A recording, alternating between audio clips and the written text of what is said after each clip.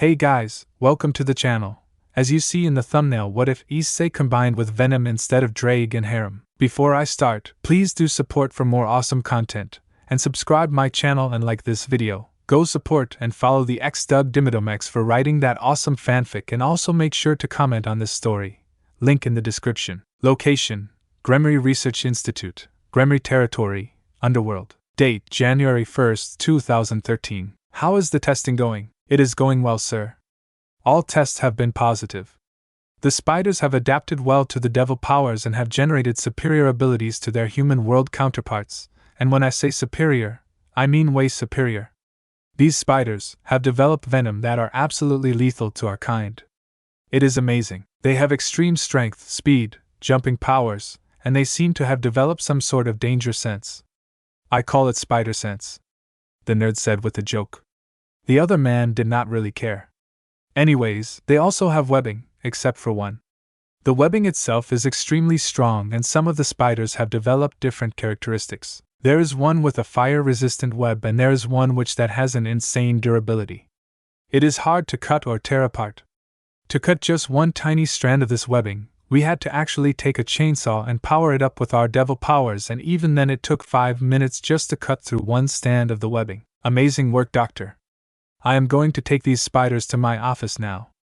I have some personal tests to run. Yes, of course, but I warn you. They are extremely dangerous. Please be careful. I will, Doctor.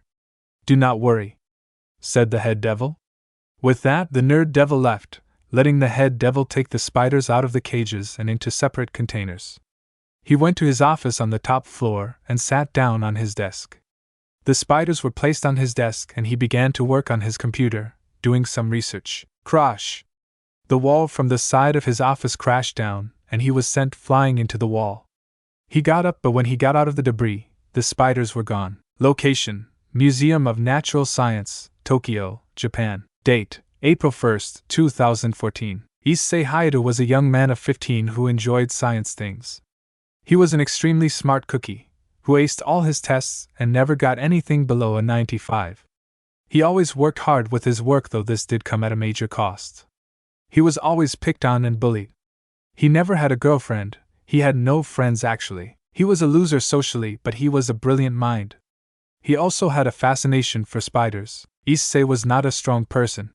He was actually really thin and weak, so he was never able to defend for himself. However, he was a very nice man, but that never helped. No one ever wanted to talk to him unless they wanted him to help with their homework or something. He did have a girlfriend once, but all she did was go out with him once on a date as a dare by her friends. He was dropped like a rock the day after the date. From there on out, he developed a slight fear of women ever coming up to him and asking him out, and this fear was deeper than he thought. Issei was an orphan child at birth. However, when he was 5, he was adopted by a very rich couple looking for a tax break. A child. They never loved him, but no one cared. Issei grew up all alone. His only friend was the pet spider that the parents got him after weeks of begging. He cared for the spider, and once he got what he wanted, he never bothered the parents again. He was barely even noticed. Issei was walked around the city museum in his town of Tokyo. He went to an all-male public school in Tokyo, so he went to the museum twice a week. Today, there was a major thing going within the science center, so he wanted to see it. It had something to do with spiders, so he wanted to check it out. So it was about 5 p.m. when he went to see it. Issei began to walk around the many displays of the spider exhibit, which were centered all around a large microscope. He was the only one currently at the spider exhibit, since most people hate spiders. He was just looking around, and then he was approached by a nice-looking man. "I can see you are fascinated by the 8-legged wonders of the world," the man said with a smile. "Yes. I have always held a fascination for spiders. I have a Goliath bird-eater at home. Big boy. Beautiful creatures is what they are. Say, would you like to see the brand new spiders that were found in America?" "Wait, what new spiders?" Well, you would be the first to see it actually. These spiders were just discovered in New Jersey, in America. Come over here," the man said with a smile. He pointed towards a white see-through container. It had a total of 6 boxes. Issei walked over and began to look into them. There were 5 spiders that we originally found, and what we found was amazing. They had developed super spider things. Like they could jump farther, they had stronger webs. It was quite amazing. Wow, they are beautiful, Issei said, looking into the boxes. The spiders were magnificently colored, all with different colors. Red, blue, green, yellow, black, white. It was really beautiful. Yes, they are. Say, did you know that in a local laboratory, we actually created a super spider? We created a brand new species of spider. We combined the DNA of all of these spiders together, and we made a new species. We called it Venom. Where is it? Issei asked. The man looked into one of the boxes. I guess one of our researchers are working with. I'm sorry, the man said with a smile. Oh, that is okay. This is really cool. What are you calling these new spiders? Well, we haven't developed an actual scientific name for them, but right now we are calling them devil spiders, 'cause they were in New Jersey? Issei said with a laugh. A little bit of that, but it was mainly because, take a look at their abdomens. Top and bottom, do you see those patterns on them? They all have strange patterns on them, in the shape of bat wings. So, we decided to call them devil spiders. That is really neat, Issei said. Unknown to him, a spider was lurking about on the ceiling above, coming down upon a web. I like that name. So, I wanted to give you something, Issei said, taking out his wallet. He handed him a 5,000 yen banknote. Oh, we can't accept this, the man said with a smile. The spider landed upon Issei's jacket and began to crawl in. Oh, please, I insist. I want to help you guys out. I know that this research doesn't get too much federal money, so please take it. Well, I appreciate the donation. Say, since we have the spiders, you would like to be able to have a spider named after you? Are you serious? Yes, of course. Well, I would love it. Can I choose? Of course. Issei pointed towards the tarantula. I want that one. Then we shall call it. What is your name? Issei Hyoudou. We shall call it the Hyoudou spider. It has a nice ring to it. It does. Thank you so much. We thank you as well. Well, it is time for me to head home. Of course. Come back again. I will, Issei said with a smile, waving goodbye and leaving. Upon exiting the room where the spiders were, Issei felt a massive pain on his right wrist. He began to shake it, and what came out shocked him. A massive spider came out of his jacket and scurried away. The hell? Issei pulled up his jacket sleeve and looked at the injury. It was already swelling. Issei left the building and began to run home, his stomach hungry. About 20 minutes later, Issei was home, but he felt dizzy. He made his way up the stairs and into his room, before he fell to the floor, his mind going blank. He was passing out. It was the next morning, a Saturday morning, when Issei woke up.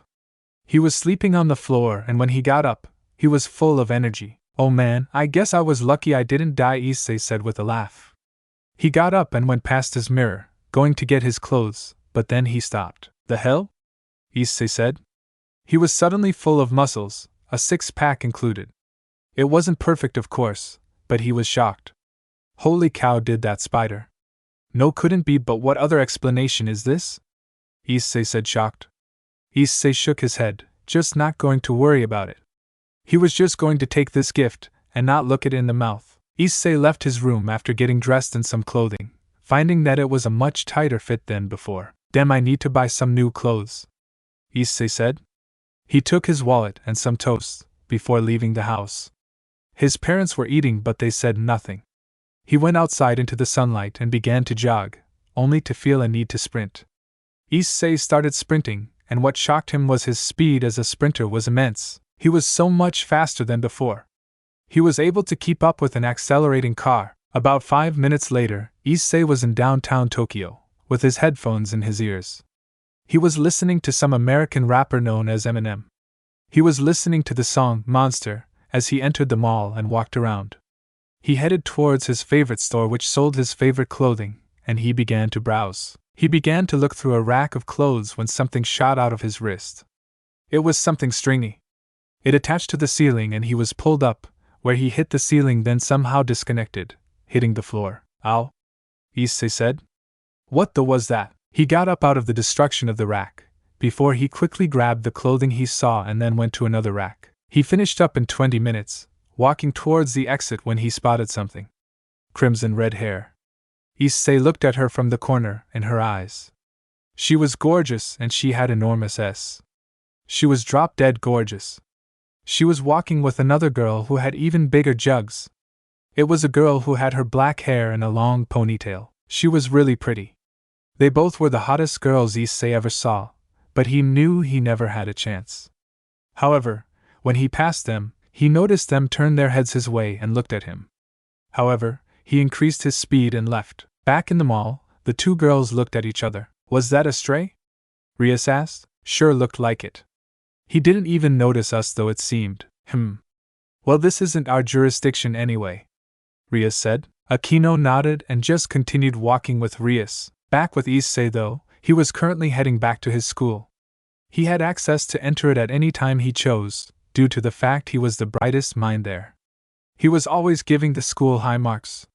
He was going there to do some research and for some privacy. Upon entering the school, he quickly headed towards the science room, which was a massive room which would provide privacy while also having access to a computer.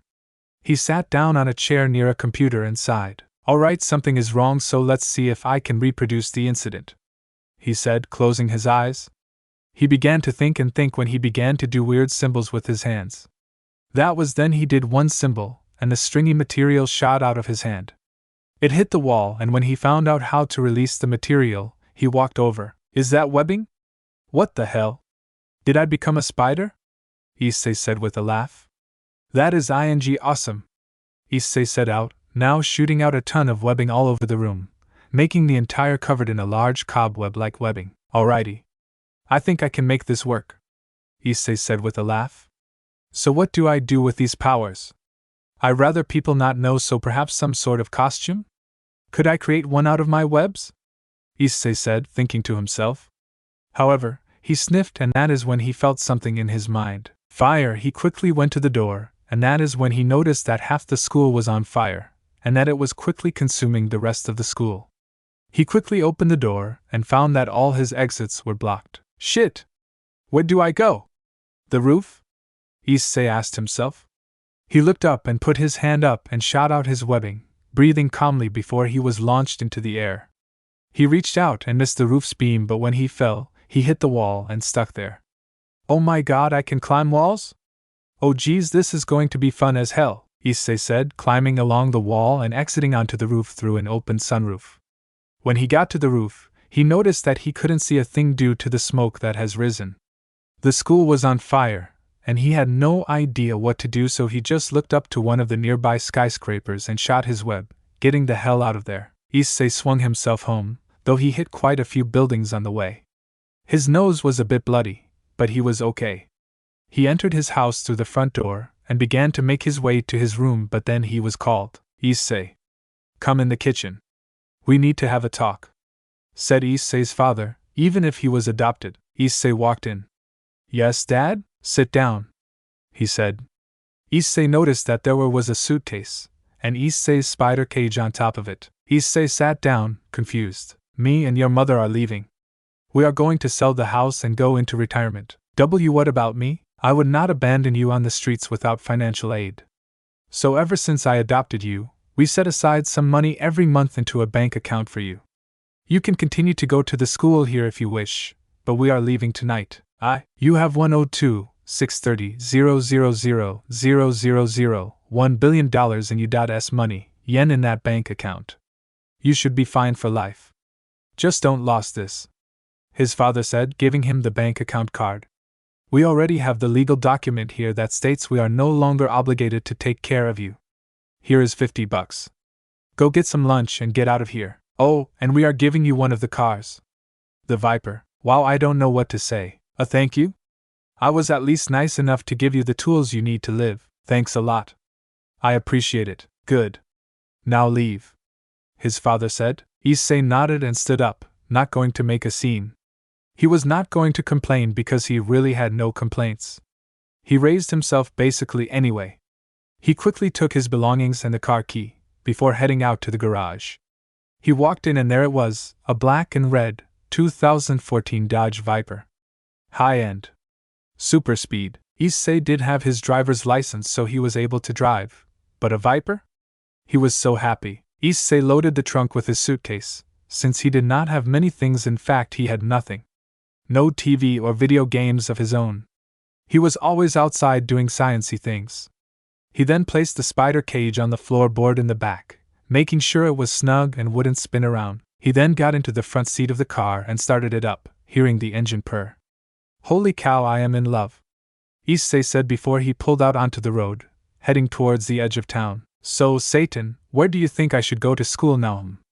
Issei said, driving down the highway, passing by other cars. The spider said nothing.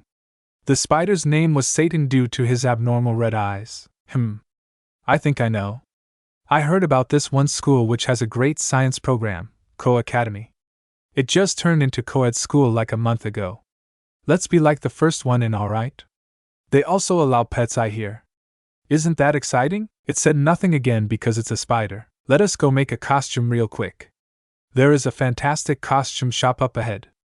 I can make it personally, Issei said with a smile, pulling over. About 5 hours later, it was now 6 p.m. Issei was out on the road, with his costume in the back seat. The costume was a simple black spandex costume with a slight gel layer underneath. The gel was very flexible like the latex, so it was comfortable as well. It was plain black with 2 white materials for his eyes. It was a one-way mirror kind of thing, so only he could see out, and no one could see in. It also had 2 basic red spiders on it. One on the front, and one on the back. The spiders were quite big as well. Yeah, I got lazy, Satan. Don't laugh. I just didn't want to make something too intricate. I was going to go with a white spider, but seriously, red and black is like the best combination. White is black. Ah, screw you too then, Issei said. Issei was known to talk to his spider, as the spider was his only friend. Yeah, he was weird, but he didn't care once he turned 13. Once he was 13, he accepted himself, and just stopped caring, even if it got him bullied. Issei entered a smaller town outside of Tokyo, though people still considered it Tokyo. It was only a 10-minute drive to the center of Tokyo, so it wasn't like it was a big deal. He sighed and entered the town, looking around. Wow, this town is gorgeous. Satan! Look at that sunset. And look at the mountains. Oh wow, this place is beautiful, Issei said, amazed. He pulled off on the side of the road and got out, looking at the sunset now. Issei was also into the amazing beauty of the world, which also led him to liking the spiders as they are beautiful. Issei watched for 20 minutes before jumping back into the Viper and driving away, hoping to find a home. About 3 hours later, the sun was down, and Issei bought himself a home with his bank account money. It was a large house, with 4 floors and 3 basement floors. It was an older mansion which was made as a model house by some rich folks named Gremory. It was the only house that was for sale, so Issei bought it for 102,630,000 yen, which was $1 million in US dollars. He sighed happily, already good to go to school as he transferred his education to Co-Academy, which was easy thanks to his high marks at his old school, which was burnt down due to the heating system in the school malfunctioning and exploding. Issei was rich, had spider superpowers, and was happy because he was able to share it with Satan. Issei was going to live life now. It was Sunday morning when Issei awoke in his bed. He stood up and went over towards the cage which held Satan. He then placed a live mouse into the cage, waited for a minute as the spider attacked and basically destroyed it in one bite, then he left. Issei went outside after putting on his costume. He leapt on top of the bullet train that rode through this town to get to Tokyo, and he waited on top until it would depart. He would wait about 5 minutes before the bullet train shot out of the station. Upon entering Tokyo, he used his web and shot off of the train. He began to swing through the side, humming the George of the Jungle theme. He was just swinging around, trying to think about what he wanted to do for the day. He looked down and spotted the girls he saw yesterday, except they were with another girl, a smaller girl who had white hair. He decided to swing down next to them, swinging right over their heads, his butt just an inch above the girl with the crimson, forcing them all to jump in shock as he passed. He then laughed loudly, before he swung high into the air, leaping in the air before throwing another web out, and swinging on that. He was gone. What the hell was that? Akino asked. Was that a guy in a suit flying through the air? Rias asked incredulously. He had a giant spider on his chest and back. Kaneko said quietly. A giant spider? Seriously? Akino said / asked with just confusion. Who the hell would put a giant spider on a suit and fly around the city? The other two just shrugged and kept on walking through the large city. Issei did not know the girls, but he saw two of them in the mall, so he might as well enjoy himself and bug them, right? He was flying around the city when he noticed a large fire occurring within an apartment building. He noticed that there were firemen and such trying to combat the blaze, but they could not do much. There was a bunch of screaming and crying, so Issei was quick to swing down to their level. Issei was not planning to be a superhero, not at all, but he did like to help out people when he could. "My baby is in there," said a screaming woman. "What floor is it?" Issei asked her. She looked at him with tears in her eyes. "Top floor, that one," she said, pointing towards the window which was still intact. Issei nodded and leapt up into the air before using his webs to launch him through the window and into the fire. Issei ran through the flaming house, leaping over the broken floors and dodging the falling ceiling, trying to find the baby. He then heard the crying and the screaming, which sounded like a baby, so he hurried up, went through the nearby wall, getting to the baby. He picked her up and flew out of the window, swinging down. He handed the baby to the mom, who hugged her tight. "Thank you, who are you?" the woman asked as she was still crying while her husband hugged onto her. "My name? I don't have one, honestly. I think Deliciously Deadly is funny, but you can call me Venomous," Issei said with a chuckle before he flew up into the air, swinging away. "Thank you, Venomous," called the couple. Issei just swung away, though when he turned the corner, he noticed first the three girls from before, so he was about to swing down, but across the street was a bunch of armored robbers. They had black ski masks on, and there was 5 of them. He sighed and swung down, striking the first one in the back, with his 2 feet extended, sending him flying into the van they came out of. "What the hell is that thing?" one of the robbers said. Issei leapt onto the guy's head before using him as a springboard and bashing the guy behind him with his 2 feet. He then used his 2 hands and grabbed 2 more guards with his webs, yanking them off of their feet. "Die, you bastard!" yelled one of the guards. Issei felt a tingly sensation and began to judge the pistol shots by the guy. Issei laughed and yanked the gun out of the guy's hand. "What, are you a cop? You're kidding, right?" "A cop. Dressed in a black suit. With a red spider on it. Maybe this is why your robbing failed, you can't think." The robber pulled out a crowbar, and Issei immediately went to his knees. "No! Not a crowbar. You have found my kryptonite. That's right, now let me go." Issei stood up and his head began to back up, as if he was about to sneeze. He began to do the odd jerking motion of the sneeze, before he actually really sneezed. However, he lifted up his mask before he did it, revealing his mouth. When he sneezed, he released a bunch of webbing, placing an actual spider web onto the robber, tying him up against his van. Excuse me. I am allergic to stupidity," Issei said, pulling his mask back down. Issei shot up into the air, disappearing from view, until he came back down. The 3 girls were watching this with confusion, amazement, and shock. When he came down, he swung on his web upside down, coming at them from the front. He then put his hands like guns, and then clicked his tongue at them. With that, he shot back up into the air, laughing like a maniac. "Woo-hoo!"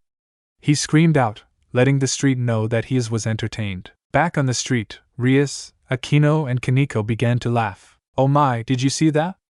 Did he really just come at us with that gun and tongue clicking? Who does that anymore?"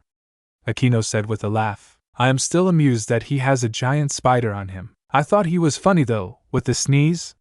I mean seriously, he was mocking them while dodging gunfire. He was quite acrobatic as well," Rias said, "though I am curious who he is."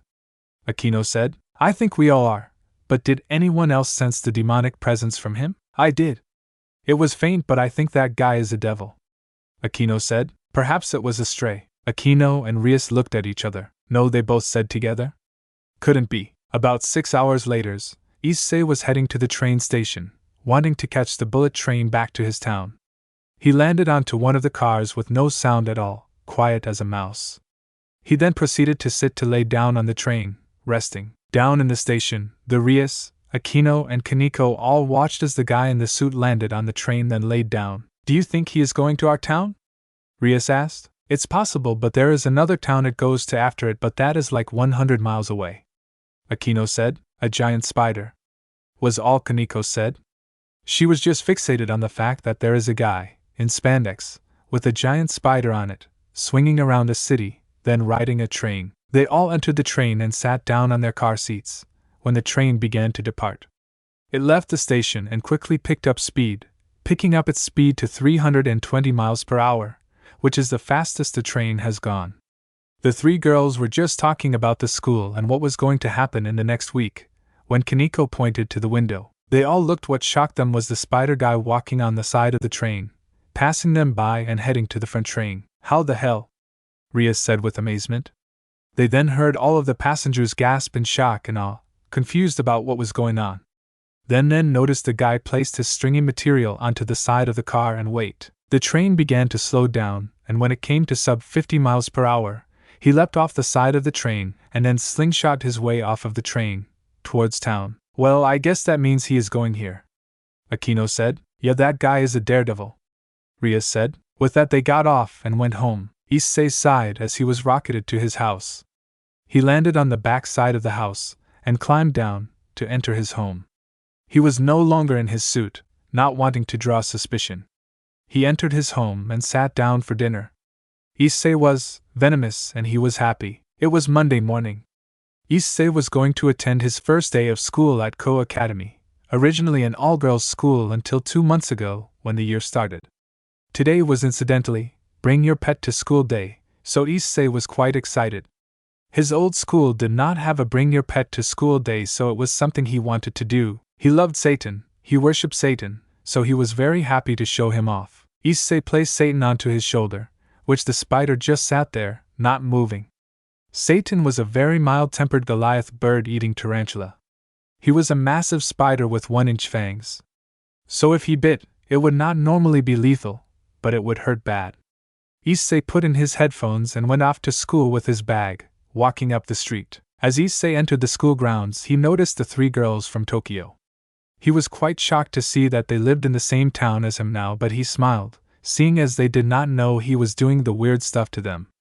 What can he say? He was a show-off for the pretty ladies, even if he didn't have a chance. Rias, Kaneko, and Akino both turned their heads as they heard the gasps and whispers about the new kid wandering in school. When they spotted him, Rias and Akino looked at each other. He goes here? Do you see the spider on his shoulder? Rias said. It can't be a coincidence, can it? Kaneko said quietly. Issei was busy nodding his head to his music, which was blaring quite loudly actually. It was a techno song used in dance clubs. Issei walked into the school where a lot of the students made way for him, as they noticed the gigantic ing spider. EW, what a freak. A spider for a pet? Said one girl. Issei sighed, already seeing how his reputation at this school is going, but it was fine with him either way.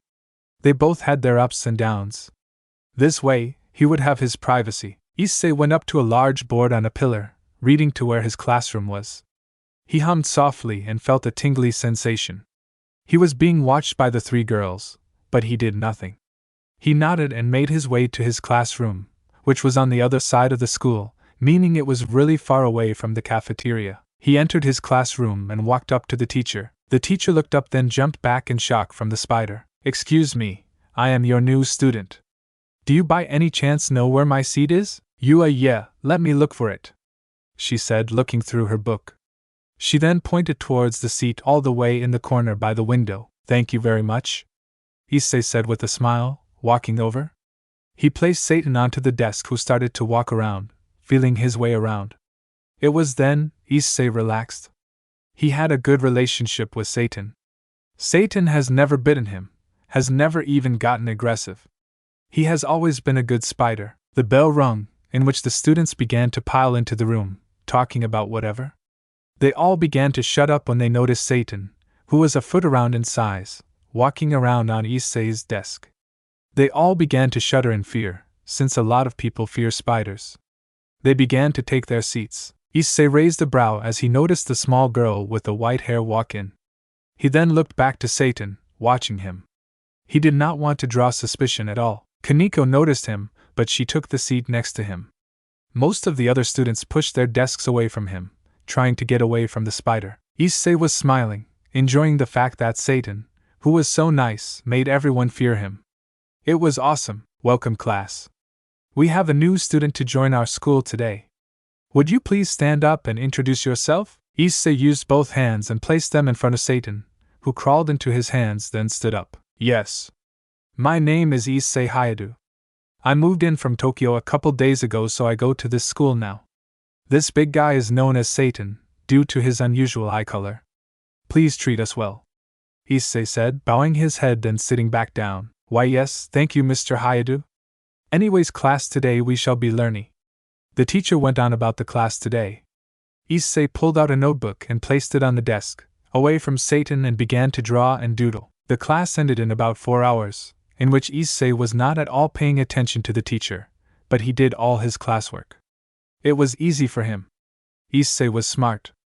So Issei drew during class, drawing violent depictions of Satan fighting with other animals. He fought a scorpion and a snake, in his drawings. Satan, being an asshole, walked all over the doodles at times, and even at one point for about 30 minutes, just stopped and rested on it. Issei and Satan made their way to the cafeteria, Issei chuckling as people gave way to him, thanks to the giant spider on his shoulder. So he was the first one to the lunch line, and the first one to get his food. The lunch lady even gave him extra helpings as she was shaking in fear. Issei looked around and took a seat at a decent-sized table in the back, not knowing where to sit.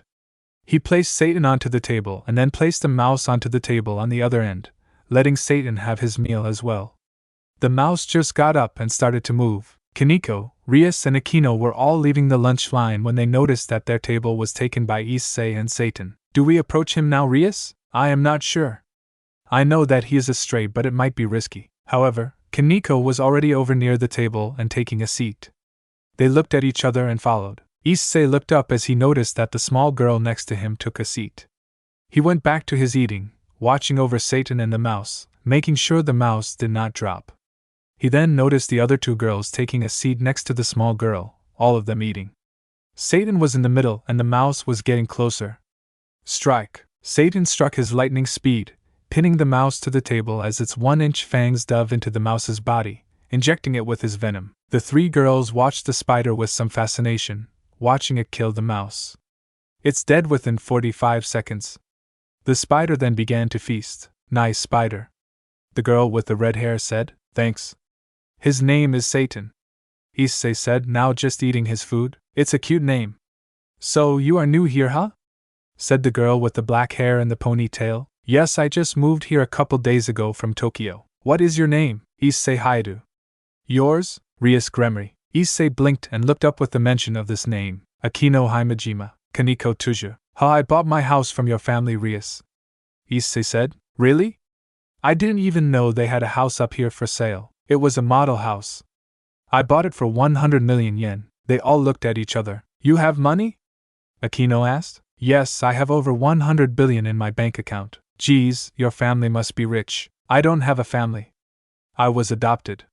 Several days ago, they left me to fend for myself in this world, though they did give me a car and the money, so I was okay with it. My old school burned down, so I moved here. Anyway, it is nice to meet all of you, Issei said with a smile. He looked down and noticed Satan was already done with his meal, so he quickly took the mouse remains and threw it away. He then sat back down at the table, finishing up his meal. I am sorry to hear that, Rias said. Bah, I am fine with it. More than fine actually, but I thank you for your concern. Would you want to hang out sometime? Akino asked sweetly. Issei raised a brow, an alarm going off in his head. I think I will pass for today, thank you though.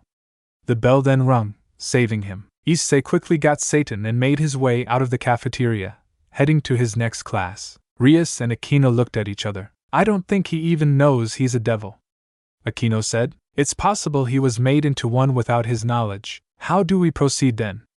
Aren't we supposed to eliminate all strays? Rias just sighed. Yeah, so I guess we have to handle this, huh? Looks like it, Akino said with a frown. Alright, we will handle this after school. Something tells me that he won't be an easy target. The 3 girls then nodded, leaving the cafeteria as well. It was after school now. Issei was already home and Satan was back in his tank. Issei refilled the water bowl, then closed the lid before he left his house. He was planning to go to a local arcade and see what they had there. The one in Tokyo was really well stocked. Issei made sure he took his debit card so he could get some coins from the ATM if they had one. He was walking through the park with the sun setting. It was void of life, except a few squirrels. No one around. That is when he felt something. He quickly did a back flip, flipping 3 times into the air before landing onto the ground on all 4s. A tree nearby was eliminated. Issei looked around and noticed Rias was walking over towards him. So you sensed it, huh? Interesting. Did you just? Yes. As you are a stray, it is our duty to eliminate you. A stray? Do tell. Issei said, leaping into the air over another boy who came at him with a sword. Issei was in the air now, when a bench came at him. It was Kaneko. Issei dodged it barely in midair. He shot a web at the ground, then shot a web behind him, grabbing the airborne bench. What goes around, comes around! Issei yelled out as he flung the bench right into Kaneko, sending her skidding across the ground as the bench exploded on her body. So you are him, Rias said. Issei was on the ground now as the sword user came after him. Sorry about this, but master's orders, the boy said with a smile. He was a handsome boy. Issei began to move his body back and to the left and right, ducking and other moves, dodging the sword. Issei then grabbed the boy's sword hand and twisted the arm, making him squirm in pain. Falco. Issei punched him square in the chest, sending him flying into a tree. Punch! Issei quickly did a roll, dodging a thunderbolt that came from the sky. Ah, you really are fast on your feet. Hee hee, this will be fun, Akino said, thunder in her hands. Issei smirked and hit her in the chest with his web before swinging her around into Rias, sending them both into a tree. Issei leapt into the air, shot 2 webs into the ground, then slingshot into Kaneko, sending her skidding across the ground. Issei then shot webs onto her feet, webbing her to the ground. He then webbed 2 benches and pulled them, yanking them right into Kaneko. As the benches exploded, Issei used the distraction to hit her in the face with a light post, sending her flying into a tree, right into Rias and Akino, who just got up. And Venomous gets a home run. And the crowd goes wild. Issei yells out, doing the audience noise. Issei quickly did a back flip over the swordsman, who turned around and came at Issei. Issei began shooting webs at the boy, but he was fast on his feet, dodging through them. Issei backed up, getting in between 2 trees as he kept dodging the attacks from the sword user, who was now using his speed to attack. He was no longer just attacking as a swordsman, but he was doing hit and run attacks. Issei built up a giant web between the 2 trees, just as the swordsman swung down. The sword was stuck in the web and so was he. This seems to be a sticky situation, Issei said, laughing before leaping into the air. He then slingshot himself over towards Rias and Akino, grinning. Is this all you got? Issei said with a laugh. Akino and Rias began shooting their powers at him. Issei began to dodge them, doing one-handed handstands, rolls, flips and other acrobatic acts.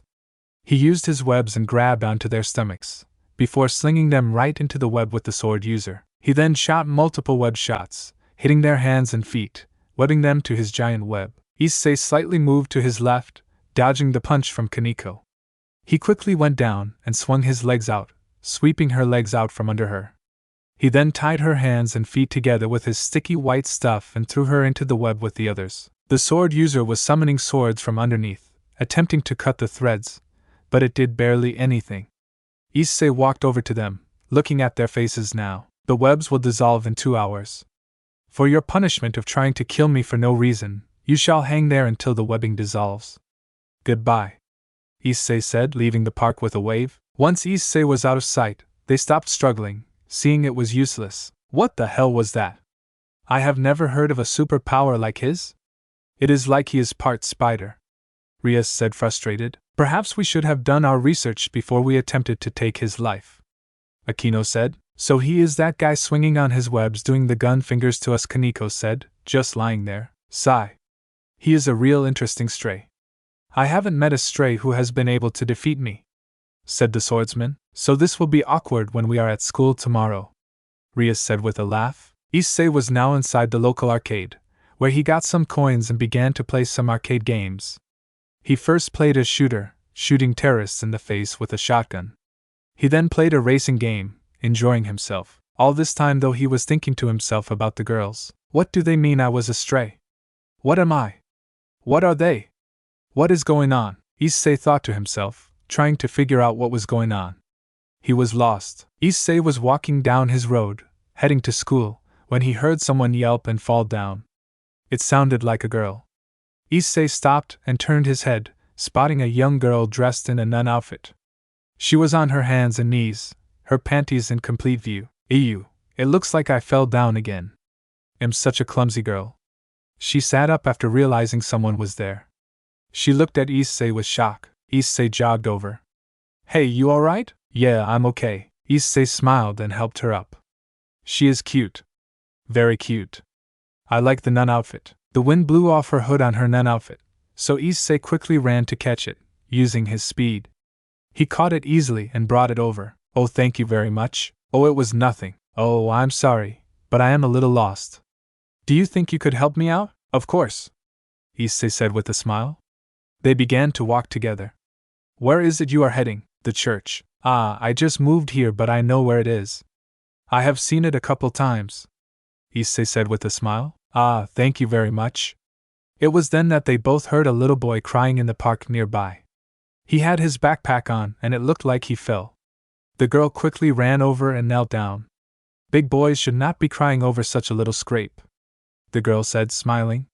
A green light came out of her hand, and Issei watched as the wound healed. Great, another super-powered female. What the hell is with this town? Issei thought. He wasn't upset, it was just strange. As he watched, he felt a small tingly sensation in his head. He looked around, but didn't sense anything dangerous. He shrugged and ignored it, waiting for the girl. The girl turned and looked at Issei. All done now. Sorry about that, she said, sticking her tongue out.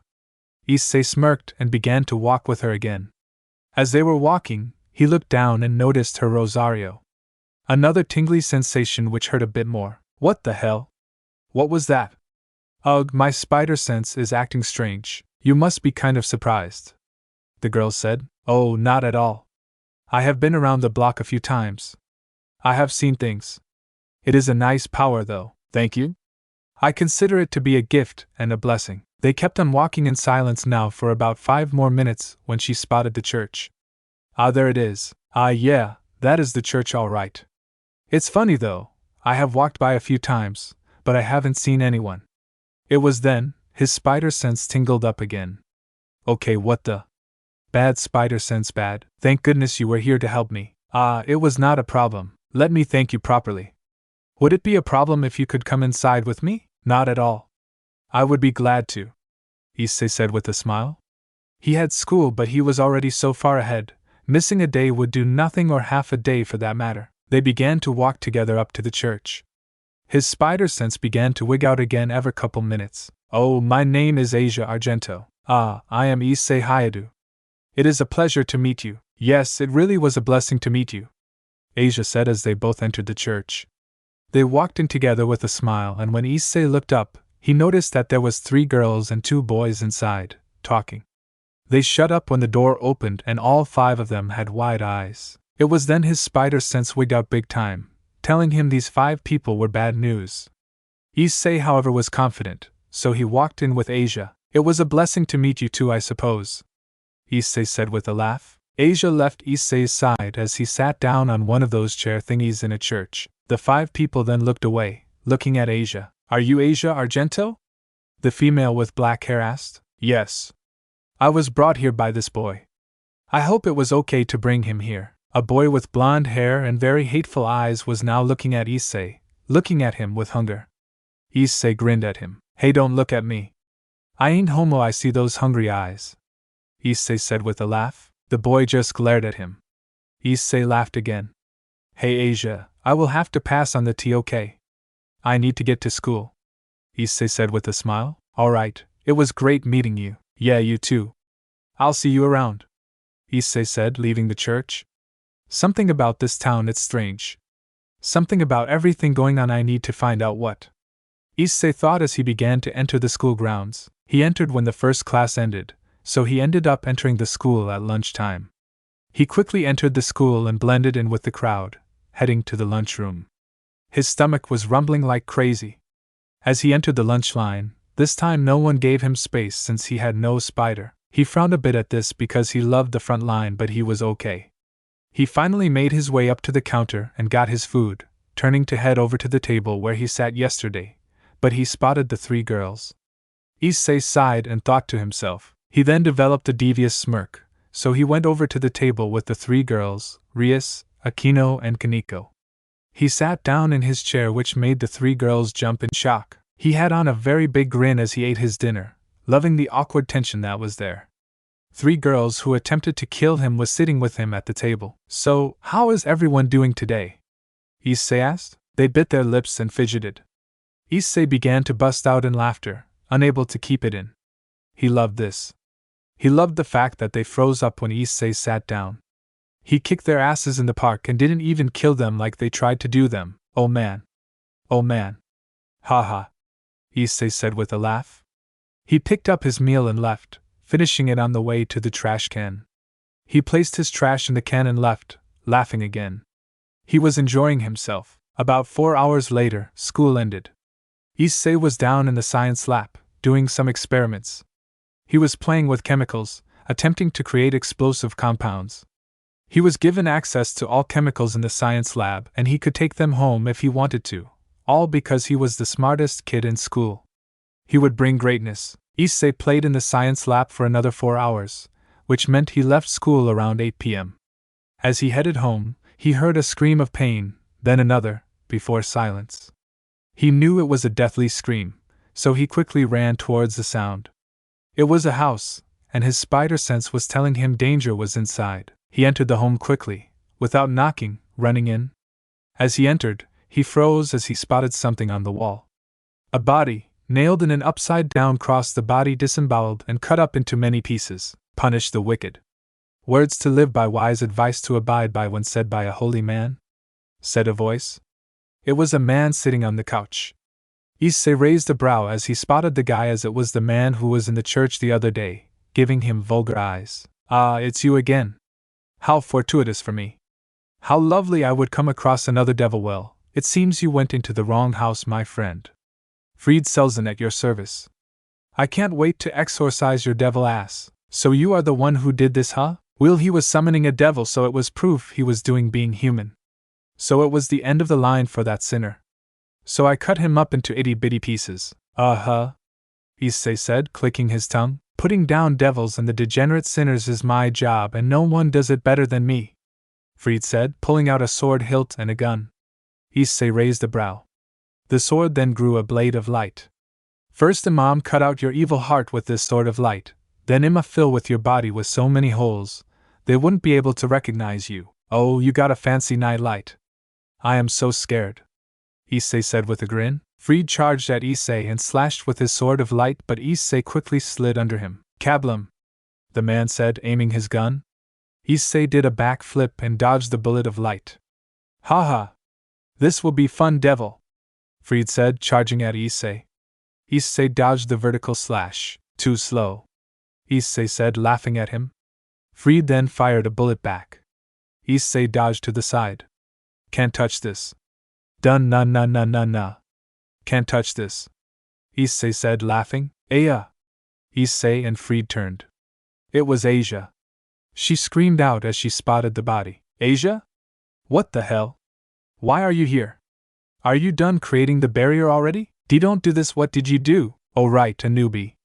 That man was a sinner, summoning a devil. It is our job to punish the wicked, isn't it? Yes, but this isn't how the Lord would want it to be done. Asia turned and gasped. She spotted Issei. Issei? Yo! Issei said, waving to her. He was leaning against the wall. He was going to kick Fried's ass here soon, but he enjoyed the conversations. Oh right, this devil brought you to our church. Well, Asia, it's about time you knew this man is a devil. Seriously? I keep telling you, I am not. What is with this town, and calling me a devil? Is it because I have powers of an animal people like to consider a devil animal? You know, Asia, you can't be friends with him. The fallen angels have explicitly forbidden all forms of contact between our kind and theirs. They are our enemies anyway. So it is our duty to kill them. Asia stood in front of Issei. Please forgive him, Father Fried. Issei may be a devil, but he has good in him. Seriously? Am I just being ignored? Issei said in disbelief. It doesn't matter. You made a pledge to defeat his kind. Fried said. It doesn't matter what he is, Asia said. Please forgive him. How can you believe the Holy Father would actually approve of this? Enough of this bullshit. Fried yelled out, slashing with his sword of light into Asia's clothes, tearing them apart and leaving her. She gasped out in shock. Issei stood up from his leaning. You lost your mind. Are there worms growing inside that stupid head of yours? Our fallen angel friend said I am not supposed to hurt you, but that doesn't mean I can't you, he said, pinning her against the wall. Issei tapped on his shoulder. He turned to Issei. Did you forget about me? Issei said as his fist went straight into Fried's face, sending him flying into a nearby wall. Issei? Asia said in a gasp. Asia. Get behind me. Now. Issei said. Asia complied. You little devil shit. Ha! Let us finish what we started. Issei got into a Wild West form, his hands at his sides like guns. You want to draw? Fried smirked. You are crazy, but all right, Fried said, putting his gun on his hip, ready to draw. Draw, they both said. Fried gripped his gun, but Issei was faster, shooting out web after web after web. Bang bang bang bang bang bang bang bang, Issei called out after every web. He shot 8 webs, 4 from each hand. The webs hit Fried in the chest and face, pelting him with the heavy balls of webs. Fried went down to his butt. Ow! What the hell was that? Fried said, getting up and shooting at Issei now. Issei just moved his body side to side, dodging each shot. He shot his web out and bashed Fried in the side of the head with a lamp. Fried hit the wall. I have to say, I am impressed. I haven't met a devil who has given me such a hard time, Fried said, smiling after spitting out blood. How about we go for a world record? Let's find out how many pieces I can chop you into, Fried said, putting down the gun and putting both hands on his sword. He charged at Issei and Issei stood his ground, just moving his body left, right, back, or he ducked. He was dodging at immense speeds, his reflexes great. Wow, my grandmother swings better than you, Issei said, laughing. Fried roared in fury at Issei's constant jokes. He began to slash wilder. Issei kept dodging only to drop to the ground and do a sweeping kick. And he goes down once again. Is this the end for Fried Selzen? Said Issei in his best announcer imitation. Inside the house, a portal began to appear. Ah, it seems you are out of time, devil scum. I have friends coming. Those aren't friends. You don't have any friends. What you have are people who pity you and just put up with you. There is a difference. Ah! You devil bastard. No thanks, I don't do guys, Issei said, taunting Fried again. Fried charged at Issei again, but Issei just hit him in the gut with his fist, then hit him with an uppercut, sending Fried down to the ground. It was then all the people he saw in the church began to appear from the portals. Issei, run! I am not leaving you, Asia, the girl with black hair sneered at Issei. So you were the one causing us all this trouble, huh? I was warned by Fried that he was having trouble. You were given a free pass by helping Asia get to us, but now you will perish. This girl was really pretty with big S and a gorgeous body. She didn't wear much in her outfit either. The girl formed a large light spear in her hands, as did the other ones. Oh, glow sticks. Are we going to a rave? Issei said, getting into position. Asia was quick and stood between them and Issei. Asia! Get out of the way. That is a devil. No, Lady Rainier, I will not let you hurt him. Issei gently moved Asia out of the way. Trust me. I am not weak. I can handle these clowns, Issei said. With that, Issei moved once to attack, but a red circle began to appear. The devils are here. Let's get out of here, the small girl said. Grab Asia and let's go, Rainier said. Fried grabbed Asia and left as Rainier, and the other 3 prevented him from grabbing her. Issei was in a bad situation due to how small the room was they were in, so he was not able to move around much. With that, Rias, Aquino, Kaneko, and the sword user appeared out of the circle. Issei, are you working with the fallen angels? Rias exclaimed. What are you talking about now? Fallen angels? Devils? I swear, this town is way too into the Bible in this place, Issei said, rolling his eyes. No, some lunatic with a light sword did this. I came here because I heard the screams. When I came here, I fought with the lunatic, kicked his ass, and he summoned friends like a sore loser. Then you guys showed up and scared them off, in which they took my friend, though my friend was part of them, I suppose. So I suppose I should thank you. I think you guys saved my life. I can't fight well against multiple opponents in tight locations. Issei. You are a devil. You just fought with an exorcist and fallen angels. Oh yeah, I am sure. Look, if you don't mind. I am going home. I am tired and I need to feed Satan. Goodbye, Issei said, walking past the girls and the sword user. He then went home ready to sleep. He was going to save Asia from those freaks. He knew they were bad news now. It was the next morning. It was a Wednesday, another school day. Issei was staying home, looking at the floor, his mind trying to think about what he should do. Asia did not belong with those fallen angel pricks, but Asia did choose to stay with them. Maybe he was wrong, maybe Asia wanted to, he didn't know, and it frustrated him to no end. Issei decided to skip school and walk around the town. He wore some normal clothes and walked around, his mind elsewhere. He ended up at the park where he saw Asia use her powers. It was an empty park for the most part, with only a couple other people around. He sighed and sat on top of the monkey bars, looking up into the sky. Issei? Said a voice from below and behind. Issei got up and turned around, looking down. It was Asia. Asia? Asia said with a smile. Issei leapt down from the monkey bars and stood before her. You hungry? He asked. She nodded. With that, they went to a local hamburger stall where Issei bought them both bacon cheeseburgers. Issei was not sure if she liked cheese, but there was no way anyone could say no to bacon. They sat down in the park, on the merry-go-round, while Issei began to eat his hamburger. She looked at him, then copied him, digging into the meal. Wow! These are delicious! I haven't had a hamburger before, Issei laughed. Oh wow, really? Well, that is a bacon cheeseburger. It is really yummy, Asia said with a smile. Issei smiled at her. So Asia, what made you want to go to the park? She looked away with a serious expression before she went back to smiling at him. It was such a nice day out, I wanted to go. Ah, well, since you are free, let us hang out today, alright? Asia nodded. Okay, she smiled happily. It was then that Issei dragged her all around town, taking her to the arcade as the first stop on the fun trip. They would play video games for hours upon hours, until Issei ran out of tokens to play. Issei sighed and stood up with Asia, who was smiling happily, enjoying the day. Asia was now by one of those machines that has the animals or toys in it. The one with the claw.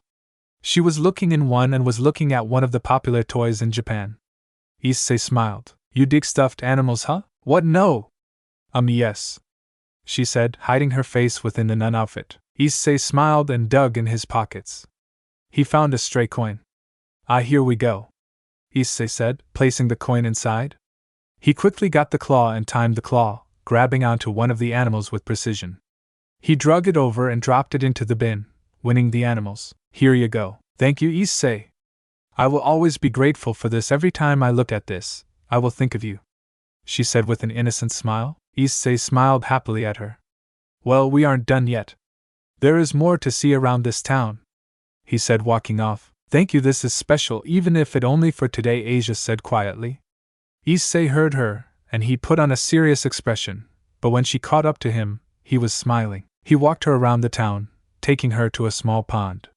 They sat down on a bench with soda cans. You aren't telling me something, Asia, Issei said, his expression serious. What are you hiding from me? What do you mean? I am not hiding anything. I heard you, Asia, about it only being for today. I have extremely good hearing even if it is whispered from a long ways away. Oh, Asia began. She then began to talk about her past. When I was a baby, my real parents abandoned me in front of a church of a small town in Europe. I was told I wouldn't stop crying. The sweet nuns there brought me up. When I was 8, an injured puppy came into the church. I prayed as hard as I could, for God to spare him, and when I did, a miracle happened. Because of my power, I was sent to a larger church. Immediately men and women from all over the world would come to see me and to get healed and blessed by my powers. I felt so happy because I had a power that would help people, Asia said, a tear in her eye. Then I came across somebody who had fallen and was in bad shape.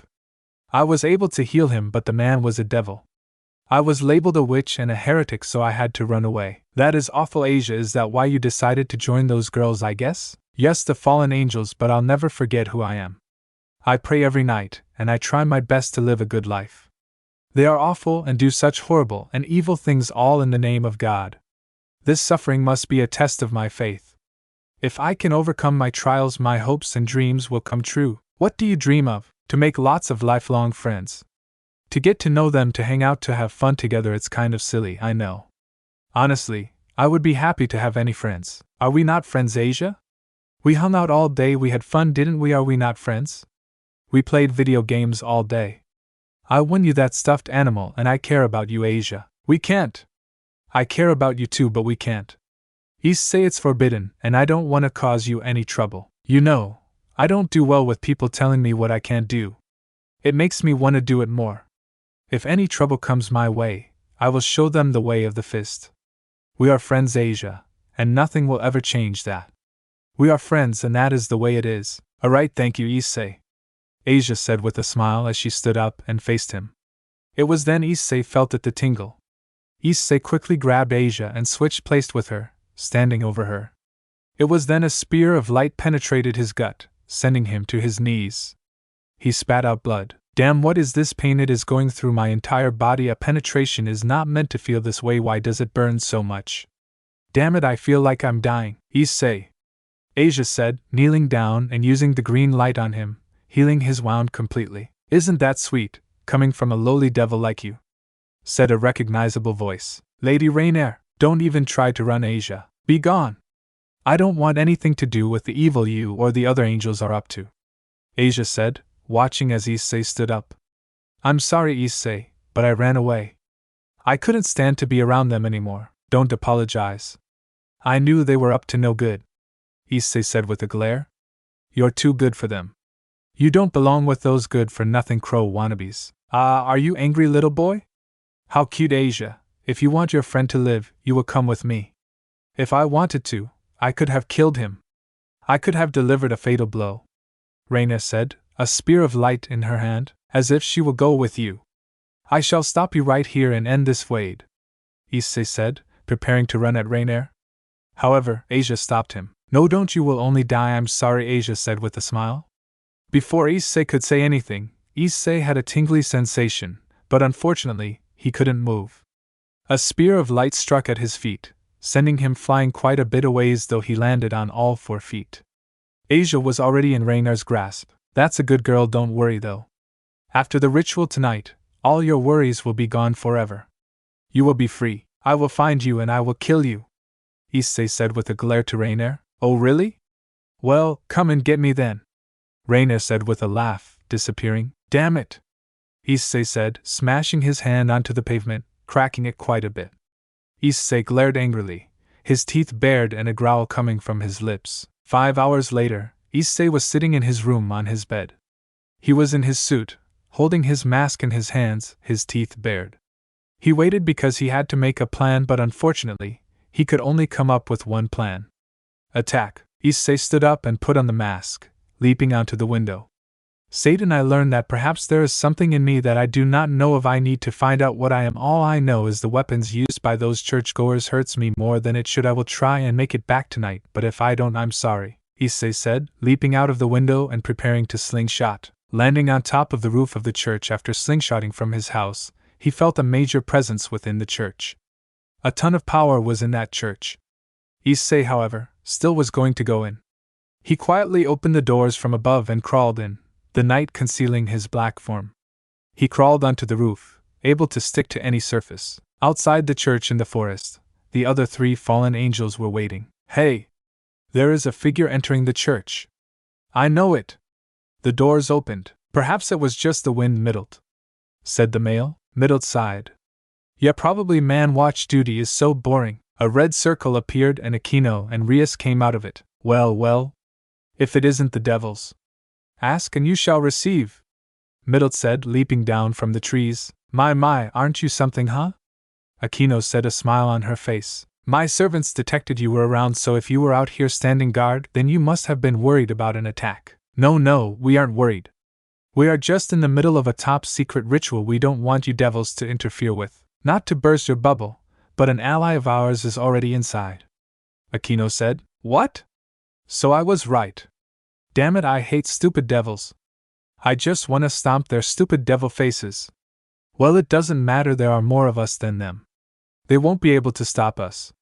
So why are you here? Is it for some sort of rescue operation?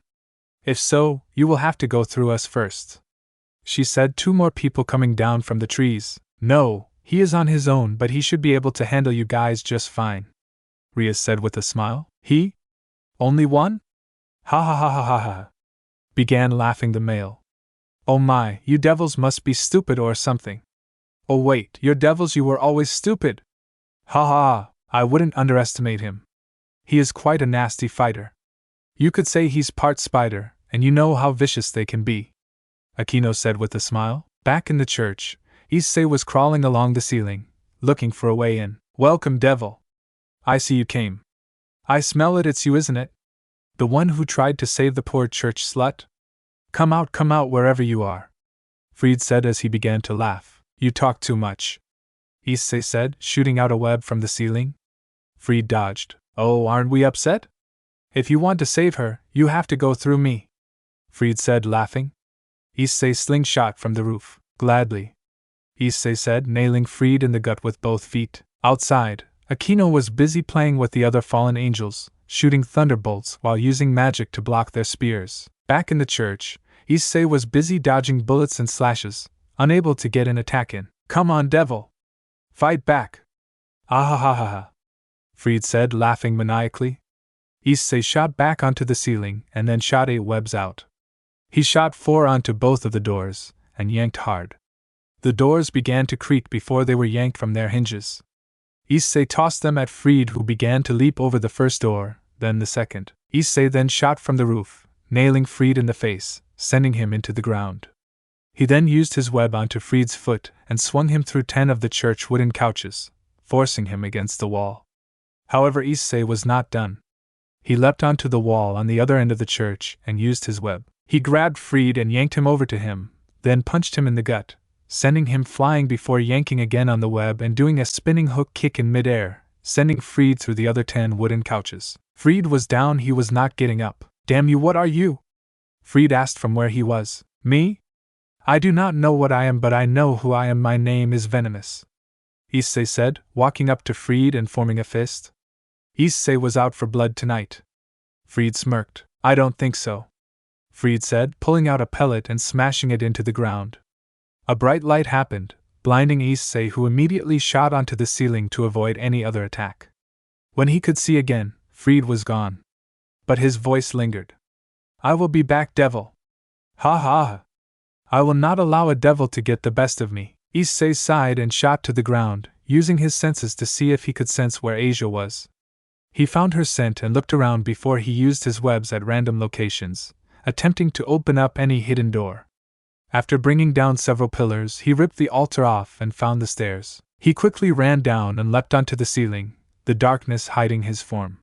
He spotted Asia chained to a cross, Rainier and a bunch of exorcists. I saw you enter, I don't know who you are, but you are too late, Rainier said, laughing. Asia was crying. Issei, where are you? Asia said until she began to scream as a green light appeared from her. She began to scream loudly as her body grew green.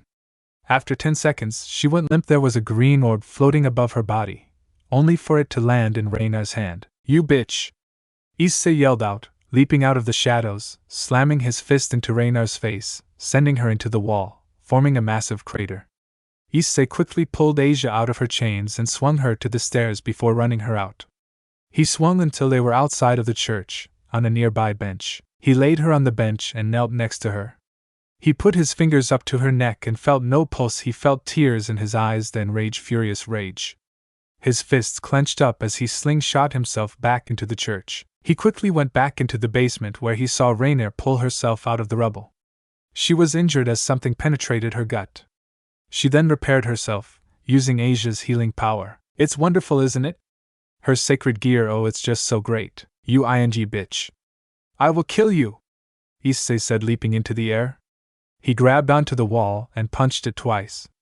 He then stuck his hands in and pulled out a humongous chunk of the wall. You! He threw the large piece of wall right into the exorcists, killing half of them. He then webbed up the wall and swung it around, killing the rest from the massive heavy piece of wall. Back outside, Rias shook her head. That was a big mistake. Taking her sacred gear would be killing her, and you just pissed someone off you should have never pissed off. Oh really? Why do you say that? Miltelt asked as the three fallen angels were sitting in a tree, within a barrier made by Rias, while lazily throwing spears at times. In the distance, a small crash was heard and a figure was flying out. What was that? Donasek asked. Rain was launched into the air by Issei, sent through the church roof. Issei was then right above her, before he sent his fists right into her gut, sending her flying to the ground. Rainar's body shattered the barrier, and she hit the ground with a boom. She made a big crater, and she quickly repaired her broken bones. Help! This guy is a monster! Rainier cried out to her friends. What? Who? They three asked. A web hit Rainar's gut, and she was swung right into the tree right below the other tree. Issei appeared right against her. He swung his fist right into Rainar's face, shattering the tree. Her skull and her body flew. She went through several trees and skidded to a stop, where she weakly began to repair her face skull. Issei, however, was now right on top of her. He took off his mask and glared right at her. You! Rainier called. Yeah, it's me. I told you I would find you and I would kill you. Now die. Issei put both hands together and raised them above his head. Please spare me. I'm sorry. Go to hell, Issei said with venom. He swung both hands down and they impacted her face, splitting her head wide open, brains and blood splattering across the ground. Who the hell was that? Miltelt asked. That was the man you just pissed off. A web appeared from the darkness in the forest, and it gripped Miltelt from behind. She was yanked, and then a sickening crunch was heard, then a thump. Another web hit Calawerner, followed by a crunch and a thump. Donasek began to fly into the air and tried to escape through a portal, but his foot was caught. He was yanked back into the forest, where a crunch then a thump was heard. Rias and Aquino were already gone when Issei walked their way. He was heading back to the church for his final piece of business. He went into the church and stood in the middle, his mask off and his tears falling. He began to shoot multiple strings of web, over 30. He put them on all four walls and the ceiling, grabbing them all into his two hands. He began to roar in pain from losing Asia, and roar in anger as he pulled. The four walls and the roof came tumbling down. Issei shot himself through the hole in the roof, escaping the destruction. Issei landed on the church steps, before running to the bench. Sitting right there with Aquino and Rias standing by was Asia. Issei knelt right before Asia, who was sitting on the bench, looking around her surroundings.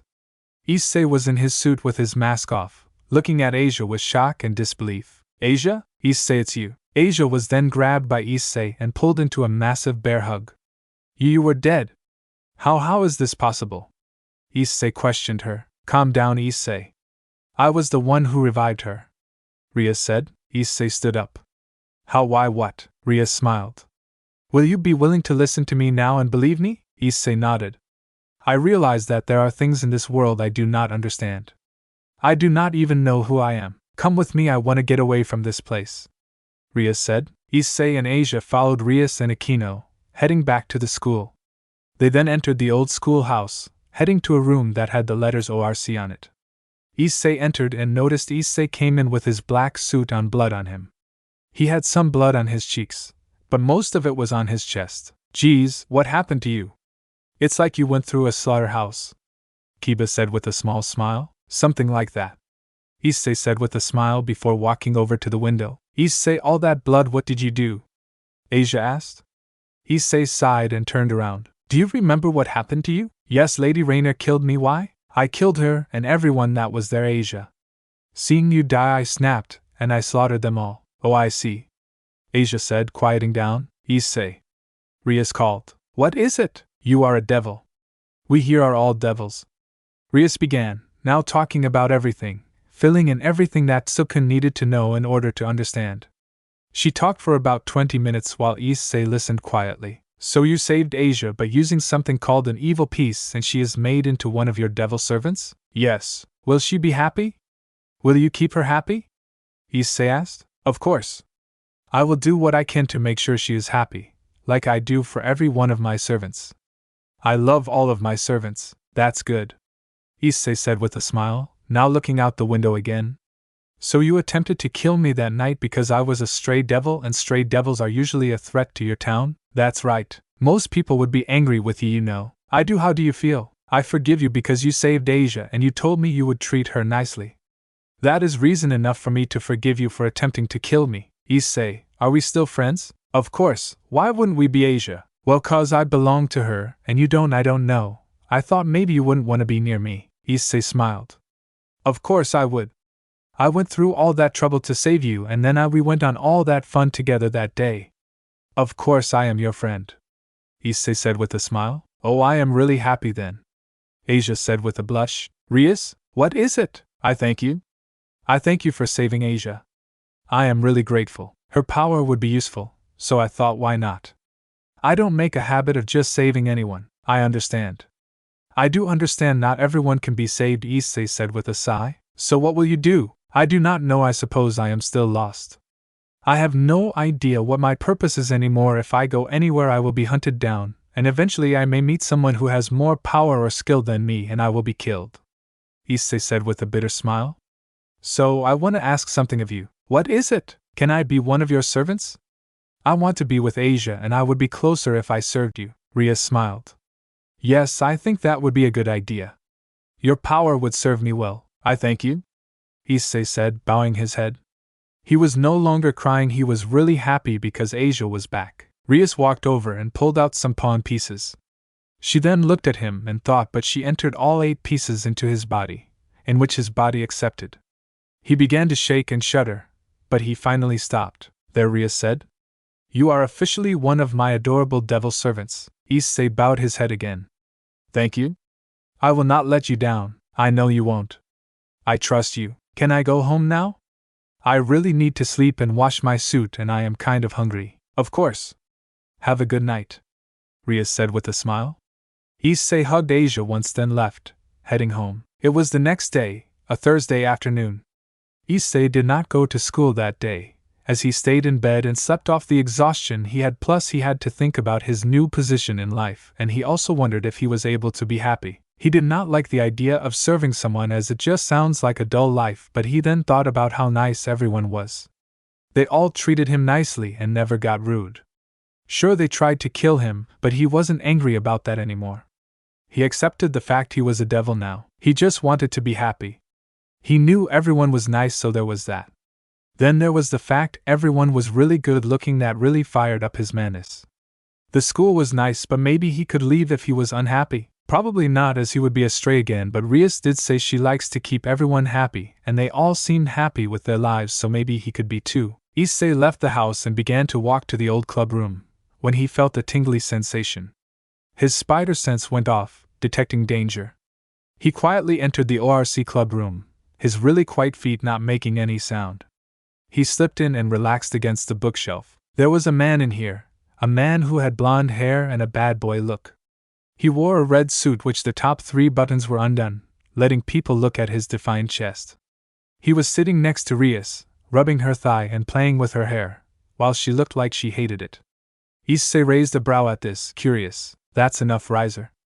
Let it go. I have no intention of ever marrying you, Rias said, getting up and walking a bit away. Come now, Rias. I believe your family's situation is still too serious that you cannot afford to be so selfish. I will not bring my family name to ruin.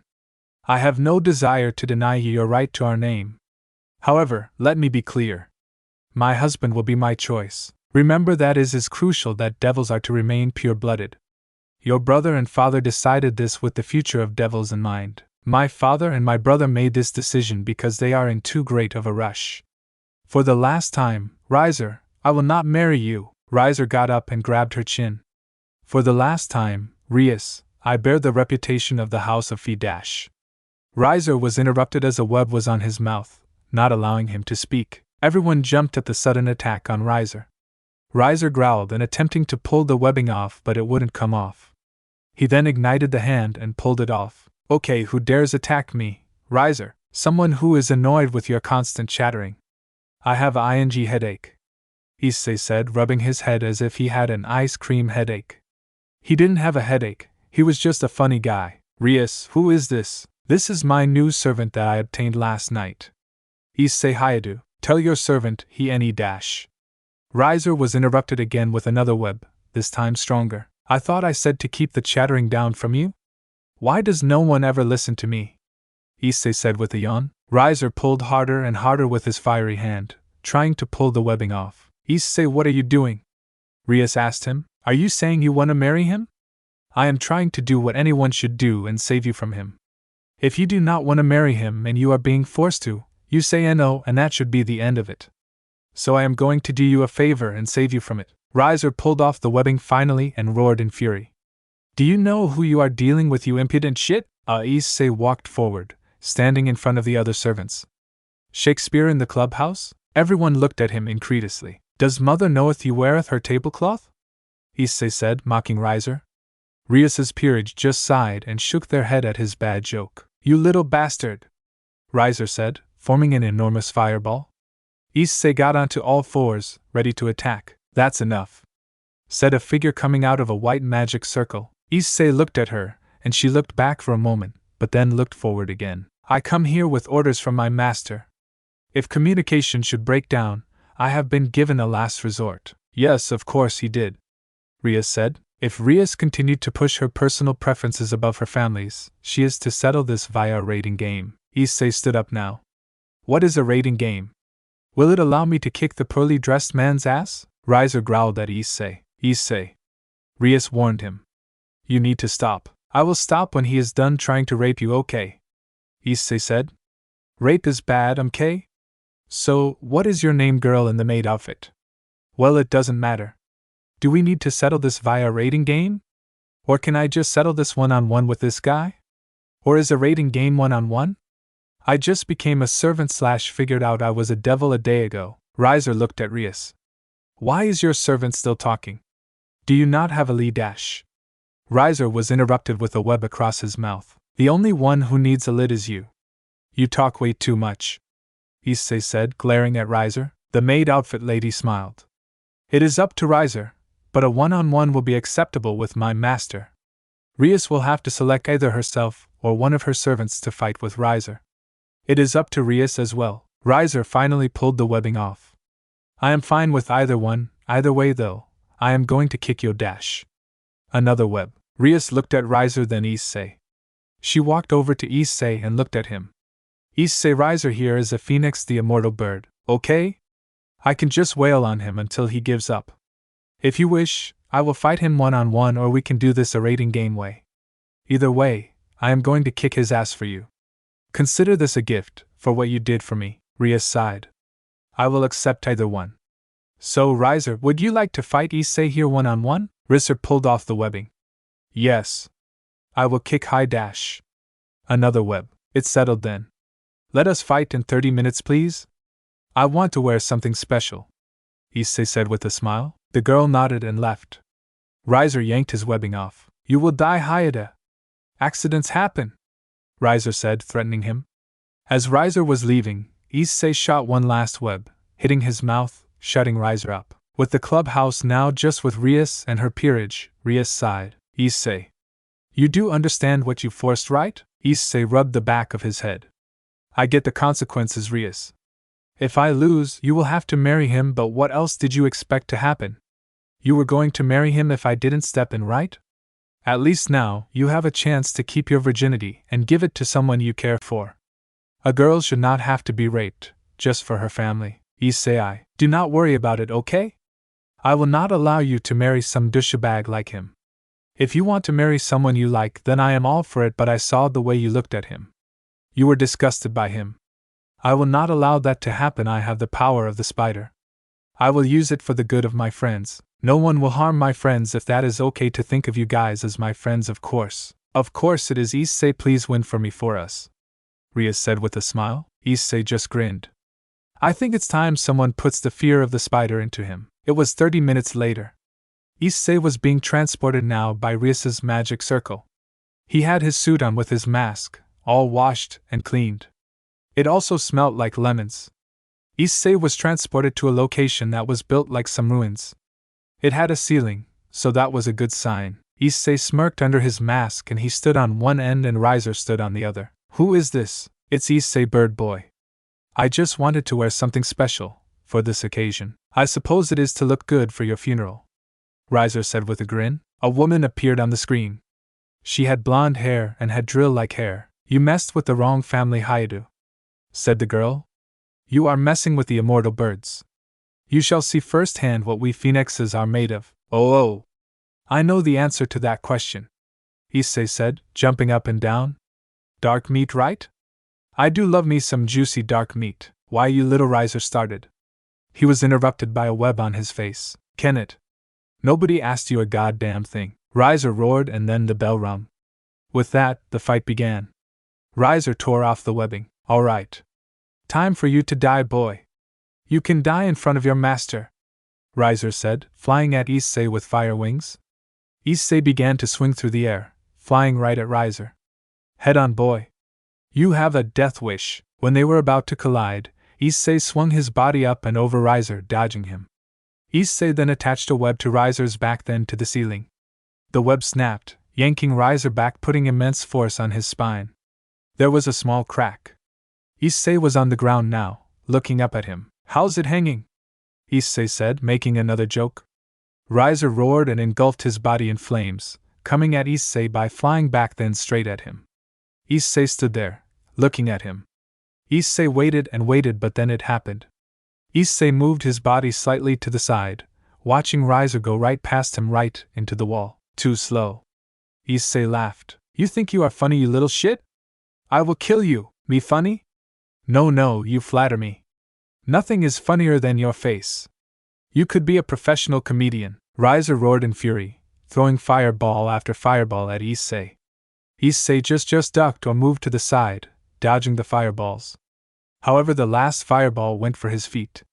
Issei shot into the air and hung on the ceiling. Issei then grabbed some rubble from baying Riser and swung it around, hitting Riser in the head, sending him to the ground. Holy shit! Did anyone else hear that echo? Issei said, laughing. Riser flew right at Issei, attempting to hit him with his full fire bird form.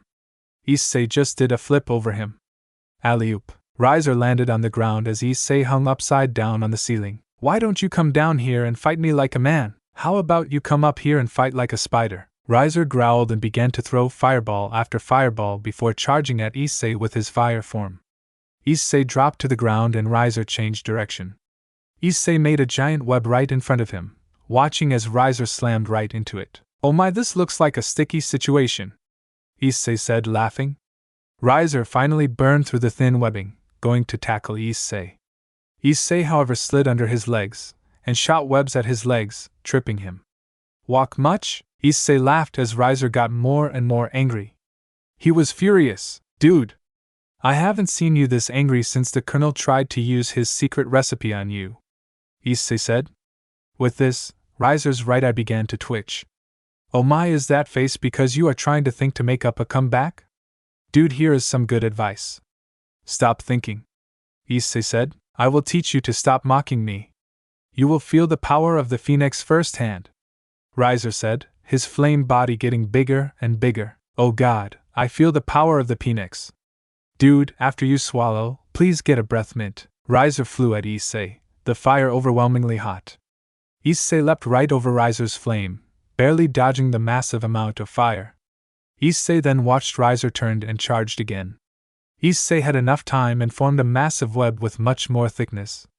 Riser ran right into the web and he was halted as the fire kept licking at the webs. What is this stuff made out of? How is it able to stand up to the heat of my fire? Performance issues.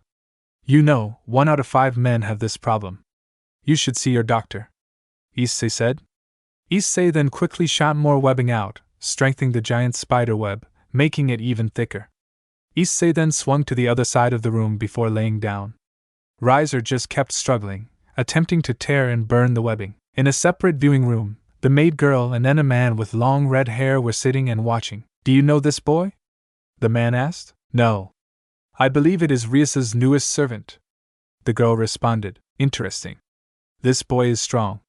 I can see it. He is kind of funny, I think. He is using psychological warfare against Riser. His body may be immortal, but his mind and heart are not. But yes, he is funny. He is smart, but what he is doing is a dangerous game for him. Back in the game, Riser was still struggling in the webs, 5 minutes later. However, the webs were almost finished, but Riser's flames were getting weaker.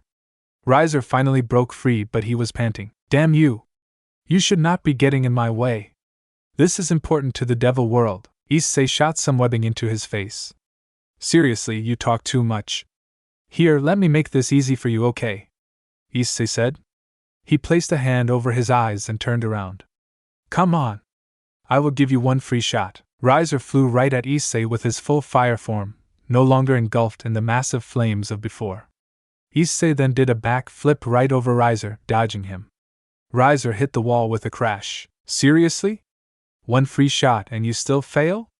Geez dude, your equipment sure is failing today, isn't it? Issei said. Riser groaned and got out of the pile of rubber, but what shocked him was when he got up, a wall was falling on him. Issei pulled down the section of wall with his webs, forcing it to crash on Riser. It took a while, but Riser finally got up from the rubble. It was then Issei swung in and began to wrap Riser in a cocoon of webs, using his speed to quickly wrap Riser up. Riser soon found himself out of his daze and engulfed in the sticky threads of Issei. He also found that he couldn't move. Issei had completely immobilized him. Riser was wrapped up and there were strands on his body, connected to different parts of the battlefield, forcing him to stay still. It looks like this situation is all webbed up, Issei said. Get it? Webbed up? Sounds like wrapped up. Damn it! What is this shit? Riser yelled out as he began to engulf his body in flames, attempting to break free. Issei went to the rubble wall and pulled out a much longer piece of the rubble before wrapping it in his webs. Issei Hyoudou has 2 strikes. All bases are full if he makes this. He goes for the trophy, Issei said in his best announcer voice for baseball. Issei then swung the rubble right into Riser as Riser escaped from the web, hitting him square in the head, sending Riser flying. 4. Issei yelled out, putting his hand above his head as if watching the shot. And the crowd goes wild. Issei yells out, doing the audience cheer voice. What is this? Issei Hyoudou has won the World Championship. The Gremlins win. He did in his announcer voice. Riser smashed into the ceiling, then the nearby wall, before hitting the ground. Issei then quickly brought down the wall on top of Riser, forcing him down once more. Riser slowly got up from the rubble, his legs shaking. Stop this! You should stay out of the affairs of your betters. This engagement is important for the future of all devils, Riser said. Issei shot his web out, grabbed Riser by the chest, then punched him in the face. I do not care. You will not rape my friend. You will not harm my friend. You will not touch my friend. Riser hit another wall, in which Issei brought it down on him. Issei waited until Riser got out of the rubble, albeit very slowly. Issei was quick on his feet, running to Riser, about to deliver a devastating punch to his face. However, the blonde-haired girl came out from earlier appeared in front of him. Stop it! You beat him. Don't hurt him, the girl said. Issei stopped right in front of her. If I were you, I would step aside, little girl. Unless you want to be next, Issei said, his fist prepped to punch her gut. The girl blushed and gasped, her heart beating faster. This fight is over, said a male voice. The ground beneath Issei collapsed and Issei began to fall. Riser was taken away by his sister. Hey! Hey! Where is the parachute? This isn't funny, Issei said, falling straight down towards the ground. Oh wait, Issei said, aiming his hands down. He shot down his webbing, forming a giant spider web onto the ground way below. However, Kaneko flew up and caught him. Hey, since when can devils fly? Issei asked. I would have loved to know that for that fight, you know, Issei said. Kaneko threw him down to the ground. Hey! That's not funny, neither are you, Kaneko said, though she had a small grin on her face. Oh! That's hurtful, Issei said as he fell. Rias flew up and grabbed him, holding him up. Issei, thank you so much. I promise you, didn't I? Issei said with a smile. He kept his mask on though. So is it off? Did I save you? Yes, you did, thank you so much. It was nothing. It was fun actually, Issei said with a laugh. Rias and Issei landed with the rest of her peerage, before transporting home. Issei stayed in her arms throughout the ride. When they arrived at the clubhouse, Issei was already fast asleep. He was snoring very softly, but he was snoring. Rias laid Issei on the couch. He is all tuckered out, Rias said. He did have a fight with Riser. I think if anyone could beat Riser, they would be tuckered out too, Aquino said. He was amazing, Aquino said. Yes, he was. I could have done without the constant jokes though, Kaneko said with a small grin. Oh, he was funny though. Also, did you see the guy's face? Kiba said. With that, they all left to go home, laughing. Issei defeated Riser Phoenix, an immortal bird. The spider versus the phoenix.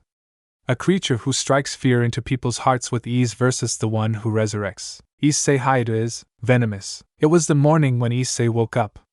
The birds were chirping, the ducks were quacking, and the cows were aiming. It was another beautiful day, and the sun was shining right down at Issei, his mask giving him most of the protection from the sun, but it was warm. It warmed Issei with its solar rays. Issei sat up, scratched his butt, then got up from the couch, stretching and popping his bones. He took off his mask and ran his hand through his hair, sighing. His tummy rumbled loudly, telling Issei that it was hungry and needed sustenance. Issei headed out of the ORC clubhouse, now heading towards home. He was leaping using the houses or running on the telephone wires, making sure he was kept out of view. He had his mask on again, just in case, but he had to make sure. He entered his home and quickly undressed, as he wore nothing under the suit, then tossed his suit into the washing machine, starting it up. He headed up the stairs to his room, and entered, looking at Satan just chilling under the large log. Issei smiled and placed an adult, Japanese accenter, which is a bird that lives in Japan and Russia, in a cage into the tank of Satan. He then quickly unhooked the cage to the bird and closed the tank, letting the bird out. The bird flew around for a while before landing near the entrance to the log, and just like lightning, Satan struck. The bird was pinned down beneath Satan's superior strength and the massive fangs. Sorry for not feeding you for a couple days, Satan. I know you like to be fed a lot.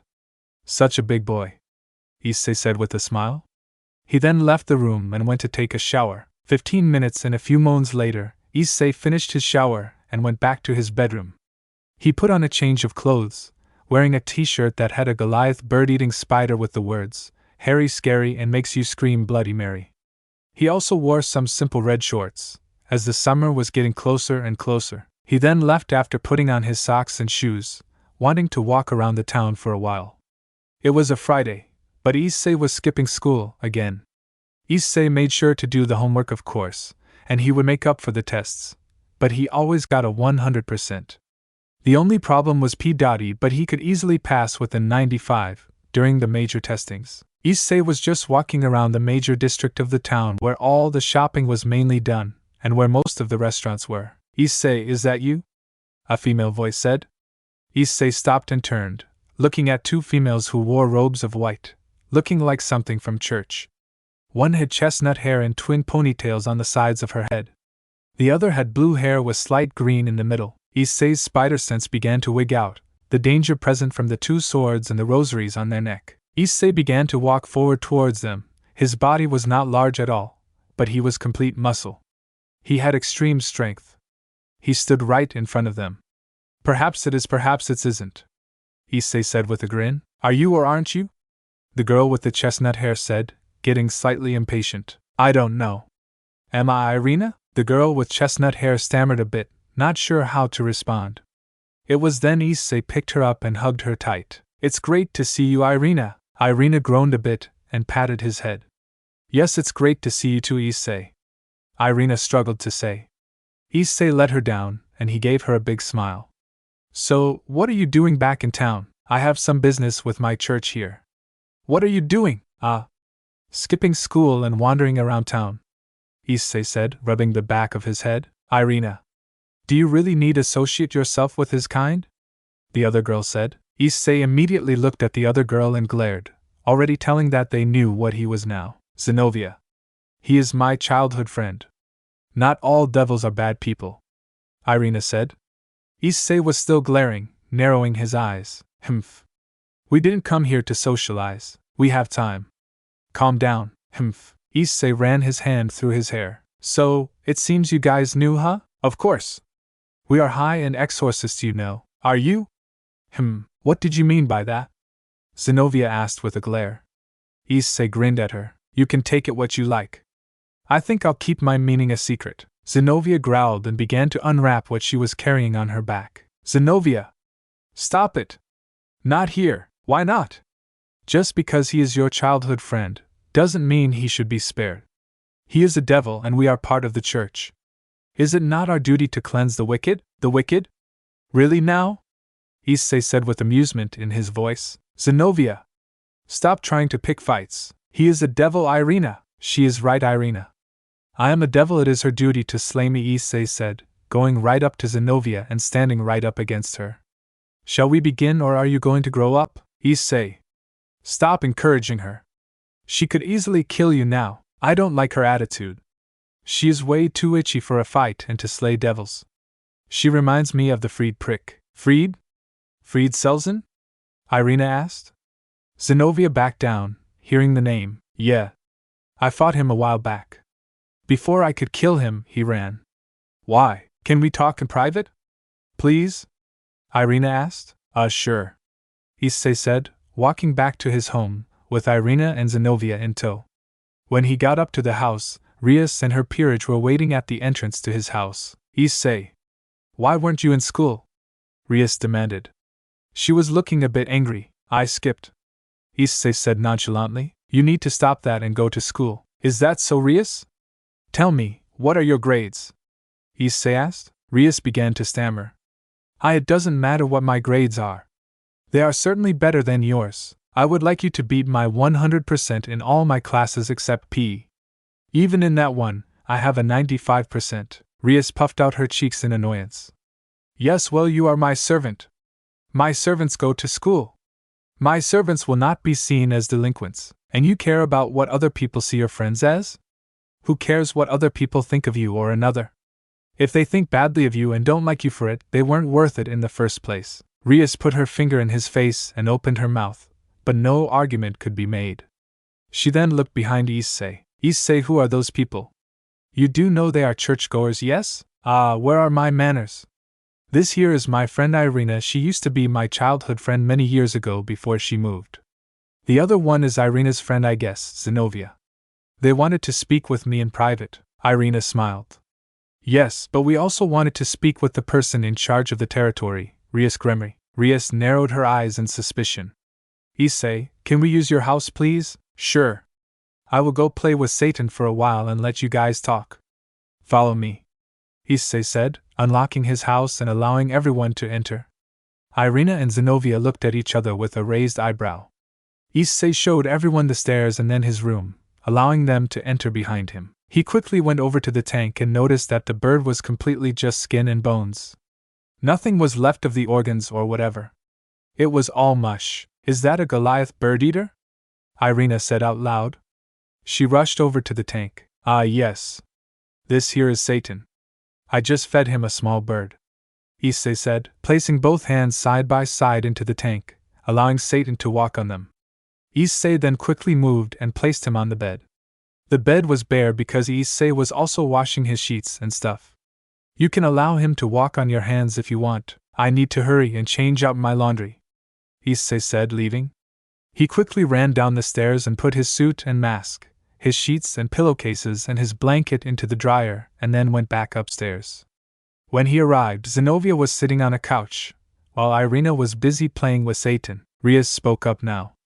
What is you wanted to speak to us about? With that, Irina pulled away, allowing Satan to go wherever, and went to Zenobia before sitting down next to her. Yes, recently and with that, Irina and Zenobia began to talk with Rias about the Excaliburs, the thieves and the fallen angel who was starting trouble.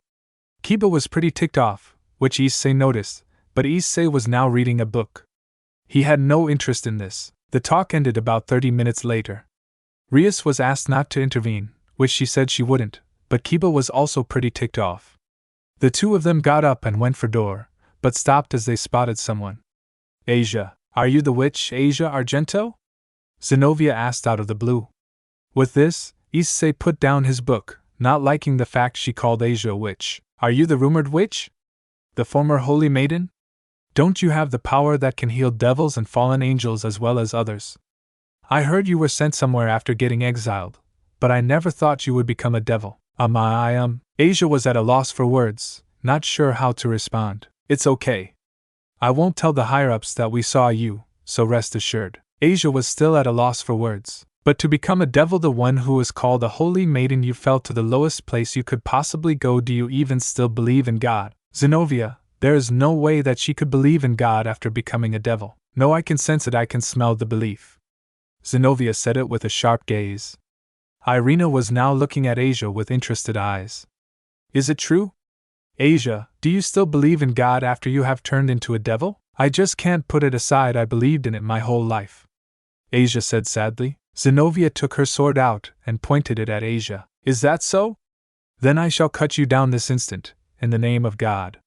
Even if you have sinned, God shall forgive you. Issei glared and walked over, standing in between Asia and Zenobia. Touch Asia again, I dare you, Issei said, threatening her. If you come close to Asia, I will not forgive you. You called Asia a witch, did you not? Yes, I did. She is a being fit to be called a witch. Really now, cause the only witch I see is you. Issei spat out. Zenobia glared and gripped her sword tighter. Not a single person helped her when she needed help. None of you did a thing. None of your followers did a thing. None of you cared how kind she was. All you cared about was her power. You never actually cared for Asia. None of you tried to become her friend. She didn't need friends. What's important is the charity to others. The holy maidens are done when they seek friendship and love from others. She could have continued to live with the love from God. Asia Argento did not have the right to be a holy maiden from the beginning, Zenobia said with ease. This pissed Issei off. So you guys selfishly made her into a holy maiden and abandoned her because she was different from those who seek her? You, your God who did nothing, and most importantly you, Issei said, seething. None of you knew what she went through. Asia was killed because of her power and none of you, nor your God, did a thing. You know who did? Rias did, a devil. A devil has more compassion than your goddamn God ever did. God loved her. If nothing happened, then it means she didn't believe in him enough, or her belief is fake. Issei decked her. His fist flew right into her face, hitting her square in the jaw and sending her flying out the room and into the wall nearby. You can die, Issei said, pushing Asia to Rias. Issei, stop, Irina said. Issei pushed her away. No, Irina. She has this coming. Zenobia stood up and growled, holding on to her sword tighter. Who do you think you are? Is that a declaration to all of those in the church? Big words coming out of a single devil. Gremory, I can see you didn't teach him enough. Issei Rias began, but Kiba stood in front of Issei. That is good timing. I will be your opponent as well, Kiba said. His eyes were filled with hate, and he had a huge intent to kill coming out of his body. Who do you think you are? Zenobia asked. I am your senior, though it seems I failed, Kiba said. He then summoned many demonic swords from the ground. Rias sighed, unsure how to handle this situation. Zenobia, though, had an idea. I would like to test out the strength of your servants, Gremory. Plus, it would be nice to see the strength of my so-called senior, Zenobia said. With that, Rias transported everyone outside Issei's house, into the backyard. Rias, Akino, Kaneko and Asia were standing on the sidelines while Issei and Kiba were waiting. Zenobia and Irina came out of the house, no longer in the white robes. They were in black battle costumes which looked like leather. Even if it's just a match, be careful of the holy swords, Rias warned. That is only if they hit me, Issei said with a grin. Issei began to crack his knuckles, his wrists, and then his neck. Oh, this is going to be fun, Issei said. He then looked to Asia and gave her a smile. She smiled back. Issei then turned to Zenobia and Irina. Kiba began to laugh, maniacally and with a cold expression. Are you laughing? Zenobia asked. Of course, what I seek to destroy is right in front of me and within my grasp. Zenobia smirked. So you are the possessor of Sword Birth, huh? I heard that there was a subject that avoided being disposed of by the Holy Sword Project. Is that you? Kiba directed his entire killing intent to her. It was coming off in waves, Issei, Irina said, switching her spots with Zenobia since it seemed Zenobia was to attack Kiba. When I met you, the boy I haven't seen for so long, then find out you were turned into a devil, I was shocked, she said, depressed, a single teardrop on her cheek. This must be a trial that God has given me. I must be here to save your soul, so I shall give you judgment with this Excalibur. Issei began to laugh. Is that so? Well, I certainly welcome you to try. Begin, Akino said. With that, Irina and Zenobia attacked. Zenobia and Kiba began to have a battle of the swords as Irina began to slash and thrust her Excalibur, attempting to hit Issei with all her might. Issei just moved his body, left and right, backwards or gently walked to the side. Irina just kept trying to hit him. Is this really all you got, Irina? I thought this was a trial. Wouldn't want to fail your god, right? Irina began to try even harder, unable to hit Issei with her swings. What the hell? How are you so fast? I have never heard of a devil with such fast reflexes with their body. It's quite simple, really. I told you I became a devil without my knowledge. Well, I have a suspicion on how I became a devil. How? Irina asked, still attempting to attack. Issei put his foot out and tripped Irina, sending her to the ground. Issei then grabbed her wrist, twisted it for her to drop the sword, then kicked it away. He then sat on her butt, holding her down as she struggled. Well, I have these weird powers, right, that just bloomed, right? Well, I was bit by a spider the day before. I was at this museum going to this spider exhibit, right? Well, they had found some new spiders out in New Jersey, in America. Well, this scientist called them devil spiders because they had these strange markings of bat wings. Well, they also combined all 5 spiders who had stronger traits than normal spiders into one super spider they had created. They called the spider Venom. Well, now I am not 100% sure, but I was bit by a spider when I was leaving. It looked really strange, with bat wings on it. So, I assumed I was bitten by Venom. Issei said. Irina had stopped struggling, and just listened. So, I got the powers of a spider. Webs and all. Irina, Rias and her peerage were listening to this, intrigued about the origination of Issei's powers. Kiba was on the ground now after being hit with the hilt of the holy sword, Excalibur Destruction. Kiba was defeated and so was Irina. Zenobia and Kiba weren't paying attention, due to their duel. Issei patted Irina's shoulder. You lost this one, Irina, Issei said, standing up. He then turned to Zenobia. Your turn, he said, walking towards her, cracking his knuckles. It's about time you paid for the witch comment to Asia, or you could apologize to Asia right now. Choose your next words carefully. I will never apologize for the truth. I thought I told you to choose them carefully. Issei asked. He webbing the sword out of Zenobia's hands and put it over near Irina. Issei then walked forward and gripped Zenobia by her throat, lifting her into the air as he began to apply pressure, gradually. You are nothing to me, Zenobia. You are like a cockroach to Satan. You are nothing. I should kill you right now, end your life, but I shall only do this because of your friendship with Irina. Issei said.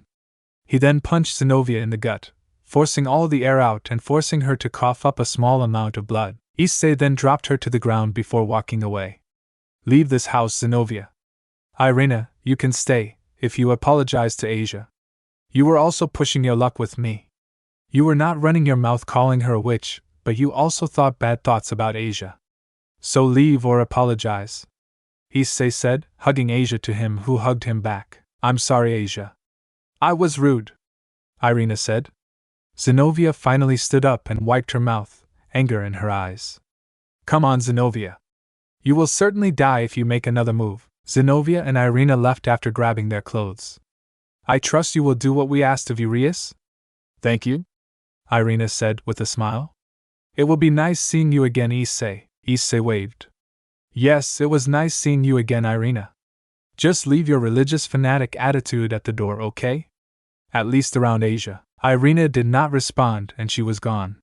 Kiba was helped up by Kaneko before he left the yard, his eyes full of hatred. Wait this instant, Kiba. I will not forgive you if you leave me. You are my knight. I will be troubled if you turned into a stray. Wait this instant, Rias said, placing her hand on his shoulder. I was able to run away because of my comrades, that is why I must put their regrets into my swords, Kiba said, shrugging her hand off then disappearing. Kiba, why? Rias asked with a very sad face. Issei walked over to her. Let him go. A man needs to find his way in the world, forcing anything upon him will break him, Issei said with a small sad smile. Kiba will be fine, okay? Rias looked at Issei with a tear in her eye, but she nodded. It was then everyone went home hoping Kiba was going to be okay. It was the next day, a Friday. Issei was in school sitting in his homeroom while the teacher was busy teaching. However, the P-Data system turned on and a male spoke up. Today is the day we celebrate excellence. For all those students who have a 90% or above in all their classes, we are giving you a free day. You will be able to go home or go on a field trip to America. We have prepared a special trip to a nuclear power plant out in the desert of Nevada. This is a once-in-a-lifetime trip. This nuclear power plant is brand new and they want to show it off to students around the world.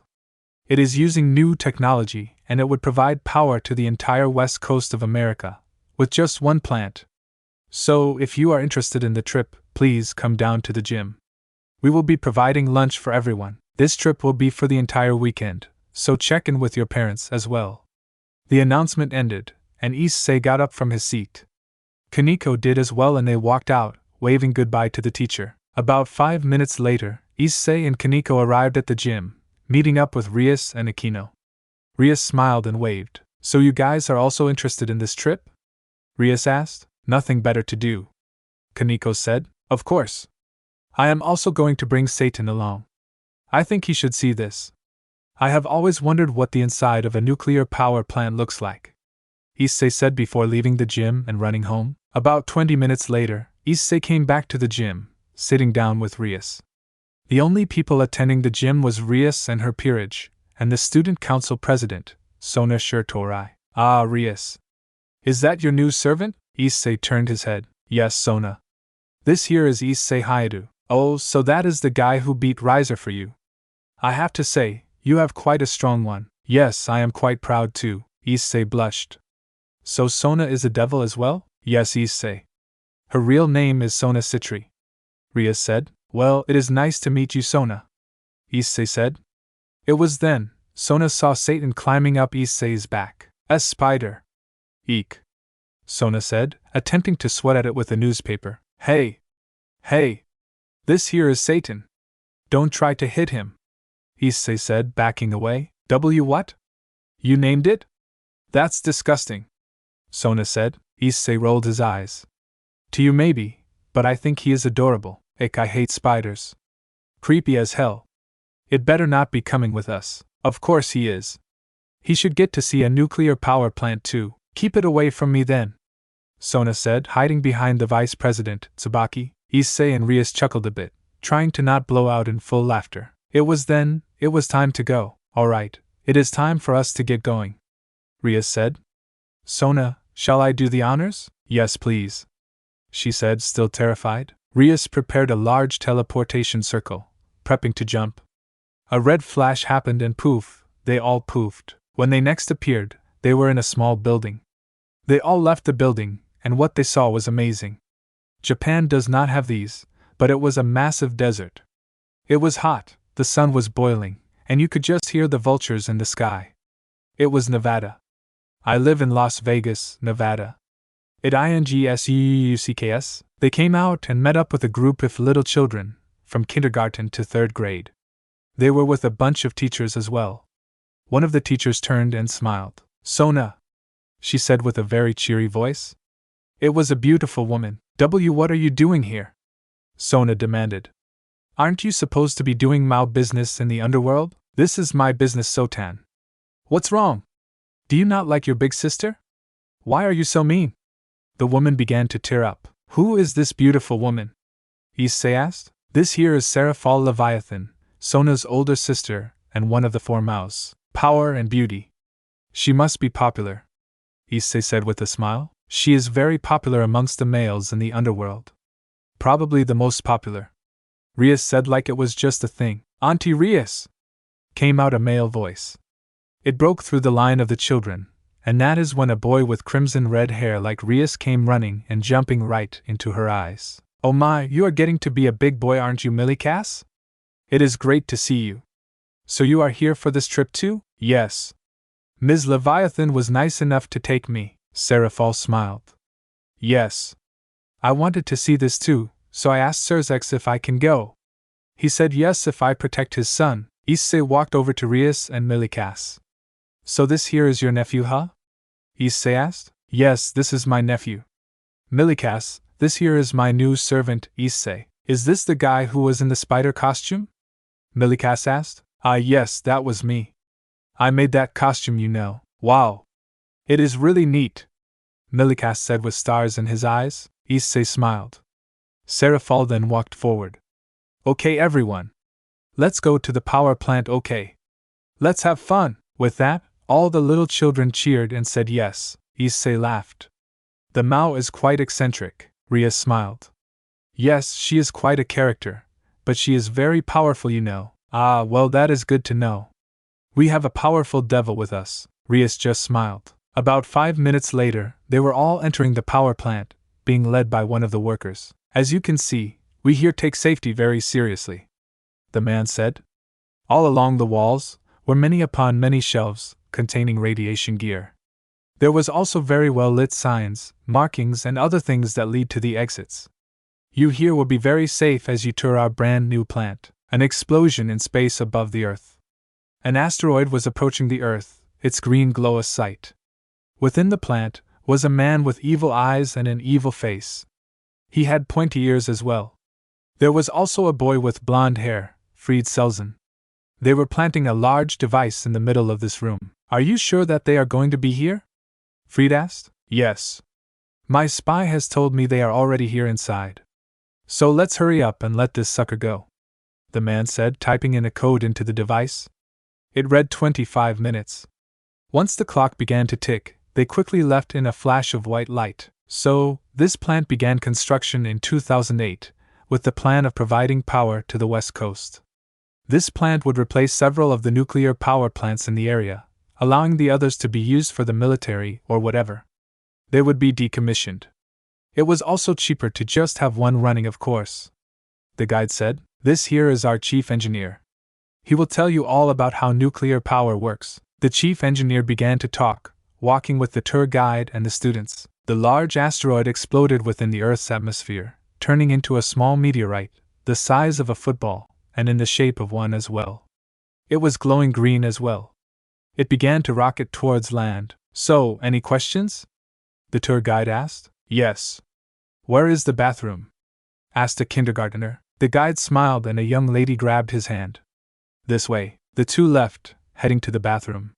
They were now in the middle of the plant, looking upon the massive turbine. This here is the turbine that provides most of the power. The other turbines help, but this one is our pride and joy. The meteorite was plummeting right towards the nuclear power plant. So, any question? The power plant shook.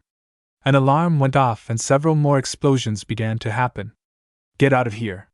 Now, the tour guide said until a large sharp pipe was sent into his head, sending him to the ground. The students began to scream and cry as Sona and Rias began to evacuate. Issei helped shoo everyone along, but several explosions began to separate everyone. Falling pipes, turbines exploding and alarms going off. It was chaos. All around, the workers were dying. Pipes skewering, fire burning them with intense heat, or falling debris. The nuclear power plant was doomed. From the meteorite, a black gooey substance began to ooze out and began to crawl out. Rias and Sona finally got outside, with Serafal and Issei in the back, helping them along. Sona, Rias, Aquino, Serafal, Tsubaki and several others began to form a giant barrier over the nuclear power plant, attempting to control it. From the outside was a bright green light coming from the top. There was also fires and explosions happening all over, and screams. Where is Milikas? Rias exclaimed. Where is the little boy who went to the bathroom? Serafal yelled out. Issei quickly ran into the power plant. Issei! What are you doing? Get back here! Issei looked behind as he ran. Keep the barrier. We need you guys to keep the radiation from leaking. I will save them. Issei yelled out, disappearing. Issei was inside, avoiding the falling pipes and debris. The alarms were blaring and the fire extinguishers on the ceiling were going off, covering the ground in a thin layer of a misty material. Milikas! Where are you? Issei called out. He heard a groan as he passed over several bodies, running to the sound now. It was Milikas.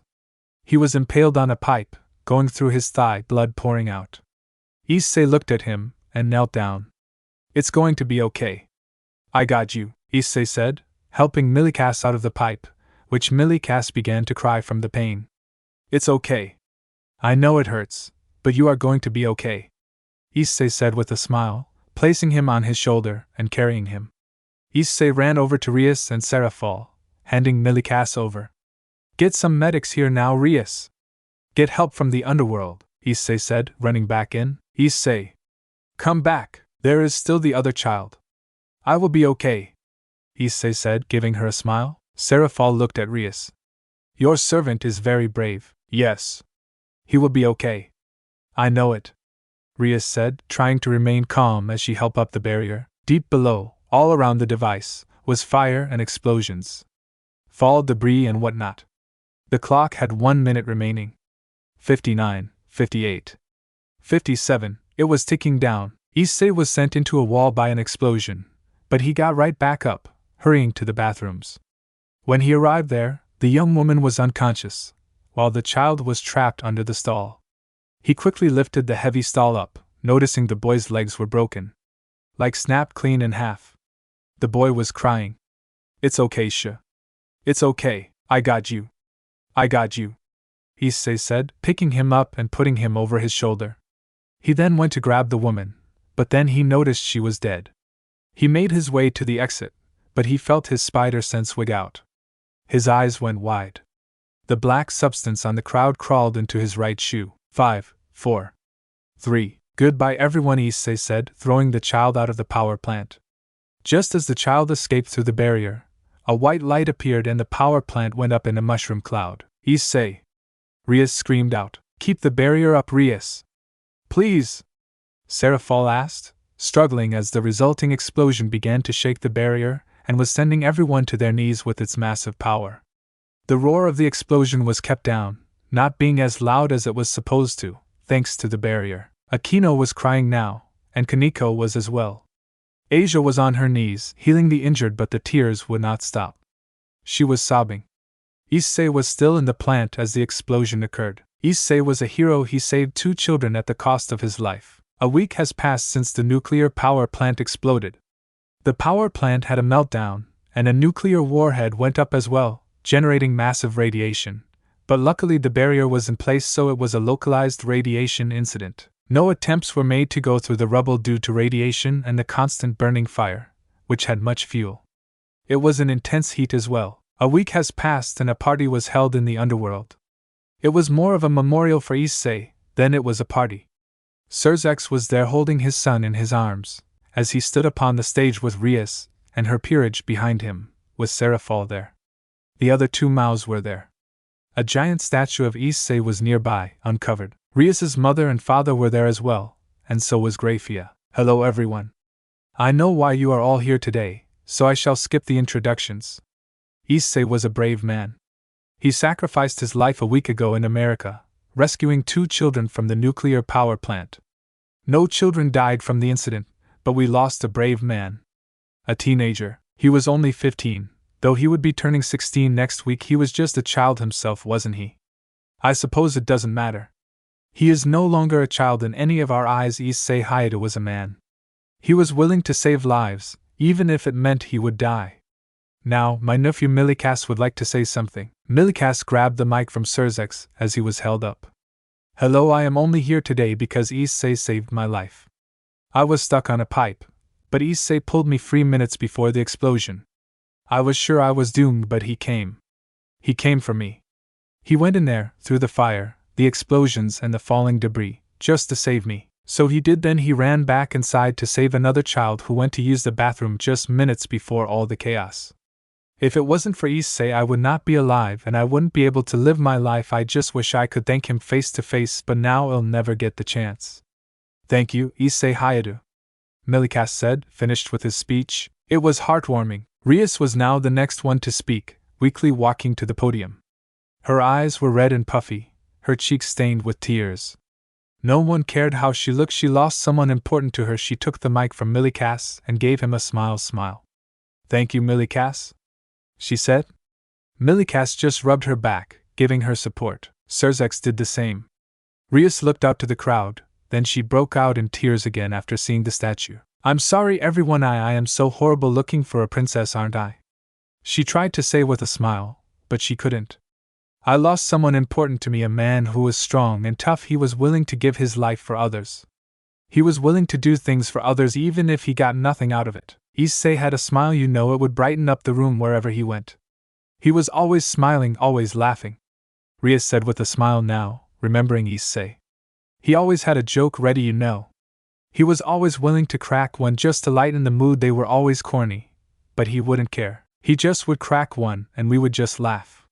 Yeah, his jokes got annoying sometimes, but it was how Issei was.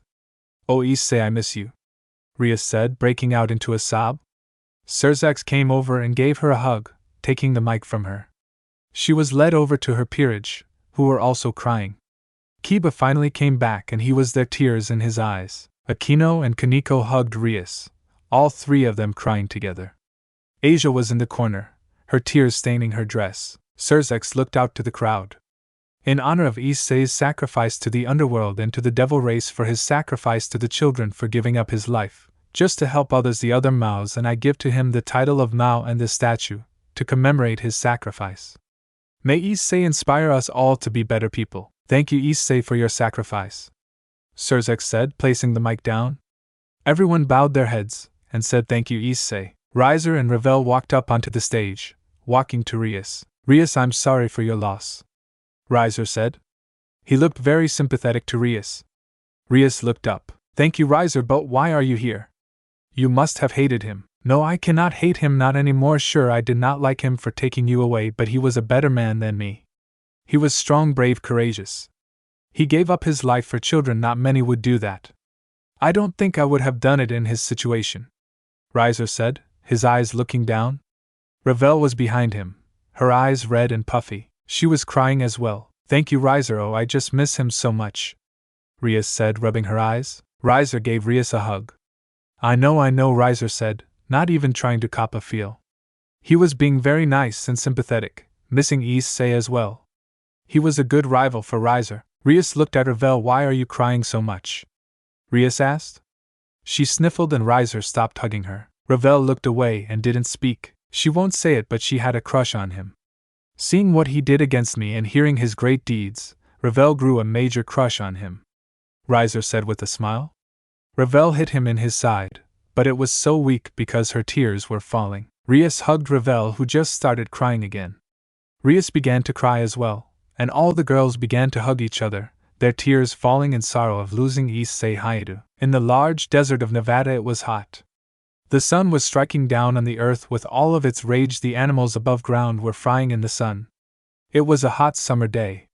In the ruins of the nuclear plant, there was a large fire. However, there's some rumbling as well and shaking of the ruins of the building. It was then, a hand shot out, a hand covered in a black material. A few yards away, 8 large red eyes appearing out of the rubble. It was a month since Issei died. Once month since Issei gave his life for the children of the underworld. It was a month and a half since Issei became a servant of Rias Gremory. It was 2 months since Issei became a devil entirely. It's been a month. The underworld was running normally. The statue of Issei was still there. The statue itself was Issei wearing his spider costume, with the mask off. It was in his hands, holding it as he stood tall, valiant, brave. On his right shoulder was the Goliath bird-eating tarantula, Satan. There was a plaque at his foot that read, Issei Hyoudou, the bravest man who risked his life to save the children of the underworld. He is an inspiration to all future generations, an inspiration to be bigger than ourselves, and to give for others. We miss you. It was a glorious statue, made of stone and carved perfectly. Every muscle, every curve, everything was perfect. There was a pentagram on the plaque as well, with the words, Issei Hyoudou, Mao, on it. It stated that Issei is recognized as Mao across the underworld.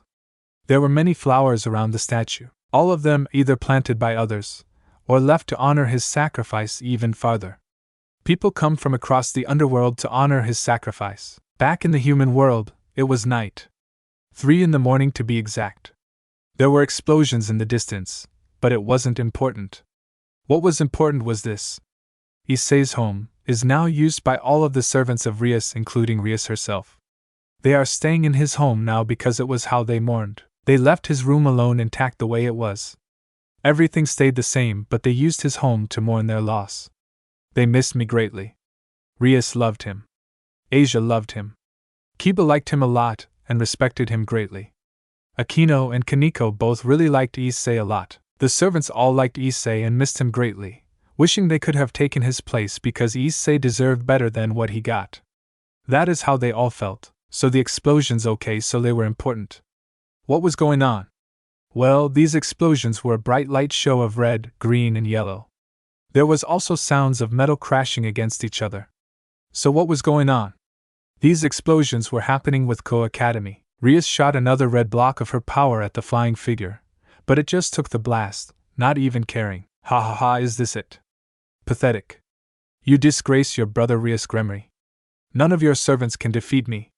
Not you, not the Thunder User, not the Holy Demonic Sword User, not that girl down there with the white hair. Not your healer. Neither of the exorcists. You guys are all too weak even together, you can't even beat me. Haha, this is way too easy. Almost as easy as killing that bastard who had to go save all those children. Everyone glared at him angrily, even Zenobia, at the mention of Issei. Did I strike a nerve? Perhaps I should tell you? Should I? I think I should. The figure said. Kokobile, what the hell did you have to do with it? Rias demanded of him. Well, the plan was to kill you, the Mao, and basically all those devils. I was hoping for Surzex to appear, but no, my plan was stopped by that damn meteorite. Me and that exorcist, who just ran after he was getting beaten by the Holy Demonic Sword User, planted a nuclear bomb within the plant. We knew you were heading to the nuclear plant. The humans were just an aftermath kind of thing. Sigh. But no, the meteorite struck and hit the plant, putting it into a meltdown state. Rias and everyone had their eyes wide open as they began to tear up again. Their anger was also heightening up to another level. But I suppose I at least got the humans and that damn servant of yours. What was his name, Issei, right? Well, thanks to your servant's stupid decision, you lost the only chance you had at defeating me. Ah well, his stupidity cost you your lives, you only have him to blame. Kokobile said with a smirk. Everyone was even more ticked off now, and began to fire their strongest blasts, attempting to kill Kokobile. However, Kokobile just blocked it with his light spears, then tossed one down at them, blowing it up and sending them down to their knees. Did I strike a nerve? Is Rias Gremory upset at losing her beloved servant? Oh, I heard about how he saved you from that Phoenix guy. I heard all about that. Kind of sad, you had to get a servant to save you from a marriage. What a pathetic master you were. It would have been better if you were the one to replace him. I mean, at least then I might have lost.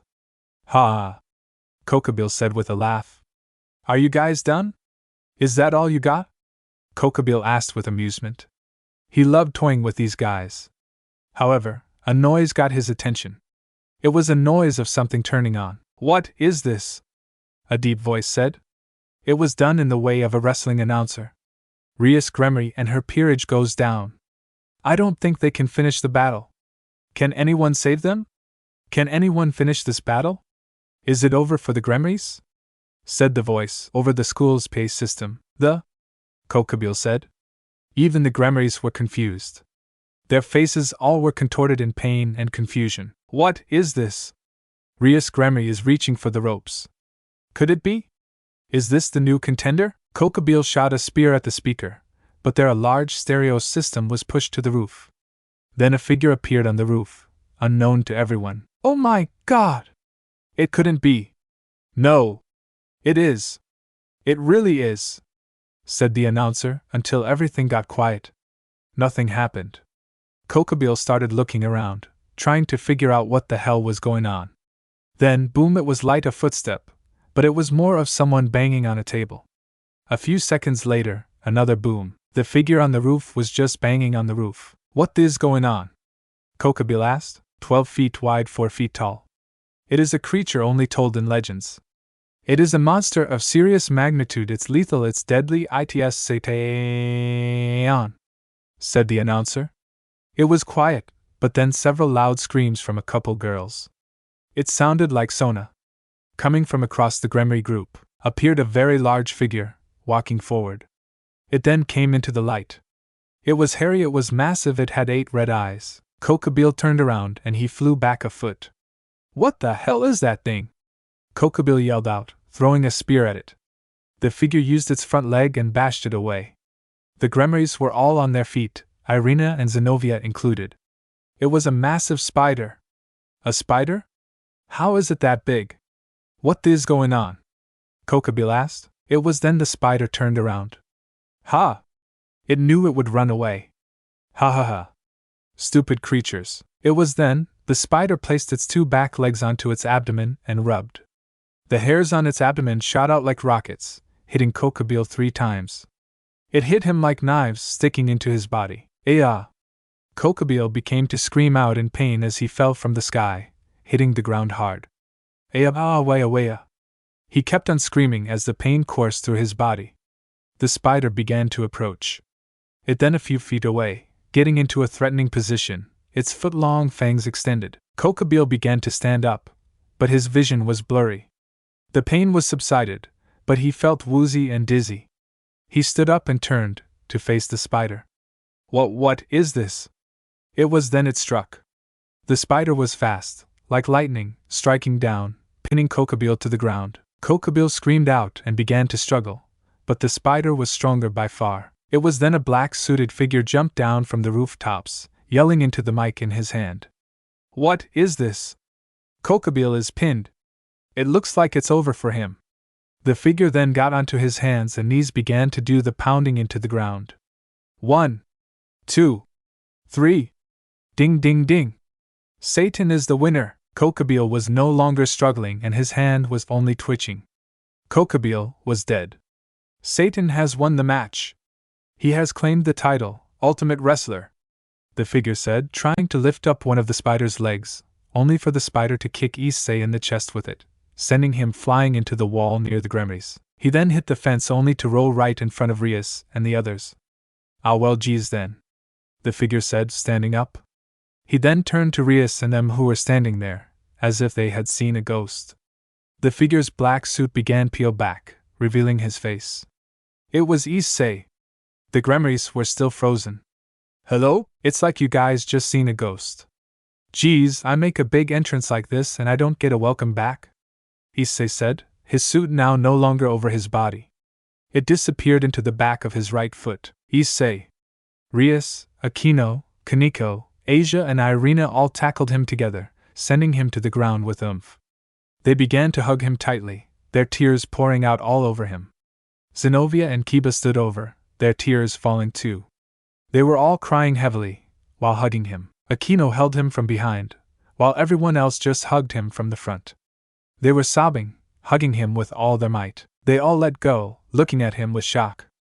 Rias then grabbed him and ate him on the lips, which froze Issei up as his eyes went wide. She released him after a good 10 seconds. Issei! Rias exclaimed. Is it really you? Seriously? I do that giant entrance, and you still don't think it is me? Seriously, does anyone ever pay attention to me? Issei said with sigh. It was then Akino smiled. It's really him, it really is.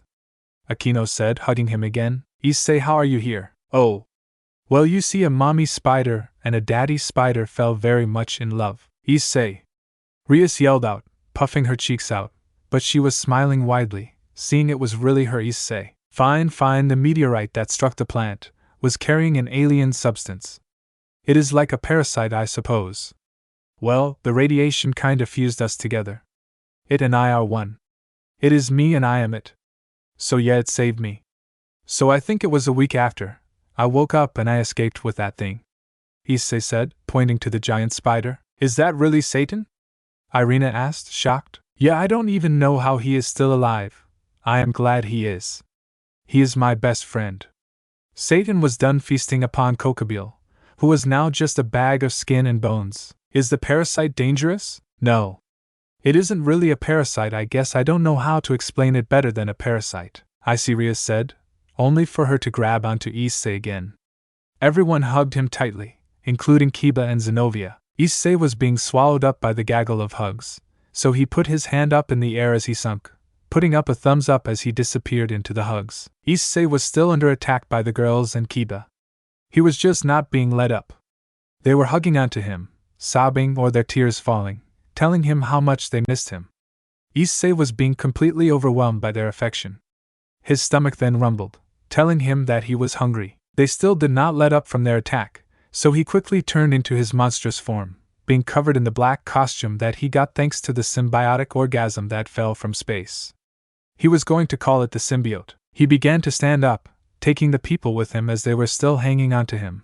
However, with him standing up, they let go. Issei smiled at them, which is when they noticed something was different. They gasped in shock at seeing this. Issei's costume looked pretty much the same as his old black costume, however, he had white eye patches and then the spider on his stomach was white as well. His teeth were changed when he was in this form. They were all sharp, dagger-like teeth. His mouth was also able to open wider than any human's, meaning he could give a much more powerful bite, while biting off larger chunks of an enemy.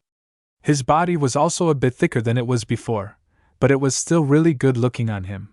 He also grew another inch or two, putting him to around 6 feet 5 inches. Issei, are you sure that this parasite is okay to have on you?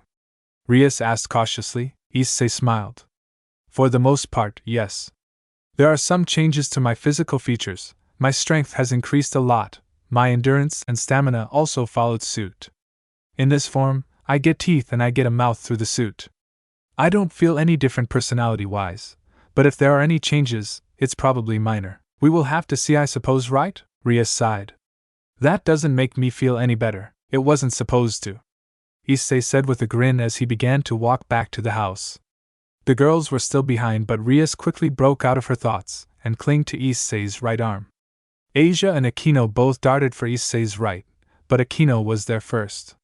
She clung to his right arm, which got her a glare from Rias. Akino just smiled with some pressure coming off of her.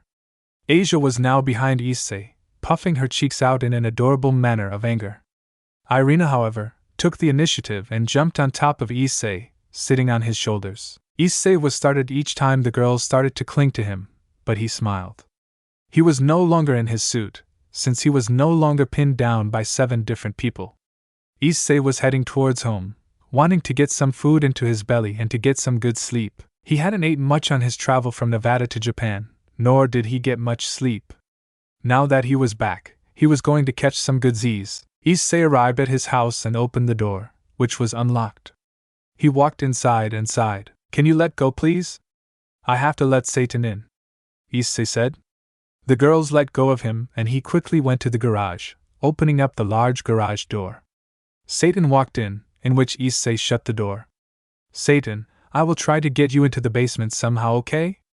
That is going to be your home since you are just too big to be in my room, Issei said with a smile. We are home, boy, Issei said. Satan just laid down and rested. Issei turned around and left, heading to the kitchen, but more specifically the fridge. He opened the fridge door and quickly grabbed eggs, turkey bacon, biscuits, and some other breakfast items. It was then he made himself a decent meal. The girls, minus Kiba who went to bed, were waiting at the kitchen table, hovering over Issei as he began to eat. Are you girls hungry? Issei asked in mid-bacon eating. They shook their heads no. Issei sighed and finished his eating.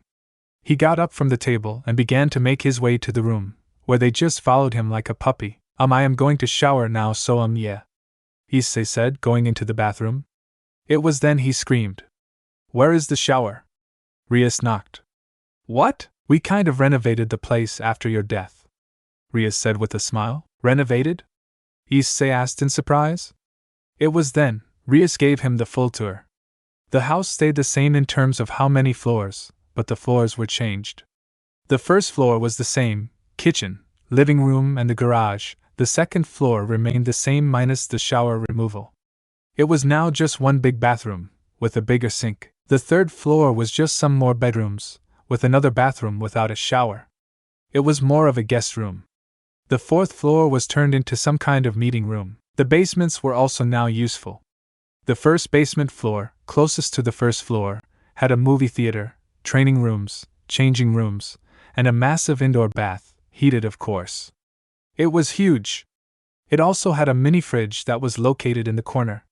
It was filled with all kinds of different beverages. The second basement floor had a large indoor swimming pool, which was basically the entire thing. The third basement floor was mostly vacant, but there was a library in there. Issei was given the tour, so he was now sitting in the living room, taking in all this information. He learned that Rias and the entire peerage moved in, vacating the old schoolhouse. Issei, are you alright, sweetie? Akino asked with a smile on her face. Issei? She asked again. Oh yeah, I'm alright. Just kind of overwhelmed. My house is different. I am not complaining, just saying that it's a lot of information, especially since you all live here now. That will get some getting used to, Issei said with a smile. Rias smirked. Are you saying you don't want us to live here? Issei laughed. Not at all. I'm just saying that for a normally solo man, living here with a bunch of girls, and Akiba, will take some getting used to is all. I will not kick you out of here. You guys can live here if you wish. Well, I need to take wash up, then I shall get some sleep. Good night, girls, Issei said as he got up. He made his way to the elevator, but then he stopped. Rias? Yes, Issei? Do you still have a rook piece? Yes. Why? Perhaps you should consider Satan? Also, can you please get Satan into the third basement? He needs a new home. Why Satan? Isn't he just a spider? Rias tilted her head, curious. Yes, but he is a big spider. Did you not notice how he handled Kokobile, a powerful fallen angel? You should inspect him and see for yourself, Issei said with a grin as he went up the stairs to get some clothes. As Issei went to take his bath, Rias and her peerage went to the garage, wanting to inspect Satan per Issei's advice. When they got there, Satan was looking at them. He was very chill even when they approached. Irina began to rub the top of his abdomen, giving him some affection. It seems when he gets bigger, you can rub their bodies and they won't get angry. Rias used her magic and began to inspect Satan. Akino was also doing the same, wanting to see why Issei was asking Rias to make Satan into her rook. Akino and Rias looked at each other, mouthing the words, "What the?" to each other. Asia was next to Kaneko, who was just looking at him. So what's the problem? Nothing, that is the thing. His specs are godly. His fangs can pierce through anything, no armor can survive it, so it's able to kill a god, but the venom is what you have to watch out for. It's absolutely lethal if Satan does not control the dose correctly. He can either paralyze his victim or kill them, it all depends on what he wants to do. Wow, Satan is a monster, Rias said with shock. She quickly pulled out a rook piece and looked at Satan. So Issei said to make you into my rook. So from here on out you serve me. Satan did nothing but accept the rook piece. It was tired. It just laid there. Issei was done with his bath, so he was heading to his room. He yawned and opened his room, smiling. I am home, Issei said before leaping into bed like a child. He was out like a light, once his head hit the pillow. It was the next day and Issei found himself in quite a predicament. He was in his bed and pinned down by 3 women. Asia, Rias and Akino were in his bed. He was so confused about what was going on, but he wasn't going to deny he liked it. Oh no, he loved it. Issei never had a girlfriend, so this was something that really made his arachnads tingle. Surzex walked into the household that his little sister, Rias, was currently sleeping at. He heard she was attacked by Kokobile, and he had to make sure she was okay. Rias? Surzex said, knocking on her door. No answer. He knocked again. Rias, I'm coming in, Surzex said. He opened the door and walked in, noticing her bed was empty. Where is she? He walked around the house, knocking and looking into the rooms of the other girls. Nothing. He stopped outside of Issei's room, where he knocked.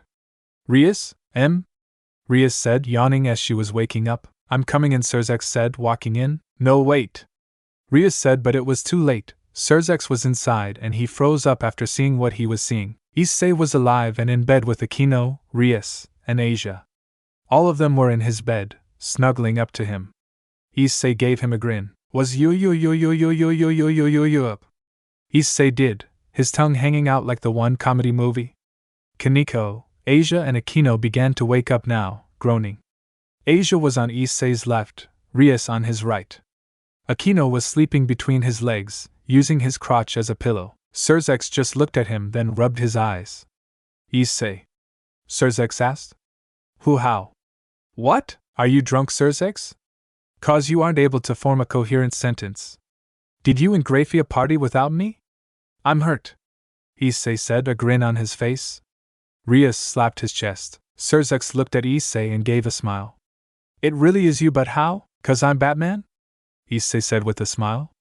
Rias slapped him again. Stop it, Issei. Oh, but that's no fun, Issei complained, but he sighed after seeing Rias give him a stern looking to. Fine.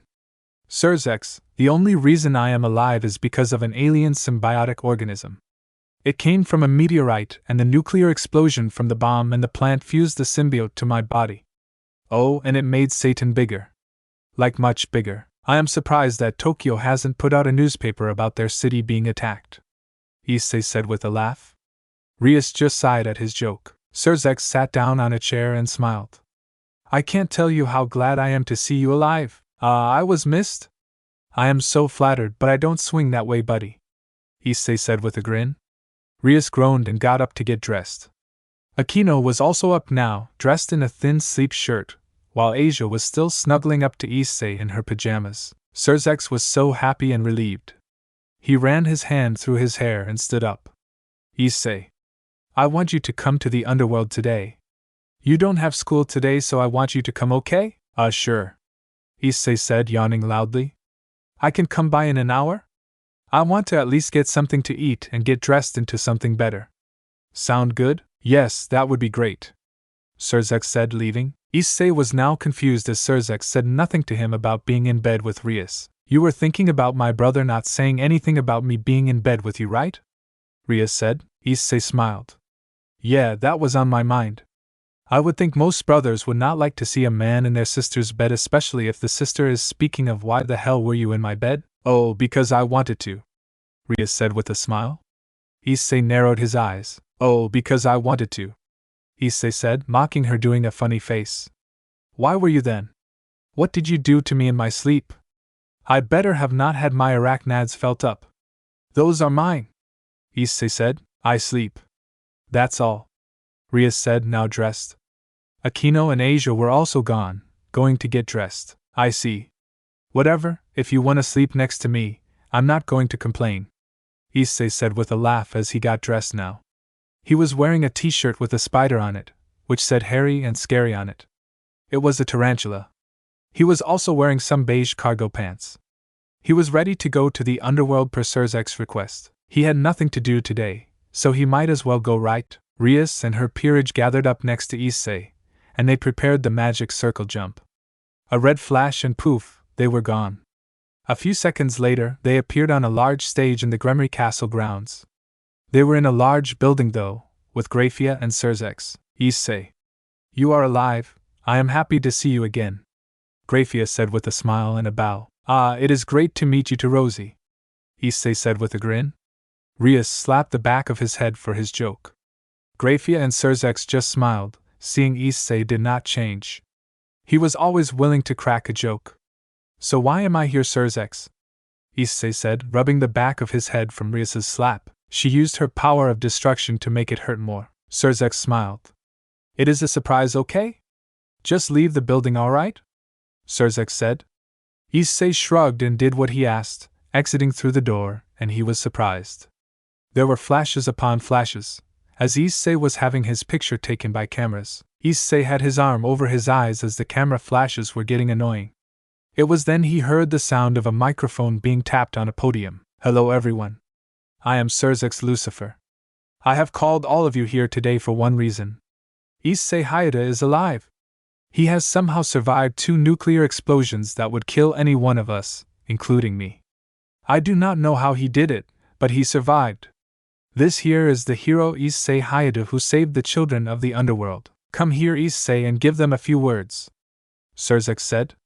Grafia pushed him to the podium, and Issei rubbed the back of his head. It was silent for about 30 seconds when Rias began to yell. Say something, Issei. Issei said. Issei no like camera, Issei said in his best impersonation as the big green guy from the Western world. Rias just face-palmed from Issei's jokes, but xDoug and the crowd began to laugh. I've got nothing to say, honestly. I didn't prepare anything cause I was told to come here an hour ago, and wasn't told why, so yeah, Issei said, shrugging. It was then Issei was attacked from the side by Blur of Red.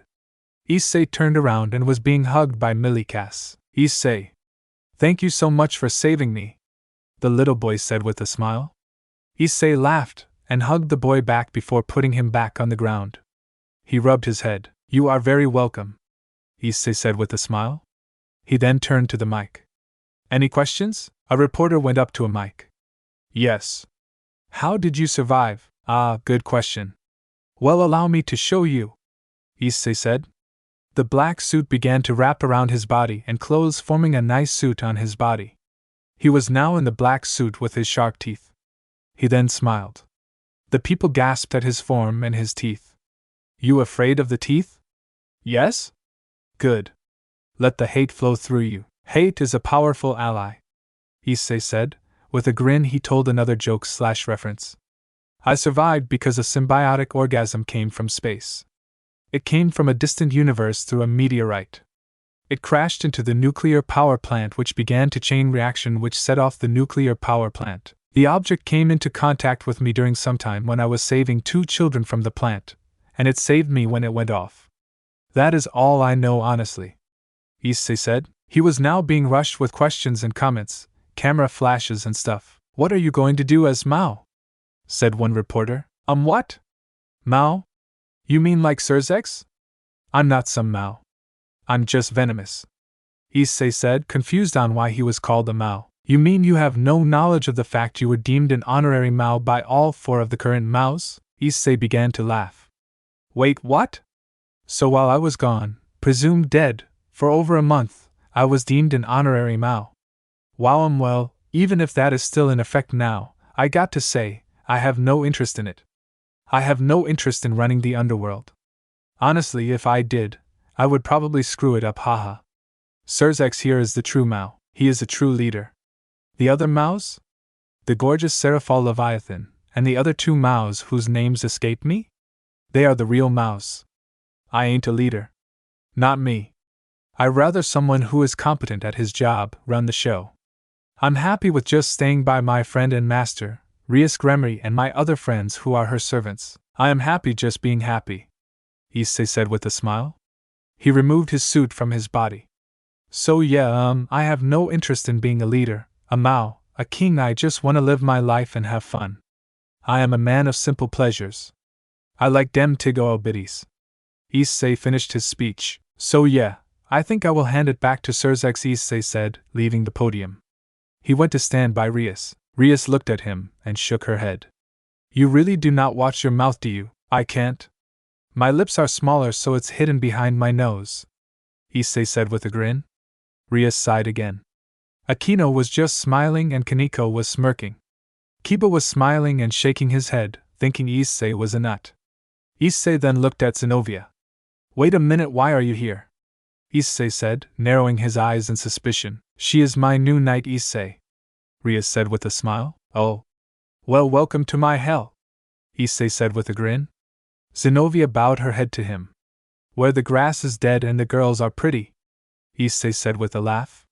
Rias smacked the back of his head with a sigh. Do you ever stop with the jokes? Do you ever stop hitting me? Issei said, retaliating with his words. Xerxes was at the podium now. So that right there is our hero, Issei Hyoudou. Ah, Issei. Come you stand next to the podium for me? Xerxes asked. Issei walked over and stood next to him. Aye, Captain, Issei said in his best pirate voice. Xerxes left the podium and a figure walked up to it. Hi everyone, said a very cutesy voice. I am really super duper happy to see Issei again. He was so amazing. He went in there like a superhero, Seraphal said with her cutesy ways. Issei was blinked like crazy and smiling a bit, trying to picture this girl as a Mao. It wasn't working so well. He went in there and saved all the children. It was magnificent. Him, said a random stranger. The crowd began to chant, him. Him. Him. They all went. The hero, said another. Issei began to back away slowly from the podium, not sure how to take this. She was like what 300x his age. Granted she was hot as hell, and looked delectable, but still. Plus this is embarrassing. Rias narrowed her eyes at this, not liking one bit of the chanting. Issei was hers and hers alone. Aquino was smiling, but she had a dangerous aura about her, and Kaneko was just scowling. Asia was puffing her cheeks out adorably. They did not like this, Seraphal smiled. Oh. This is the part in those movies where the lead girl is the hero, right? Oh. I get to be the lead girl. Magical girl x Venomous, Seraphal said, turning to Issei. She then began to walk to him. Issei began to smile and back away a bit faster, waving his hands. No. No. I'm okay. I don't need this. But Sarah Fall didn't stop. She right in front of him, and she grabbed him. She then hugged him tight and planted her lips onto his, ing him deeply and erotically, shoving her tongue into his mouth. The crowd went wild, their cameras were also going wild. Issei's eyes were wide as Sarah Fall made out with him, but Issei liked it a lot. A hot woman made out with him, he liked it. Rias began to cover herself in a slight aura of her power, Akino began to cover herself in some thunder, and Kaneko was cracking her knuckles. They did not like Issei ing the Mao. Surzex was smiling as well, laughing as well. All the Maos are really weird, and that was their appeal. They could be serious and they were really great for the job as Mao, but they really were weird. When Issei was released, 30 seconds later, Sarah Fall grabbed Issei's hand and ran over with him to the podium. I had a hero and I liked it. Sarah Fall began to sing. I hope the Underworld don't mind it. Issei sighed, defeated as he was embarrassed. All across the Underworld everyone saw him ing with the Mao. He was so ed. Sarah Fall was an interesting Mao. It was the same night, and when Issei got back from the Underworld, after having the fun of being on stage after being ed by the Mao, he had someone request for him for a devil pact. Like they actually requested him. His first pact, and he is requested. This was really strange, and even Rias was confused, but since he was requested, Issei said sure, why not? In all honesty, he just didn't want to deal with the embarrassment. He loved ing the Mao. He thought her lips were soft and fantastic, but it was broadcasted across the entire Underworld, and it was right in front of Surzex. Another Mao. It was just really embarrassing even though he loved it. Issei ended up knocking on a door of a mansion. The man who answered was a tall man who appeared around his 20s with an average build, black hair and golden bangs. He had a black goatee and he looked extremely handsome, like Kiba, though he had a bad boy kind of thing about him. Issei raised a brow at this man. Are you the devil I requested? Perhaps. Do you have my money? Issei said. Depends on the service you bring. Well, the service I bring depends on the money you can give. Issei said, both of them staring at each other without grinning. Well, the money I have depends on the service you bring. So if you want your money, you better give me some good service. Oh, I don't swing that way. Sorry. Issei said with a grin. The man began to laugh now, as did Issei. I like you? Most devils I know are too serious. Come in. Honestly, I became a devil without my consent or knowledge, but I have no complaints, I suppose. I just think jokes are the best way to talk. I mean, who doesn't like a laugh, right? Very true. Would you like a drink? Sure. What you got? I have water, some apple juice. Grape juice. Grape juice would be fine. I do love me some grapes. Coming right up. So, are we going to continue this game, my friend? Game? Whatever do you mean? Really? I survived 2 nuclear blasts, though I'm presumed dead throughout the Underworld for over a month, yet once I come back and have my big debut in the Underworld I get called by someone for a devil pact? That is funny because I shouldn't even be out for human knowledge. So I will take a guess here, fallen angel perhaps? You are smarter than you look. I do have a very high intelligence. I have a very high aptitude in science. So, tell me, am I right on the money with the fallen angel thing? Perhaps. What is it to you? Oh, it's not a thing to me. If you wish to create a pact with me, I am all for it. I just want you to know that I am not an easy target to take down, if that is your plan, but I do not think it is. I said my thoughts on who you are based on the facts of everything. So what do you want to do? Want to play a video game? I do get lonely. I am up for anything. I have to do what you want, don't I? I am obligated to fulfill your every desire. Issei said. Except for gay shit, I don't do that. Issei said, looking at him suspiciously. The man began to laugh. Wow, you really are an absolute delight. Racing or shooting? I do like blowing people up, but I do like running people over. Pick one. A shooter it is. Any special rules? Yeah. None of that quick scope bullshit. That annoys the hell out of me. If you are going to snipe, do it properly by hard scoping like a real sniper. You have some morals in your video games. I have morals regardless, though not as much as a lot of people. Issei said, taking a controller. The man gave him the grape juice and took another controller. The man and Issei began to play their shooter, coming out evenly the entire way. Issei was using a sniper and the man was using a shotgun. The man was very sneaky, but Issei was always cautious. The man had 12 black feathery wings grow out of his back and began to use them to black Issei's vision. You mother! Gah! Not fair! Ugh, damn cheaters! Issei started yelling out, trying to see through the black wings, but he couldn't. Game over! Said the game itself. Issei groaned. You bastard! You had to cheat, didn't you? I couldn't let a devil get ahead of me. The man smiled. I couldn't let devil get ahead of me, Issei said, mocking him. Ah, where are my manners? Issei Hyoudou, my name is Azazel, leader of the fallen angels. I don't care if you are the queen of Naboo. You cheated by using your wings. Ah, you are a meanie, Issei said, fake pouting. Azazel smiled and then laughed. Why, you really do not stop with the jokes, do you? I do if I really have to, but for the most part no, my master seems to get slightly annoyed by it. Not everyone can take a joke. They think if it's slightly serious, it's serious business. I know, right? Geez. I mean, I was having this kind of meeting in the Underworld about me surviving. I didn't even know. What was I supposed to say, right? So I said, Issei no like camera. Issei said. I mean, that was funny shit, but she had to slap me in the back of the head with her power of destruction. It hurt, Issei said, sniffling and rubbing his eye. Ah, you must have Rias as your master. I hear she's pretty, drop dead gorgeous. Seriously, she's hot, haha. Oh. Do you know what happened to me in the end of the meeting? I bet it's a story you can't top. Tell me. Okay, so, Seraphal Leviathan, one of the Maos, right? Yeah, I know who she is. Well, she came on stage and began to talk about how I was so awesome saying the children when honestly, I just did what any man would do. I guess I am not really that much into fame, maybe it's an accustomed thing? I dunno. Anyways, the crowd starts to chant, him. And you know what happens next? She yes you? Yes on the lips with tongue. Can you top that? Haha, no. You got to the Mao Seraphal with tongue? Wow, I have some stories to tell you. Then you like girls, huh? Oh buddy, you have no idea. Ever since I became a devil and living with 4 girls, I have been getting a lot more crazy in my mind. It is nuts living with 4 beautiful girls, who you can't even touch. Well, I could, but I probably would get the shit slapped out of me. Might be worth it, but I'd rather not ruin the friendship. Anyways, I liked it. I loved ing the Mao. I was embarrassed, but it was fantastic.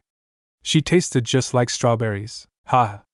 You are honest and perverted, but you aren't extremely outward about it. I like you. You aren't so bad yourself, Azazel. I've been told to stay away from your kind, but I just don't see why. You don't have any ill will towards me, so why not hang out with you, right? You can hang out with me if you wish. I could use the company, though I am in town for something big, so I'll be busy. Ah. Does it have anything to do with Kokobile? Somewhat like that, but it's much more complicated than just an incident with Kokobile. Well, I didn't kill Kokobile. Just to let you know, I know. I heard about a giant mutated spider. What was that about? Oh. That is my pet Satan.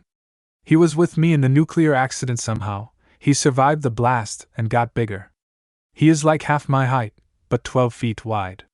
Fangs and venom that can kill a god. It is my master's new rook, though I didn't tell her this yet, but he won't obey her exactly. He only obeys me, but I think it will be funny when she finds out. Well, I suppose I should pay you for your time, so what to give you? Here you go. Azazel said, giving him a large bag which was quite heavy. Sweet, I always wanted a bag of rocks, Issei said with a laugh. He opened the bag and he nodded with the not bad kind of face. Wow, gold coins. Rich mother, aren't ya? I get by, Azazel said with a laugh. I will see you around night? Sure, later's Azazel, Issei said, drinking the grape juice in one gulp, placing the cup on the counter and leaving with a wave. Issei made his way home and entered the house. Rias, Aquino, Asia, Zenobia, Kiba and Kaneko were all playing a board game when they stopped because Issei came in. Welcome home, Issei. What did you bring? Oh. I failed the pact. I just robbed a military base, and this is a bag of live grenades, Issei said, tossing her the bag of coins. Here, catch, Issei said, running away laughing as he saw Rias catch it without dropping it, her eyes wide. Rias was shaking in fear. Aquino opened the bag and everyone began to laugh. It was a bunch of gold coins. Rias's face was priceless. That wasn't funny.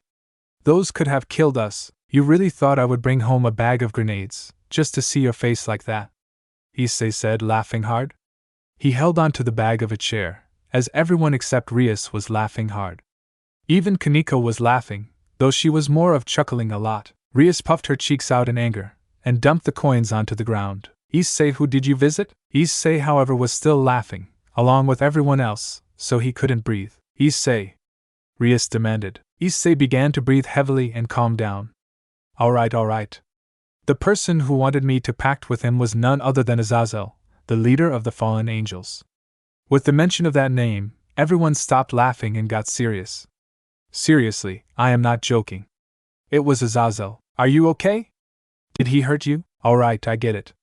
He is a fallen angel, but honestly, I sensed no ill will from him. He was kind and generous, though he is a cheating bastard at video games, but he is a good man, okay? Trust me when I say this. I can sense danger through my spider sense. I sensed nothing from him that told me of danger. He gave me some grape juice, we played a video game, we talked about what happened in the Underworld, we shared some laughs and I left. Nothing happened, alright? Don't worry so much about me. I can take care of myself, Issei said, going into the kitchen and getting a banana. Issei, do you know how serious it is for him to be here? What do you mean? He can't come around here? Issei, this is Devil's territory. He shouldn't be here because it could start a war. Well, that sounds like a bunch of bullshit.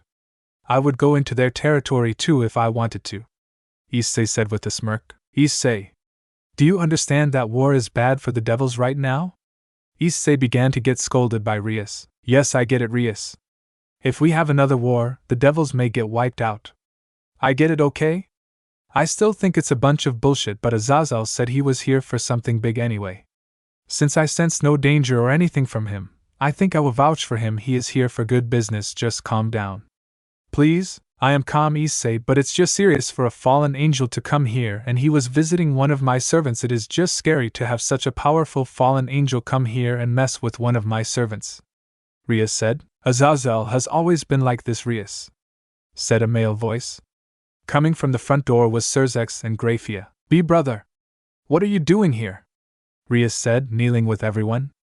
Asia and Issei were the only ones not kneeling, but Asia soon knelt after seeing everyone. Issei, what? I am eating, Issei said, leaning against the wall. Surzex grinned at him and looked at Rias. Stand. I am here for private business, alright? No need for this, Surzex said with a big smile. What are you doing here? Aren't the class visits coming soon? I am thinking about participating. With that mentioning, Rias's expression went south. Even if my Mao duties are rough, even if I have to take a day off from work, I wanted to participate in my little sister's class visit. Don't worry, your father will come over as well, Surzex said with a pleasant aura around him. Aren't you the Mao? To leave your job and come here, you can't treat a single devil in a special way, Rias said, trying to keep Surzex away from the class visit. At least this is what Issei saw. No, this is also my work. Actually, I am thinking about conducting the conference between the three factions in this school. I came to inspect the meeting place. Conference? Issei asked. Is that what Azazel was talking about that was so important? Yeah, you guys don't know. Well, the angels, devils and fallen angels are going to have a meeting. Well, judging by how I see you and the other Maos and Azazel, I am going to guess you are hoping for peace and will attempt to do so? I mean, Azazel doesn't seem like the guy who wants war. Honestly, I think he is more interested in women. Surzex laughed a bit. Yeah, that does sound like Azazel, but yes, we are going to try and attempt peace. Why our school? Rias asked. This school has fate tied to it. My little sister, Venomous, who rises from the dead and gets to a Mao, Surzex said, teasing Issei, who went red. Rias had her right eye twitch at the mentioning. The other girls did not like it either. The holy demonic sword user, the holy sword Durandal's wielder, and the sister of Seraphal Leviathan all go there, plus Kokabeel attacked. I mean, it's a gathering of power. It's a strange phenomenon. So you are the Mao? Said a female voice. It is nice to meet you. I am the one called Zenobia, Zenobia said, bowing now in front of Surzex. Hello Zenobia, I am Surzex Lucifer. I got a report from Rias that the holy sword wielder of Durandal got reincarnated as a devil and became part of my sister's family. Truth be told, I was doubting my ears when I heard it. I also did not think I would be a devil, but I am happy so far. I am glad, and it is great my little sister's family has a lot of interesting people. Zenobia, since you are my sister's family, can I ask of you to support the Gremry household? Of course. It would be an honor to serve the legendary Mao of the Bible. I will do what I can within my capacity. Thank you, xDoug said. Zenobia went a bit red. Now then, since introductions are over, would there be a hotel somewhere? Issei laughed. No need. Sleep in this house. It's massive enough. That would be alright, correct? Of course. I appreciate it. Not at all. Well, it's late. I am going to bed. Pick a room, xDoug, Issei said, waving behind him as he left. Issei went into his room and prepared himself for bed when the door opened.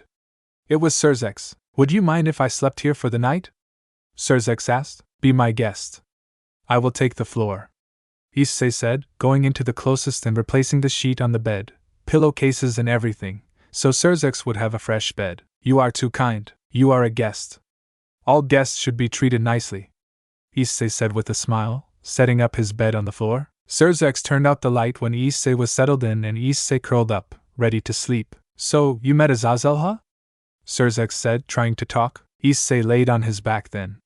Yeah, was all he said. How do you feel about him? Issei yawned. Well, I think he is kind of like me. He likes girls, and naughty things. He has no interest in starting wars. He seems like a great guy actually. I think he met up with you because he is interested in your powers, your abilities, the fact you survived nuclear explosions. So he likes sacred gears, right? Does he think I have a sacred gear? Well, I don't think so, but he does like interesting things. I see. So do you think he will try to use me for some experiments? I don't know, but Azazel is the governor of an organization with the power to affect heaven, the human world, and the underworld. He could cause a lot of issues, but he doesn't like war like Kokabeel did. The fallen angels was the first to withdraw from the Great War. Ah, well, he sounds like a good guy. I told him I would love to hang out with him again. Ha! No fear, huh? Why live in fear? I rather face my obstacles head on. Ah, you really are an interesting person. I have heard that many times, Issei said with a small chuckle. It never gets old. Well, you don't need to worry about anything. I will guarantee your safety. You saved my son, so I feel like I owe you anyway. Plus, my little sister is having fun. I have never seen her as happy as she is now. I feel that is thanks to you. Look, I really don't want special treatment for what I did. I am happy to have saved your son. I would have done what you would have done or anyone would have done. I am willing to give my life for people who deserve it. So basically, Rias and her entire family, you or your son, or whatever. I guess I just don't care much for fame right now. Maybe it is an acquired taste, but I just don't like the embarrassment or the paparazzi hounding on me. I just want to live. xDoug chuckled. I will give you something for your troubles of saving my son. I think it is only right. I will just have to give you something in the future. Well, I appreciate it, I guess, Issei said with a smile. Issei? Yes? Take care of my sister, of Rias, from now on too for me. Of course, Issei said sincerely. I am her pawn, her servant. I am her friend, I hope. Thank you. Good night. Good night. It was then their conversation ended and Issei went to sleep, dreaming of naughty things with a certain Mao. It was the day after xDoug slept over. It was about noon and xDoug was already gone, and the ORC decided it was a good day to go to the pool. Issei loved to swim, though he didn't get much time to do it back in Tokyo, due to his work on his science. Issei was dressed in a white swim trunks with hairy spiders on it, all in different colors. He was in the pool, floating on his back as the girls were in the changing room while changing. Kiba was also here, but he was busy in the shade on a chair bed, reading a book. He was also only in swim trunks. Issei, Rias called out to him. Issei turned his head towards the voice, and what he saw made him stop floating and thrash in the water as he sunk. He quickly stood up and coughed out some water, his eyes staring. Rias and Akino were there, wearing very tiny bikinis. Rias was wearing a red one and Akino was wearing pure white. You could easily see most of their legs and as they covered only the bare minimum. Issei was slightly drooling now, but he shook his head roughly, ridding the naughty thoughts from his mind. Issei, what do you think? Rias asked. Damn it, I have gotten so much worse ever since I survived the nuclear explosion. Is this suit making me more of a pervert? Issei thought. But sweet Jesus, those girls look fantastic in those bikinis. Issei. What do you think? Rias repeated. Issei woke up from his thoughts and looked at her. He looked away and rubbed the back of his head. It looks good on you, Issei said, trying not to stare. Issei, do you like mine? Akino asked, asking him cutely. Why yes. Issei replied, pinching his nose. Issei, I came after changing as well, said a very cute voice. Issei knew it was Asia. Issei turned and he smiled. Asia was wearing a school swimsuit, you know, the one piece that covered the entire body? There was also her name tag on it. It looked very cute on her. Asia, you are looking really cute in that. It suits you well. You too, Kaneko, you look adorable in it, Issei said, giving them a smile. Kaneko and Asia blushed a bit, and Asia gave him a warm smile. Hehehe, I am happy that Issei said that. Rias put her right hand on Kaneko's shoulder, coming from behind. She then let out a smile. Issei, can you do me a favor? Sure, Issei said, stretching his body. Could you please teach Kaneko how to swim? Issei raised a brow and looked at Kaneko, who looked away with red on her face. Was she overheating? Oh, it would be my pleasure, Issei said with a smile. I do not mind. Rias gave him a big smile. Thanks, Issei. I will leave the matter to you. About 5 minutes later, Issei and Kaneko were in the water, Issei holding her hands gently as he strung her along in the water, letting her kick. That is how it is done. You are doing very well, Issei said, making sure to watch her carefully. Keep it up, Kaneko, Asia said from the sidelines. She also did not know how to swim, so Rias asked him to teach her. Issei agreed. Kaneko was busy taking small breaths, putting her head in the water and breathing out every now and then, learning how to swim. Issei was smiling, enjoying the time he spent with Kaneko. He loved spending time with his friends because he now had friends. He did have Irina, but it wasn't for very long. They were friends for about 3 months, then she left. Pyu was sorry for making you help me out, Issei, Kaneko said, very apologetic. No, it is alright with me. I do not mind at all. I actually enjoy helping you out, Issei said with a big smile. Issei then hit the back of the pool, not paying attention. Oops, we have reached the end, Issei said with a laugh as Kaneko collided with him. Issei turned slowly, looking down at Kaneko, who was red in the face, which worried Issei. You are unexpectedly gentle even though you seem to have so much strength in you. Is that really strange? I have no ill will towards you. I would never hurt you. Are really strong people rough? They sometimes do not know how to hold back. Oh well, it is a gift from having Satan around. You have to be carefully with small creatures. Including you, Issei said, smiling.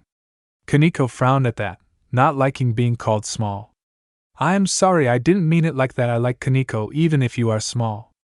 Kaneko is small, and I think that is best, Issei said with a big smile. Kaneko turned her head away, a blush on her face. Issei patted her head gently, as he kept helping her swim.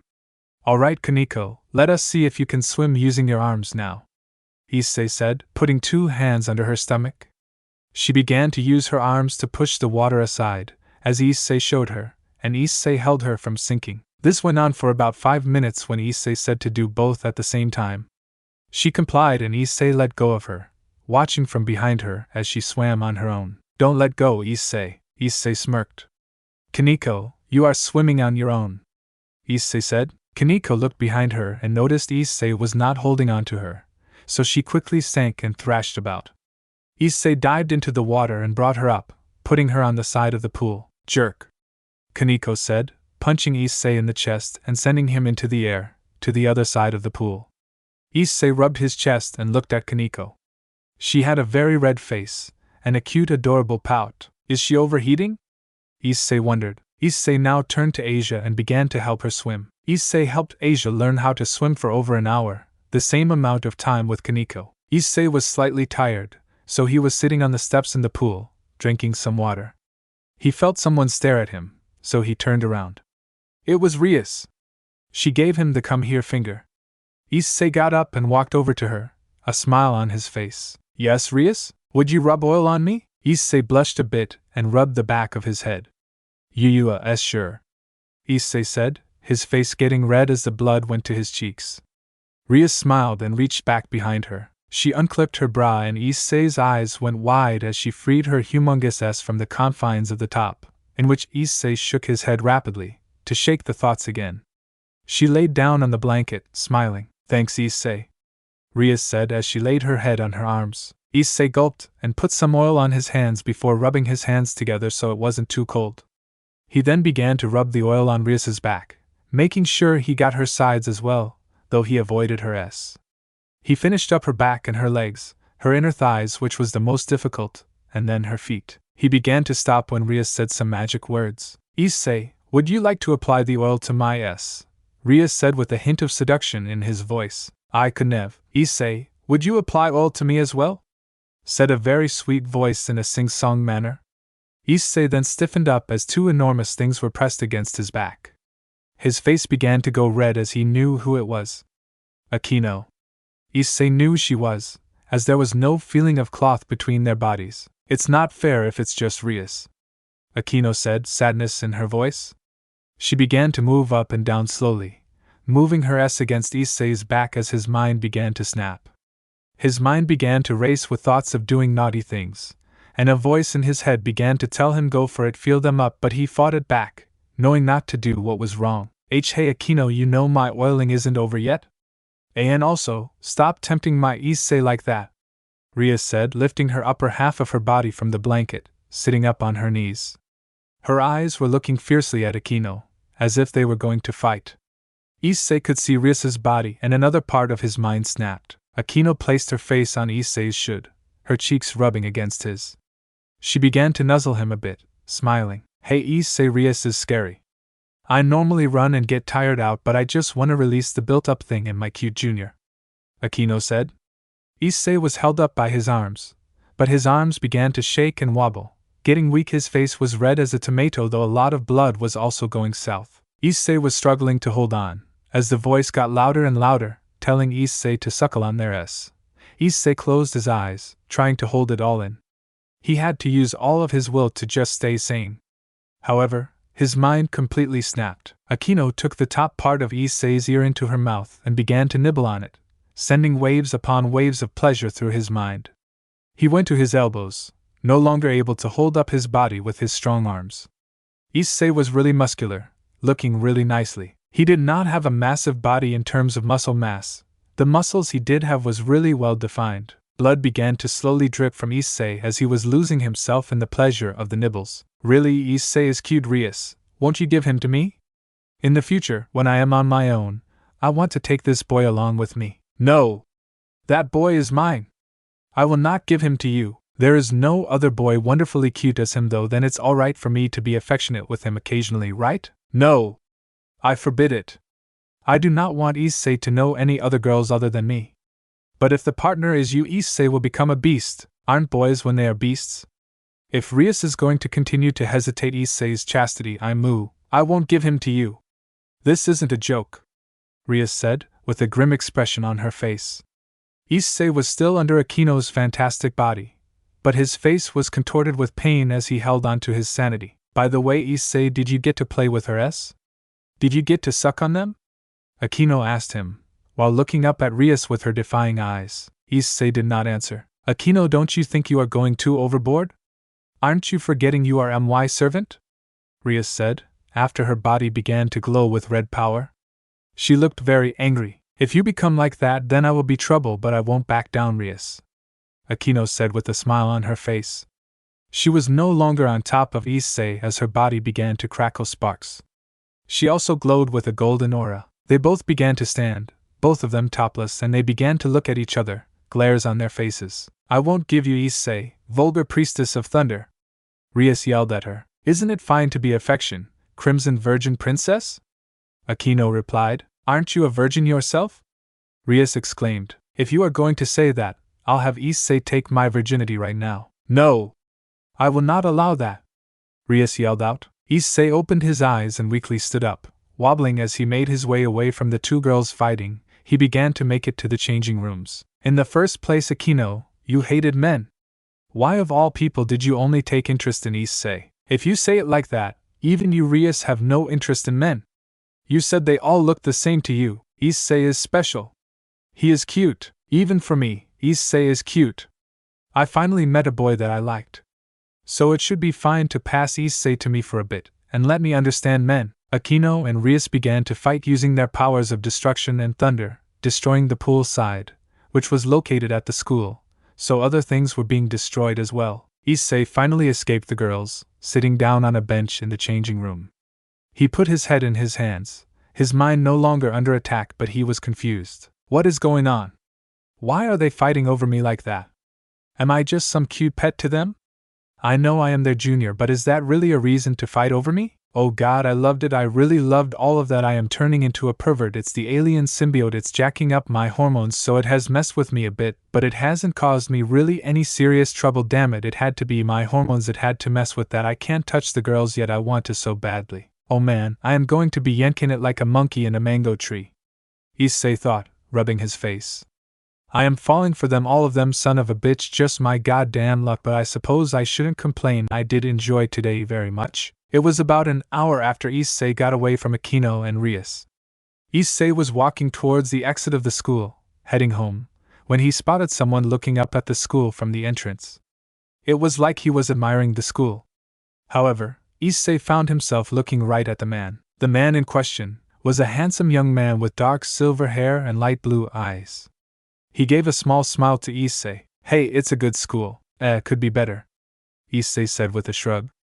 Issei began to walk past him when the man said something to him. So, were you the one who killed Kokobile? The boy asked. Issei stopped moving for a moment and turned. Depends on whom is asking, Issei said, raising a brow. He then leaned against the front gate. I am Valley, the vanishing dragon. I'm sorry, but I really don't know who you are, but forgive my ignorance. I just became a devil a couple months ago.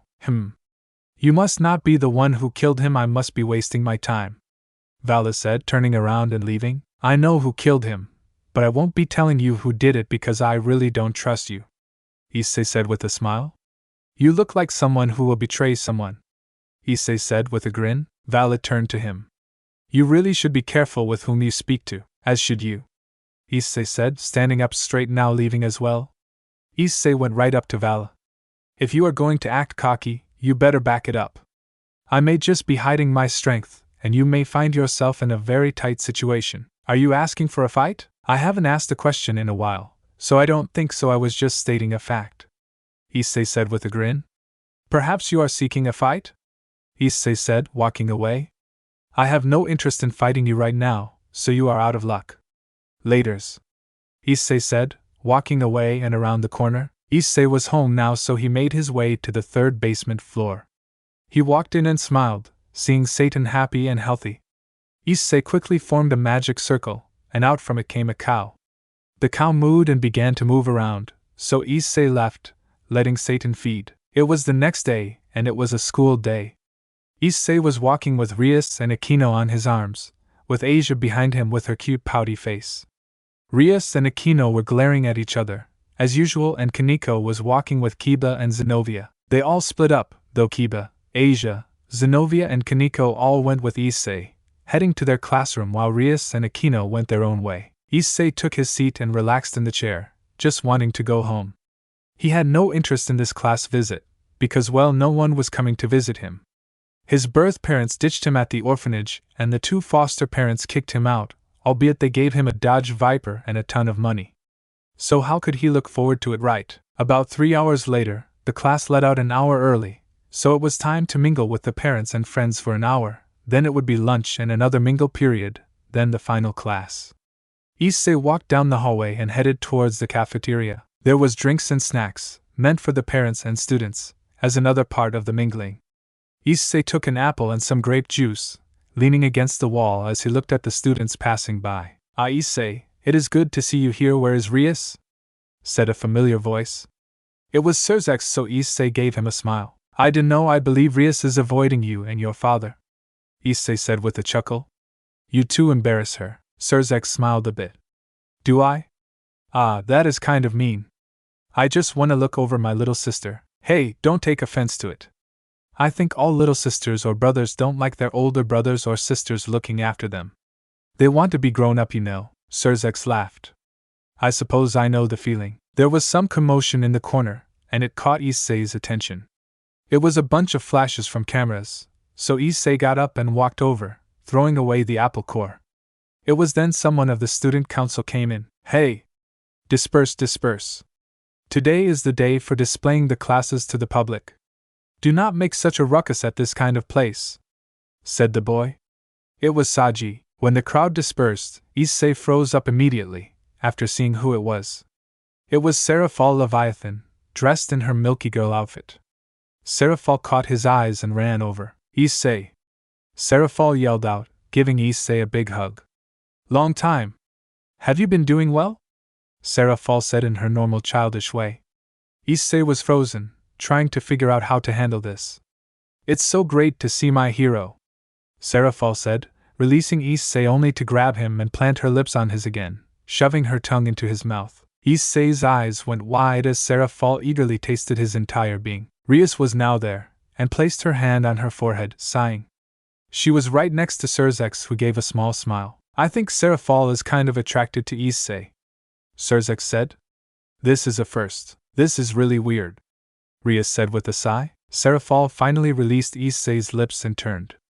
She spotted a figure in the distance. Sona. Sona! Found you! Seraphal went, running after Sona, who turned. No!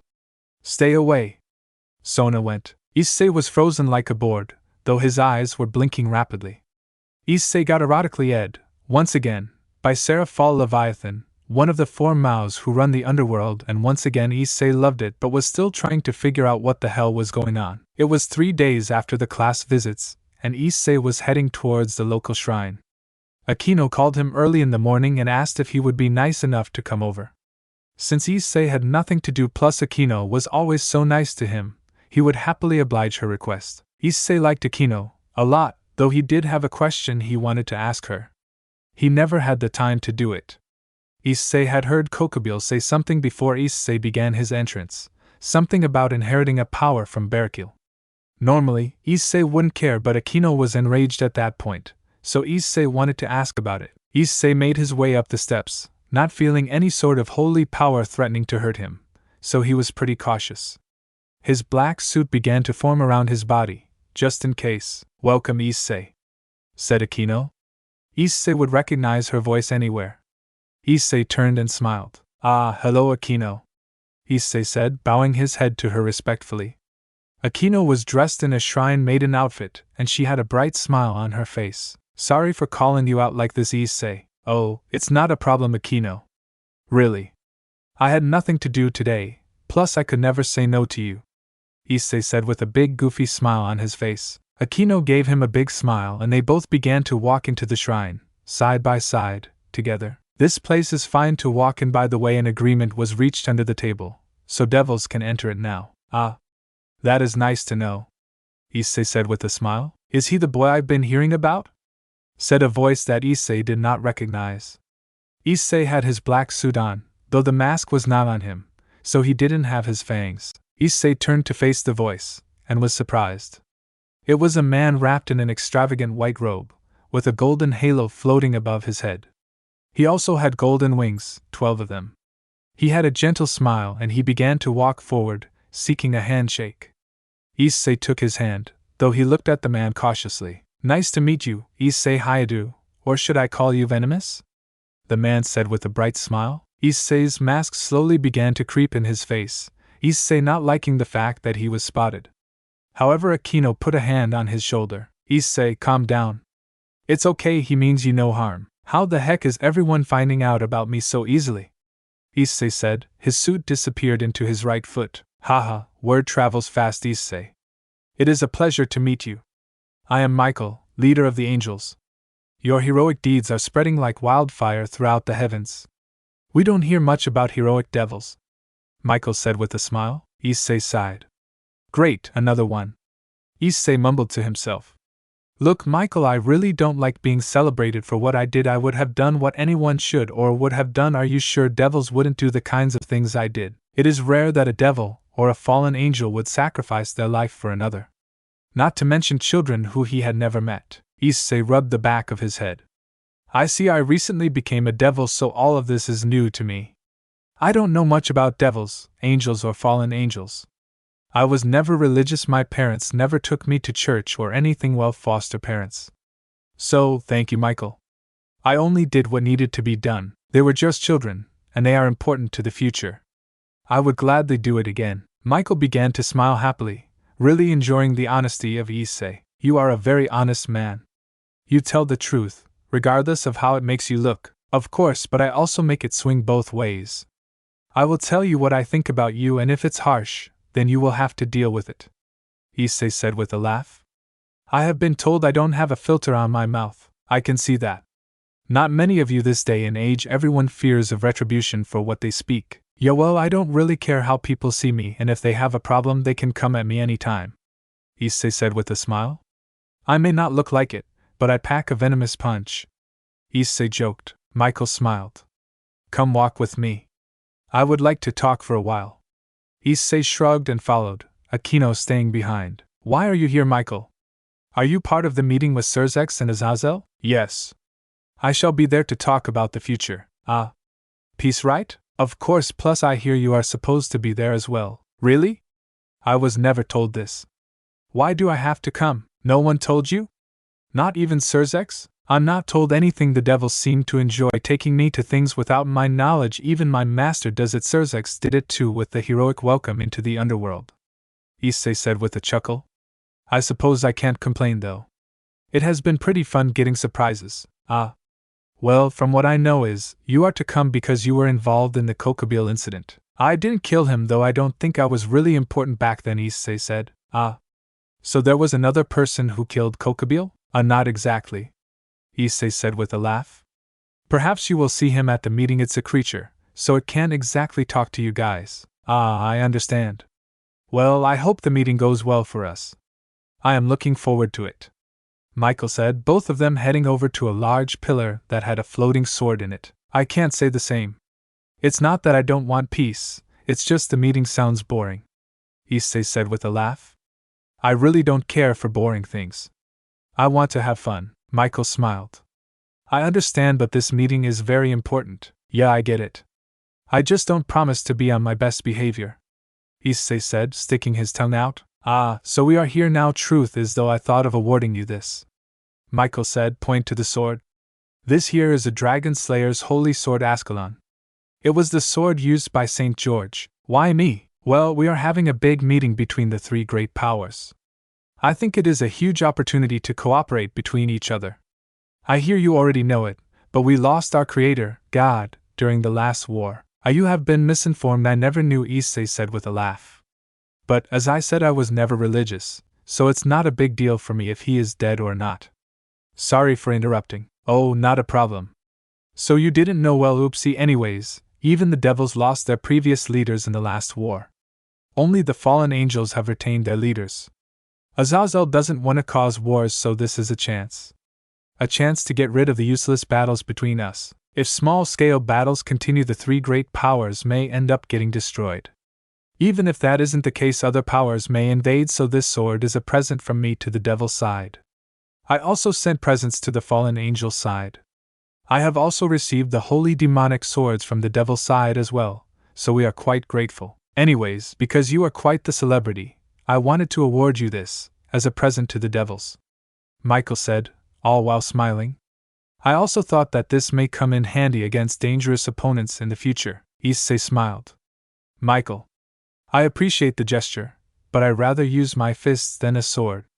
I have not trained with a sword anyway, and I would become very weak and useless if I use it. I would like to take it, but I would rather give it to one of my friends who can use it better. Would this be okay? Of course. I like you, Issei. You are one of the first devils I have met who is so kind and caring, enjoys life, and doesn't care about fighting or anything. You just want to live your life. You are honest, brutally so, and you are willing to sacrifice your life to do what is right. So go ahead and give the sword to one of your allies. I would be more than happy to see your friends stronger alongside you. Well, I will love to take the present from you, Michael. I consider it an honor to meet you, Issei said, bowing his head respectfully. Michael smiled. I have high hopes for you. I am placing my hopes in you, Issei, so we can all hold our hands together like we did a long time ago, when the two dragons entered the battlefield, Michael said, putting his hand out for another handshake. Issei took his hand and shook it. I hope to live up to your expectations. It was really great meeting you. The pleasure was mine, Issei. Well, it's time for me to go, Michael said, turning to leave. Michael? Yes? I want to ask a request of you. I know it is rude, but it's something I have been wanting for a while. Let us hear it after the conference, okay? I will definitely hear it. Don't worry, Michael said, giving one last big smile and disappearing in a flash of white light. Issei left the shrine and saw Akino sitting on the steps. Do you want some tea, Issei? I would be most honored to have tea with you, Akino, Issei said with a smile. Akino poured him a cup of tea from a pot she had at her side, and Issei took a seat on the other side of her. She handed him the cup of tea and he took a sip. He began to look out, his face in thought. Issei, are you all right? Akino asked with a smile. I'm not sure. Akino, there is a question I want to ask you, but I don't know if I should ask you. Go ahead and ask, sweetie. During the battle with Kokobio, before I made my entrance, I heard something and then I saw your reaction to it, so my question is, are you the daughter of one of the leaders of the fallen angels? Issei asked, looking down at his lap. Akino's smile began very cloudy, unhappy. Yes, I am. Originally I was born between the leader of the fallen angels, Barakiel, and a human, Akino said, her voice slightly upset. My mother was a shrine maiden, and I heard on a certain day, my mother saved Barakiel, who had collapsed from injuries. From the fate of that day, I was born. She continued as she expanded her wings from her back. She had 2 wings, though it was not 2 devil wings. One was a devil, and the other was the black wing of a fallen angel. Their dirty wings, the wing of a devil and the wing of the fallen angel. I possess both of them, Akino said. Issei looked over at her as she grabbed the black feathers of the wing, as if despising them. While hating these feathers, I met Rias and became a devil, but what was born was the wings of a fallen angel and a devil, a disgusting creature. Fufufu, this may suit me who has dirty blood flowing in my veins, Akino said with self-derision.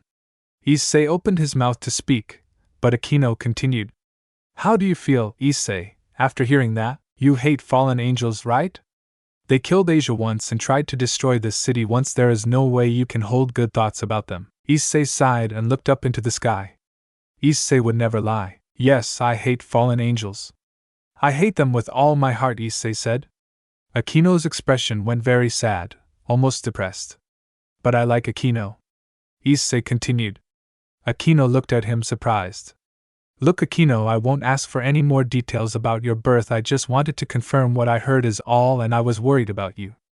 Actually, I am thinking I was an idiot for asking you the question. After all, I can be quite insensitive, I guess. I have the blood of a fallen angel in me, you know? Can you forgive me? Although I reincarnated into a devil, the fact remains is I have the blood of a fallen angel in me. I may have approached you wanting to get hated. You know, no, that is definitely the case. I am the worst kind of woman, Akino said, continuing with her self-derision. It has no relation to me, Akino, Issei said, standing up and looking out as the gentle breeze flowed through his hair. He then rubbed the back of his head. Akino, you are a very kind girl. You are a great senior, and I could never hate you. I definitely hate fallen angels, but I think Akino is different. Even if you have the blood of the fallen angels in you, Akino is Akino. I have never once had thoughts of dislike towards you, even after hearing that you are part fallen angel. I could never hate you. I like you even now, so there is no problem, right? Ah, I keep going around in circles. I really need to get better at speaking. Akino, you should understand something. I think if you are a good person, it shouldn't matter where you are from or who you were born from. That is why I could never hate you, Issei said with a sigh. He turned and he was shocked as he saw Akino's face. Akino was crying, tears running down her cheeks. Did I say something bad? Issei said, kneeling down in front of her, worry on his face. Akino shook her head, smiled brightly, and wiped her tears. You said some killing words after hearing that. Won't I really get serious? Akino said. She then grabbed Issei and hugged onto him tightly. Akino? Issei stuttered out. Akino put her face on his shoulder. She then began to whisper into his ear. I have decided. Issei, do you like Rias? Yes? Issei said, really confused. That's a given. She's serious as well, so legal wife is impossible. There is a possibility of Asia being the legal wife as well, so the first and second position can't be shaken, I guess. Huh? Issei said, his eyes blinking rapidly in confusion. Hey Issei, why yes? I won't mind being third position. Huh? Third position? Yes, third position. I think it's a comparatively good position. Above all, there's the feeling of unfaithfulness, so it'll be burning. Ofufa Issei, is it fine if I spoil you more? Issei was unable to speak as he was just completely confused. What the hell was she talking about? Even with Issei's vast intelligence, women were still a goddamn mystery. Akino and Issei stayed like that, hugging and hugging for over 30 minutes, but then it was time for the conference. Rias knocked on the meeting door, and she opened it, saying, "Excuse us." They walked into a large room within the school, which had a giant and gorgeous-looking table. It was very high-end and pompous. Surrounding it there was Surzex, Seraphal, Michael, Azazel and Vala, my younger sister, and her family. Surzex said, introducing them. Noticing Seraphal, who gave Issei a cute wink, Issei quickly put his black suit on his feet and leapt onto the ceiling, standing upside down. He was not having any more erotic yet confusing encounters with Seraphal. Rias looked up at Issei and so did everyone, confused on why he did that. "Issei? What are you doing, hanging around? Yourself?" Issei said, cracking a joke. Michael, Azazel and Surzex smirked at this, as did Akino and Asia, but Rias just sighed and sat down next to Surzex, rubbing her temple. She wasn't going to deal with this. Anyways, in the attack of Kokobile, they were active during the raid. Surzex said, "I have heard the report. I give my thanks once more." Michael said to Rias. Rias bows to him, acting coolly. "Sorry Kokobile of my side caused you trouble," Azazel said with a timid expression. Rias twitched her mouth. "Take your seats over there," Surzex said, motioning to the other members of the ORC. The ORC took their seats. Those Issei remained upside down on the wall, though now he sat down. Vala was looking up at him, a curious expression on his face. Issei turned to him and gave him a slight wave, which was given back by Vala. "Now that everyone has arrived, let us begin." Surzex started. It was then the meeting between the three powers began. It went on for about an hour, talking about this and that, but Issei was bored. He laid down on the ceiling and closed his eyes, taking a small nap. Azazel noticed this and chuckled a bit, which got the other members to look up at Issei. There was mixed reactions. Rias had an annoyed face, Surzex, Azazel and Michael smirked. Vala was still curious about how Issei was sticking to the walls. Seraphal was also smirking, and the other ORCs were smiling but shaking their heads. Issei was really an interesting existence. "Now then, Rias, could you speak about the incident a few days before?" "Yes, Lucifer," Rias said, bowing. "Kokobile attacked that night, wanting to cause Ragnarok, so we went to battle against him. He wanted to draw out Surzex. However, that is when Issei returned. Issei returned and he brought his new friend, my newest rook, and the rook slayed Kokobile very quickly. That is all I have to speak of for this matter," Rias said, bowing to everyone. "Interesting. Who is this new rook?" Surzex asked. He was genuinely curious. So was Azazel and Michael. However, Issei was the one to speak up. "He is currently at my house. It is a very deadly creature that can slay a god. Rias, I was going to have you find out on your own, but he doesn't listen to you. He only obeys me. However, he will do what you say as long as I say it's okay to listen to you for the moment, or whatever." Rias sighed. "I expected as much." Michael looked at Issei. "Is this creature a threat to us?" he asked. "No, he will only be a threat to you if you piss me off and I tell him to sick him, boy," Issei said with a big grin. Rias face palmed. "Issei, you aren't helping," Issei smirked. "And you thought I would?" Issei said, cracking another joke. Azazel began to laugh and Surzex chuckled. Vala smirked as well, but Rias was really annoyed. "But anyways, Michael, he won't be a threat unless you make him one." "That's fair," Michael said. "Now then, Azazel, I know about the story of you not wanting to make anything big occur against us. Is that true?" Surzex asked. "I don't have any interest in wars, I just have an interest in sacred gears," Azazel said. "Anyways, how about we make peace? That is what we came here for, right?" Azazel said. Michael was surprised but smiled. "Yes, I also plan to propose peace to the Devil's Side and the Grigori. Even if we continue the relationship of the three factions like before, it will become damaging to the world right now. We are the same.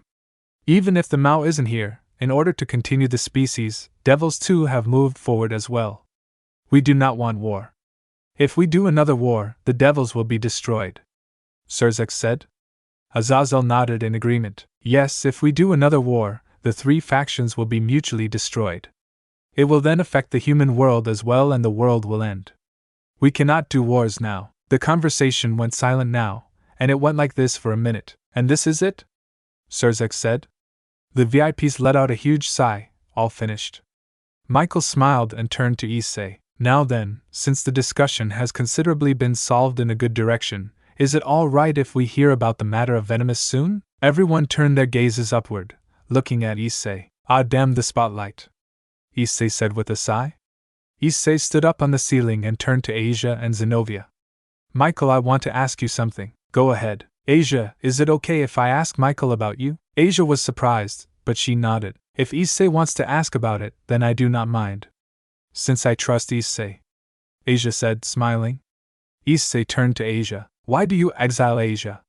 Issei asked. Everyone put on an astonished expression. Issei, however, looked at him, determined. Michael replied with an earnest manner. I can only apologize for that. After God was killed, only the system to govern divine protection, mercy and miracles remained. This system was the system to perform the miracles that God did. God made the system and used it to bring about miracles above ground. To bring about the effects of holy things like exorcism or the crosses, was also the powers. Are you saying that after God died, the system had some trouble? Issei asked. Michael nodded. Yes. Honestly, it takes a big toll on anyone who uses it with the exception of God. With me as the center, every one of the seraph was somehow able to start up the system, but it is lacking compared to the time God existed. It really is an unfortunate thing, as those who can be granted salvation are limited. For that, there was a need to keep away those people related to the church who can possibly influence the system. Asia Argento's twilight healing is one of these things. Asia is included because she is able to heal devils and fallen angels, right? Michael nodded again. Yes, if there is a person who can heal devils and fallen angels present within the followers, it will influence the faith of the ones around her. The source of living in heaven is the faith of the believers. Because of that, twilight healing is a forbidden sacred gear which can cause an influence on the system. Also, as an example of the influence on the system, Zenobia interrupted. Those who know about the death of God, right? Yes, that is right. To lose you, Zenobia, is a serious wound even for us, but apart from us, seraph and a part of the higher rank angels, there aren't a lot who still think God is alive. I apologize, but there was no other way but to make you and Asia heretics, Michael said, bowing his head to the girls. Zenobia began to shake her neck sideways, smiling. No, Michael, please do not apologize. I understand. I forgive you. Even like this, till I reached this age, I was brought up by the church. I somehow felt it was a bit irrational, but I understand now. The fact that you reincarnated as a devil, that is our crime. It's all right. I regretted it a bit, but the things I couldn't do when I was serving the church, I can do it now. It is making me very happy. I may anger the other believers, but I am satisfied by my current life, Zenobia said with a smile. Asia stood up and put her hands together. Michael, I also feel I am happy, since I now have a lot of important people. I have also met and talked with the Michael from the Bible who I admire. It is an honor, Asia said. On Asia's and Zenovia's words, Michael showed an expression of relief. Sorry, I am grateful for your forgiving hearts. I leave Durand out to you, Zenobia. Since it is the family of the sister of xDoug, I am at ease that it won't be used by those who do as they please. Azazel looked at Asia and she began to tremble.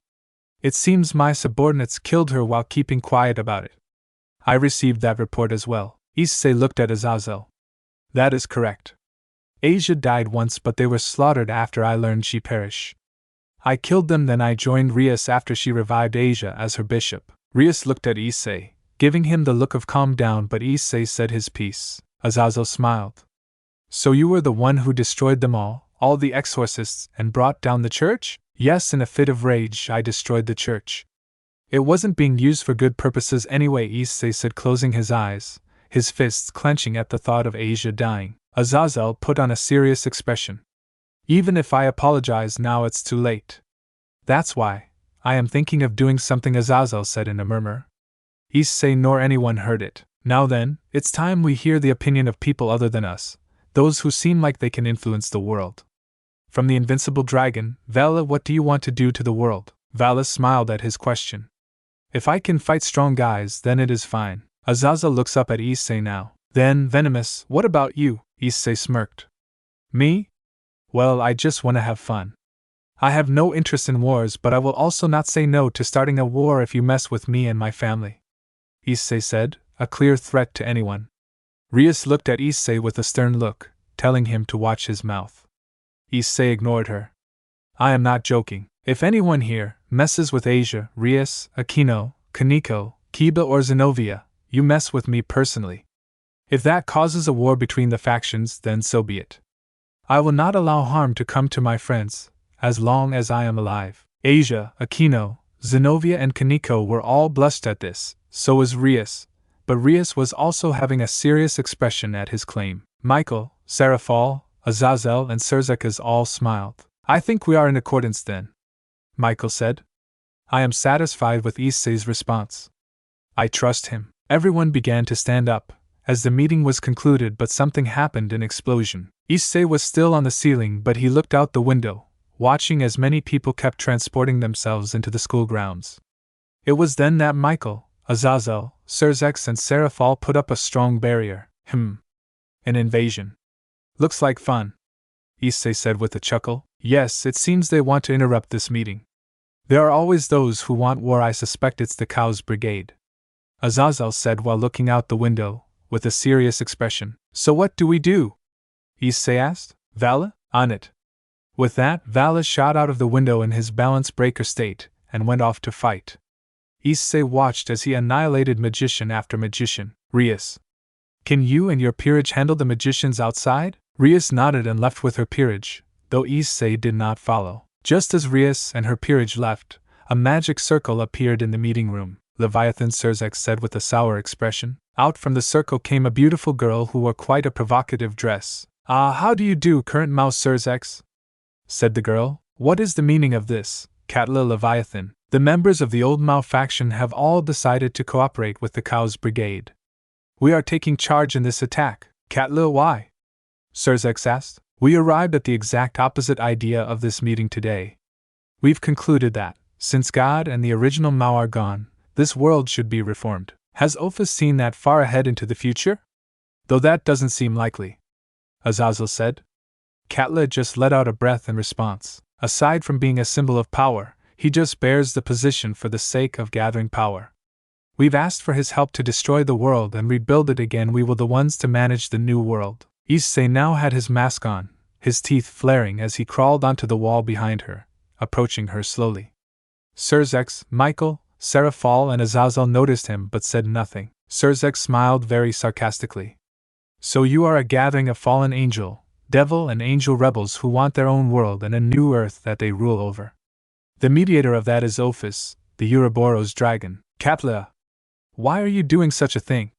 Seraphol asked. Issei's black suit began to appear on his body, covering his body slowly as he crawled his way on the ceiling, closer to the back of the girl.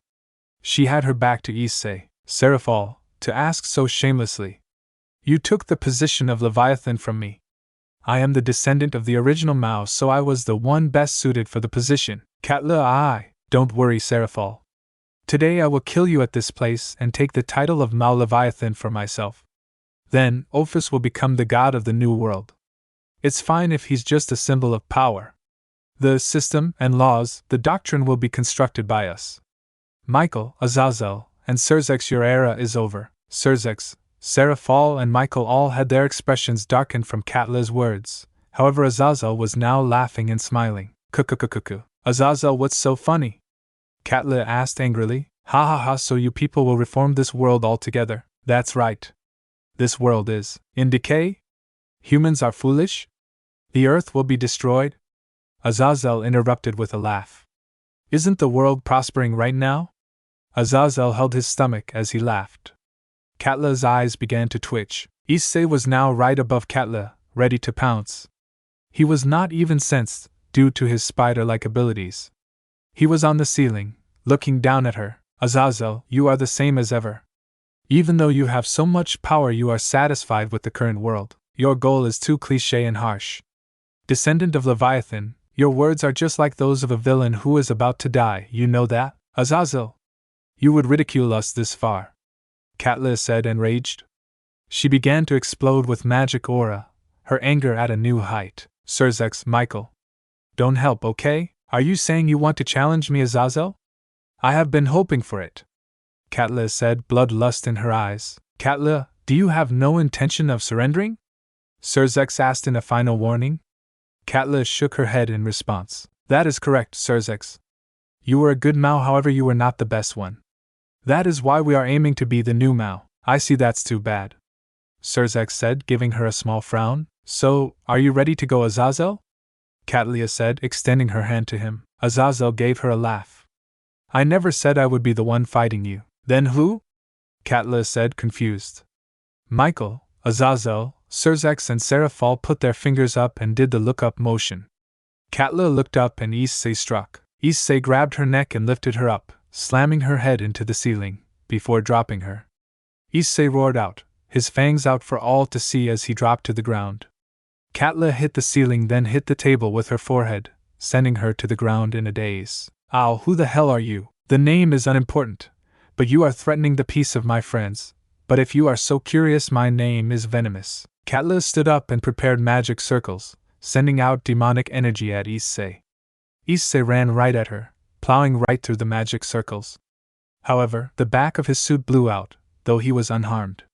The front of his suit was also unharmed as the suit transferred the magic power to the back of the suit. Issei charged right into Katla, grabbing her neck and her shirt where her stomach was, running her through the wall. He kept on moving like a juggernaut, running her through each wall. She kept on firing magic right into Issei's face, but the magic was absorbed and all it did was blow out the back of Issei's suit. The suit kept on repairing, and Michael, Azazel, Xerxes and Seraphol watched as the suit acted like a living organism, repairing immediately. What the heck is that on him? Xerxes wondered out loud. Looks like a living organism has fused with his body.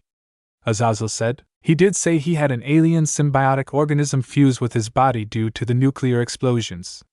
Xerxes replied. They all sat there, keeping up a barrier, watching the fight together. Azazel, however, stood up. Mind if I go help your sister? Azazel asked. Xerxes smiled and waved him off. With that, Azazel grew 12 black wings and flew out into the battlefield, destroying target after target.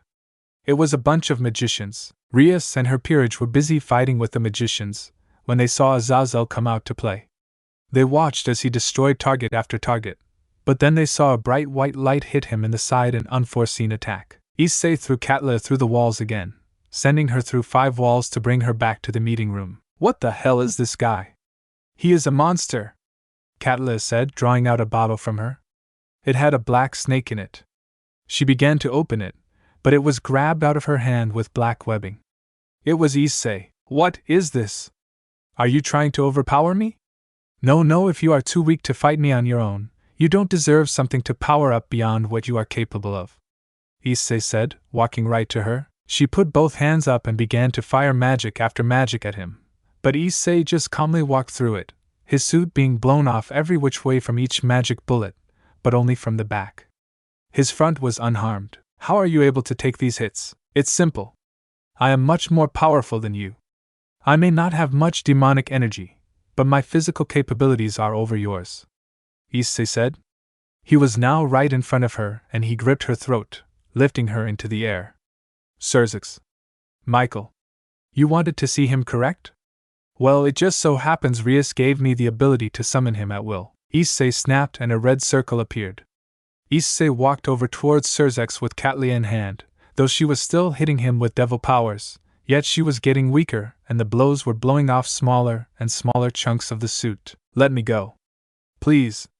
I won't do this again. Don't kill me. I'm not going to kill you, Issei said, looking at her, his fangs glimmering as he smiled. You aren't, then let me go. Oh no, you are mistaken. I am not going to kill you, my friend is, Issei said. He punched Katla in the side once, then threw her across the room, letting her slide. Michael and Xerxes stood up as they saw him. Seraphol also stood up shortly. All 3 of them had their mouths wide open as they saw him. 8 red eyes. 8 legs. A massive body for this creature. 12-inch fangs. Immense physical strength. Satan. Katla slowly stood up and she turned around, looking right at Satan, who was in his threatening posture.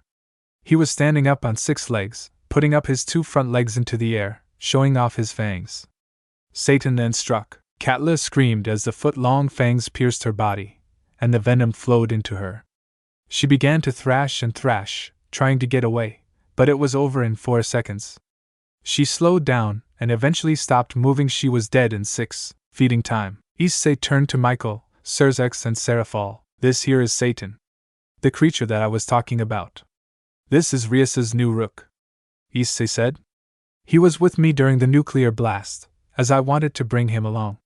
So this is the new outcome. I can feel the power. He can slay a god, xDoug said, surprised. Yes, he can. Though he doesn't attack humans or humanoid creatures unless I tell him to. He feeds on cows and other large animals. xDoug, Michael and Serafal took a seat, surprised. Issei? Could you go help outside? xDoug asked. It looks like there is a major issue. Issei nodded and ran outside through the window, leaping into the air before shooting out a web at the barrier, using it as a solid object to swing around on. Azazel was on the ground, blood coming from his side. So you're betraying me under these circumstances, Vala? That's right, Azazel, Vala said, hovering above in his balance breaker form. I no longer feel her presence. She was destroyed, Vala said, talking about Katla. That is because I had her killed, Issei said, swinging in, grabbing Vala by the throat as he turned around. Issei swung him right into the wall of the school, before swinging back to Azazel. You alright, Azazel? I'll be fine, but you got a serious matter to deal with, Azazel said, pointing to the wall. Coming out of the destroyed section of the wall was Vala. He shrugged off some debris and flew right into the air. Ah, so you are not weak as you look. You don't look too bad yourself, Issei replied. Vala took a fighting stance, but Azazel spoke. When did you decide to do this? I got the offer one day returning from the mission to take Kokobile back. Sorry, Azazel, but this side seems to be interesting. So has the vanishing dragon surrendered to Ophis? No, I am just cooperating stubbornly. They gave an attractive offer. Wouldn't you like to fight against the Asgard? When they said that, I couldn't decline as someone who wants to test my power. Azazel, you dislike the idea of fighting with Valhalla, right? You dislike war. I told you to become strong, but I should have also said don't only make factors that will destroy the world. That is unrelated. I just want to fight eternally. I see I may have anticipated somehow in my heart that you would leave my side since the time we met. Till now, all you have ever wanted was to fight with strong people. Vala smiled, then turned to Issei. My real name is Vala Lucifer, and? Why would I care? Issei asked. I really don't care for your name or who you are. I just know I need to kick your ass, Issei said with a smirk, his fangs glimmering in the sunset. He means he is the strongest of the vanishing dragons to ever exist, Azazel said, slowly sitting up. It means nothing to me. He will see whom he is messing with, Issei said, shooting out a web onto Vala's foot and swinging him around and around, before slinging him right into a pole. Vala quickly got up and charged at Issei. Divide, said the jewel on Vala. It did not affect him, partner. He is somehow immune to our power, said a voice from the jewel. What? How can someone be immune? Vala exclaimed. Issei swung right at him and grabbed him by the neck before slamming right into another light pole. It is simple. I am not just a devil. I am part alien, Issei said. Vala stood up and charged at Issei. What are you talking about? Vala said, flying right at Issei with a haymaker ready. Issei, however, ran right at him, jumped, and used him as a springboard. Issei then turned in the air, shot a web onto the barrier, shot another web onto a drain cover and swung it right at Vala, hitting square in the head, knocking off part of the armor. This suit is alien in nature. It came from space. It fused with my body due to a nuclear accident, Issei said as Vala stood up, repairing his armor. Issei, however, was right at him, throwing a punch at Vala's face. Vala, however, put his arms up to block, but it was a fake. Issei punched him right in the gut, before sending a fist right at his face as Vala tried to block the punch in the stomach. Vala, however, ducked, but Issei sent his knee up, striking Vala in the face. Issei then sent a fist right into Vala's left cheek, forcing him to stagger back and look away. When Vala looked back at Issei, he was sent flying from a vicious uppercut by Issei. Vala stood up quickly from the uppercut once he landed, but Issei right on top of him again. Issei sent a punch into Vala's left cheek, then another uppercut before Vala could even respond. Issei was fast, and he was vicious. The armor on Vala was shattering from each blow, and it even penetrated Vala's body underneath the armor. Azazel was standing now, watching the fight between Vala and Issei, if you could call it that. There were no more magicians around, all of them either left or were killed. Only Vala remained. Your pawn's power is amazing, Azazel said. What is he? He is the first of his kind. He was bitten by a spider, given spider powers, then he got an alien symbiotic organism fused with his body, though this fighting style he hasn't used this before. He was more of the play with the opponent type and more dodging. He was not one to just attack and attack and attack, Rias said, watching with Akino by her side. Asia was hiding behind Kiba, who was also watching. Asia was kind of scared. Kaneko was watching as well. Perhaps the suit has changed his personality? Azazel wondered. We thought that too, but maybe you are right. Hopefully it doesn't affect him too much like how he acts towards everyone else, Rias said. Vala got his bearings and grabbed Issei by his shoulders. Vala headbutted Issei, who staggered back in pain. Issei roared at Vala, his teeth dangerously sharp. Vala sent a punch right at Issei's face, but Issei gripped it with a fist. Vala attempted another punch, but Issei grabbed the forearm. How are you so strong? What power do you have? What are you?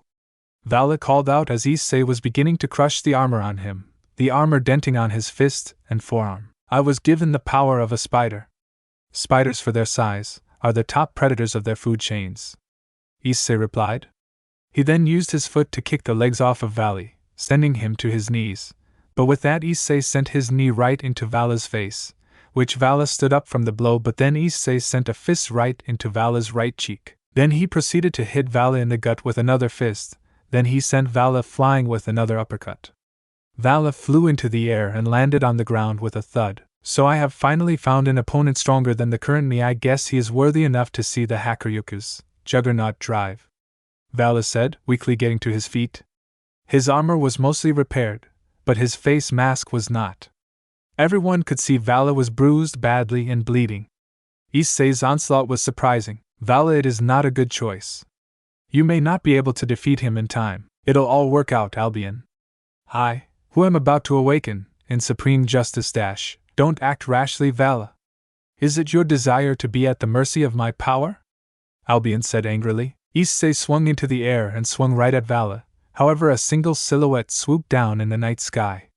He landed right in between Vala and Issei, so Issei quickly changed his course before skidding on the ground. The man was wearing armor that would be worn by a military commander from ancient China. Vala, I have come for you, said the young man. He had a refreshing-looking face. He spoke with a cheerful attitude. Ah, Biko. What have you come for? Vala said, wiping the blood from his mouth. He was standing on his wobbling legs. Isn't that cruel? I made a long journey and came all the way to this island country because my partner was in a pinch. The other guys were making a fuss. Because we're joining together to fight Valhalla, you were supposed to flee and return right away. The mission failed, right? So what happened? Where is Katla, the boy in the black suit over there? He killed her, Vala said. Biko turned to face him, then looked back at Vala. So this is the boy who was kicking your ass? Yes, he is something we did not calculate. His power is strong and his blows can penetrate armor and hit the body underneath. Interesting. Well, your observation role is over. You need to come back with me, Biko said. Ah, so it's time. Issei walked forward. Who are you? Issei asked. The material on his mask was peeling off. He is the descendant of the victorious fighting Buddha, Azazel answered. Issei put on a blank. Sorry, I don't know that. I don't study ancient history, Issei said with a small laugh. He is Son Goku, the famous monkey in the Journey to the West. Still not ringing a bell, but I am guessing he is famous? Yes.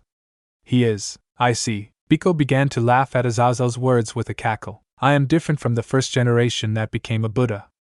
I just like to live doing as I like. My name is Biko. Nice to meet you. Who are you? I am Issei Hyoudou, though I also go by Venomous. Ah well, it was nice meeting you. See you around, Biko said before he slammed his staff into the ground and a darkness spread over the ground. Vala and Biko began to sink into it, and they escaped. We will meet again, Hyoudou. We will fight again. You are an opponent I plan to surpass. Get stronger, Hyoudou. Issei waved his hand, and like that, they were gone. Issei was no longer in his suit, and he turned to Azazel. You alright? I will live. You are quite an interesting character, Azazel said, now flying back to the meeting. Issei yawned loudly and he turned to leave the meeting place. He snapped, and with that, he sent Satan back home. Issei left Rias and everyone behind, not caring to stay behind. He was sleepy. Issei arrived home 5 minutes later and he quickly took a quick bath, washing off the sweat from his fighting. He then went to his bed, plopping down and yawning. He fell asleep quite quickly. Issei Hyoudou is Venomous, a creature of pure power. He has the abilities of a spider. He can detect danger.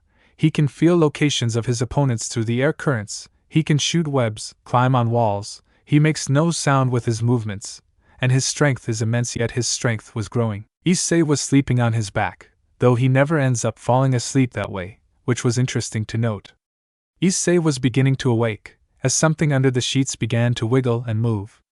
Issei's eyes went wide as he registered something was under his blanket. He froze, knowing it wasn't anything dangerous, but he was trying to figure out what the hell it was. What is this? This feelings, it's so soft, oh sweet Jesus, it feels amazing. Wait, I know this feeling, Issei thought. The feeling got closer and closer to Issei's head, and when he slowly looked down at the blanket, Issei's eyes went wide. He was correct that he knew what it was. Ufufu. Good morning, Issei, said a very beautiful voice. It was a beautiful girl with long black hair. Akino, and she came out from inside the blanket. Akino was the vice president of the Occult Research Club, or the ORC for short, and a third-year senior. She was one of the two great beauties of Koa Academy, and she had the biggest S of the two. Akino usually wore a ponytail, but this morning she was wearing her black hair without it, so it was all over the place. Akino was wearing a very thin yukata, so Issei could feel her body heat. She crawled right up to Issei and snuggled into his side, right between him and Rias. Oh yes, Rias was in his bed, on one side, and Asia was on the other. They were both just sleeping on the large bed, not snuggling up to Issei. Oh God, so soft, her ass so nice, sweet Jesus. Do these girls know what they do to me? Sweet Jesus, she smells so nice, Issei said, his thoughts getting naughtier and naughtier. Akino brought her face near Issei's neck, then stopped moving. I've arrived, Akino said with her sweet voice. She then tightly embraced Issei, hugging onto him tightly. Chua. Issei's mind snapped at this, because Akino gave him a on his neck. Akino began to intertwine her legs with Issei's, laying her body almost on his, though she was also on his side as he laid frozen on the bed. Issei was becoming very stiff. Issei was enjoying this, as his mind kept roaring with the desire to attack her. Akino began to intertwine her fingers with Issei's, and the scene looked like they were lovers. Akino then began to make her skinny fingertips crawl up his body, forcing him to shiver. Issei's body is quite sturdy, thanks to you becoming venomous. A man's skin feels better than I imagined, or is it because it is Issei's body? Hey Issei, does my body feel good? Akino said, delivering the final blow. She blew into his ear softly. His right leg began to twitch happily. Issei nodded rapidly. Why yes, Yufufu. I am happy. You can enjoy this body even more if you want to, you know? I also want to know more about Issei's body, though I say that, since there's a scary girl sleeping next to us, there may be a limit to it, but whether we get caught or not, this critical moment is fun. Akino became quite erotic early in the morning, and this confused Issei. Is she telling me I can play with her body? No, she can't like me like that, she is my senior, and I'm just some nerd, Issei said. Issei was always treated like a nerd, so girls would never want him. He has been on dates before, but they were either dares or a single date after he helped them for a test. Issei was never one to have a girl like him, especially girls so pretty like these girls that surrounded him. Akino raised her body just a little and hung right over Issei, smiling down at him. Her black hair fell all over him like a curtain, masking him in the silky darkness that is her lovely hair. Akino then began to lean forward, getting closer to his lips, though it would be nice if time could stop, but as expected, just as Akino's and Issei's lips began to connect, a very recognizable voice was heard. Akino, what are you doing? When did you get into this room? Rias said. She glared at Issei and Akino with very displeased half-closed eyes, her ass in perfect view. God, these girls are driving me nuts, but sweet Jesus, I'm loving it. Ba da ba. Akino turned towards Rias, showing off the fact that her hand was intertwined with Issei's. This is skinship. I thought I would have a nice morning with my adorable Issei, so I came in after all. Being in bed alone is lonely. Rias's eyebrows raised up at what Akino said. She snapped, My. Since when did you become Issei's master? Rias spoke as her whole body trembled. Her mouth was also twitching. Even if I am not his master, I am his senior. It is a senior's duty to be affectionate with their juniors. Rias slowly brought her face close to Akino's face. She then spoke with a voice filled with anger. Senior, I see, so that is your reasoning. This room is close to being a sanctuary for me. My only absolute healing place. Asia aside, I can't have other intrude here. This is my and Issei's room. Issei raised a brow. Wait, when did this become Rias's room? Issei wondered. Akino smiled a little at Rias's room. Oh my, the young lady has a strong desire to monopolize, doesn't she?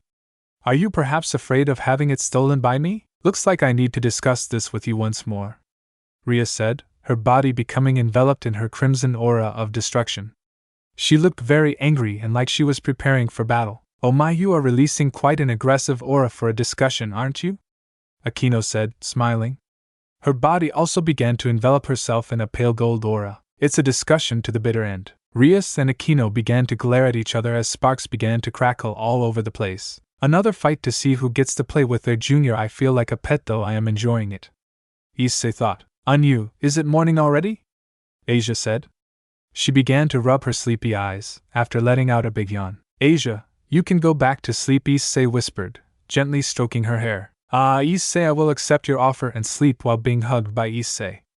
Asia said, half asleep. She then began to try and fall back asleep, embracing Issei. God, she is so adorable, Issei thought. Issei slowly turned his head and then watched as Rias and Akino began to beat each other with pillows. So they glow with their energy but instead result to a pillow fight. Sigh. Issei said. To begin with, I hate how Akino tries to touch my important thing, Rias said, throwing her pillow, nailing Akino in the face. Akino had her smiley face on, but her eyes were wide open. It should be fine if it is just for a bit. You really are stingy, Rias, Akino said, picking up the fallen pillow and nailing Rias in the face. The pillow was brushed aside, but Rias's eyes were a bit watery. This house is mine, so I won't let you do as you please, Akino. Rias threw her pillow right at Akino. Wait, now it's her house. But I bought it with my money, Issei complained in his head, though he never voiced it. He knew better than to interrupt their argument. Akino dodged the pillow, then threw her own at Rias. Surzeka said that we should live together and get along with each other. This house is mine and Issei's. Both you and brother are in the way. I can't stand it anymore. Now she says it's mine and hers? Gah, women, you intend to ignore Surzeka's wishes. So you value Issei more than the Mao. Lend me Issei for a bit as well. No. Absolutely not. Issei began to sneak out of the room now, letting Asia sleep. He had to escape, he was hungry. Issei grabbed a pair of shorts then snuck out of the room. He ran down the stairs and made his way to the kitchen, where Kiba was. He was busy sipping some tea while reading the paper. Sounds like fun up there, Kiba said, if you say so. It's just all confusing. Only you can stop it, Kiba said. Huh? Nothing. Okay? Issei said slowly, before grabbing a bowl and some cereal. It was breakfast time. About 2 hours later, Rias, Issei and her peerage were in the living room. Rias and Akino were dressed. Both of them had perfect hair, so they did get ready. Kiba was dressed in casual clothing and Kaneko was dressed in a cute one-piece dress. So, you are going back to the Underworld? Issei asked. I'm returning home now that the summer holidays have started. I do this every year. Ah well, I hope you have fun. I will try to behave myself while you are gone. Say hello to Milikas for me, will you? Rias smiled. Silly Issei. You are coming too, Issei blinked. I am? That's right. Since you are all servant devils in my family, it's only natural for you to accompany your master. You are coming to my home together with me. Actually, this will be the first time for Asia, you and Zenobia to be visiting me house, isn't it? Asia nodded. Why yes. I haven't visited your home, but I have visited the Underworld before. It's quite a scary place, Asia said, though the last part was murmured. Zenobia also nodded. We will spend the remainder of the summer holidays there until the end of the month. The plan is to train and attend various kinds of events at the Underworld, Rias said, smiling. Issei sighed. Era Issei. Did you also have plans to go somewhere? Not exactly. I just don't consider it fun spending my summer vacation out of school in the Underworld, training. Rias chuckled. Issei, there will be fun events too, Bleck. Was all Issei said. He turned his head slightly, taking a look at Kaneko. Kaneko was looking somewhere else with very distant eyes.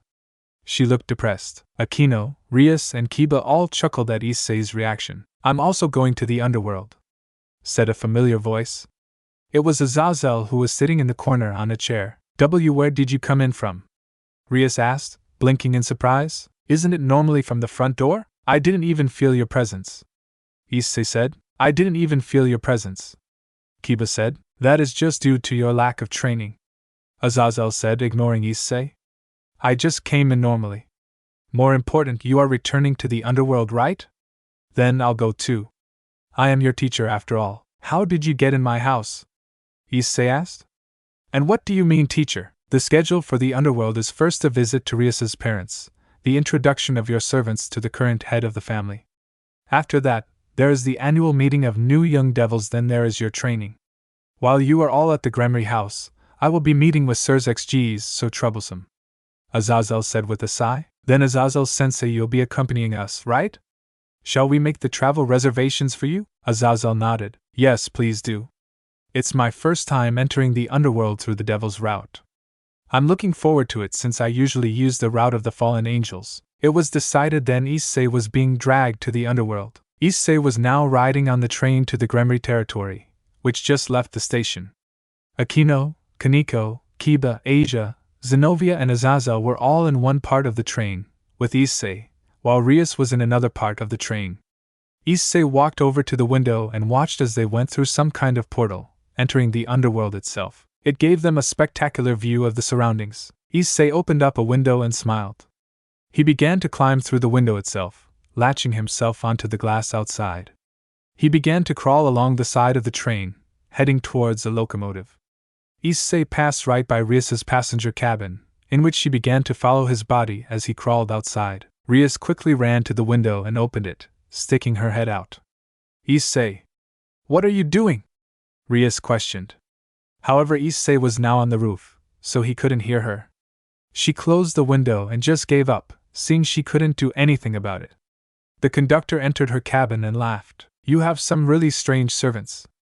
How is he able to hang on like that? He has the powers of a spider. Rias explained. Remarkable, I have never heard of someone with his powers. Yes, he is a remarkable person, Rias said with a smile. I can't imagine life without him by my side. Ho ho ho.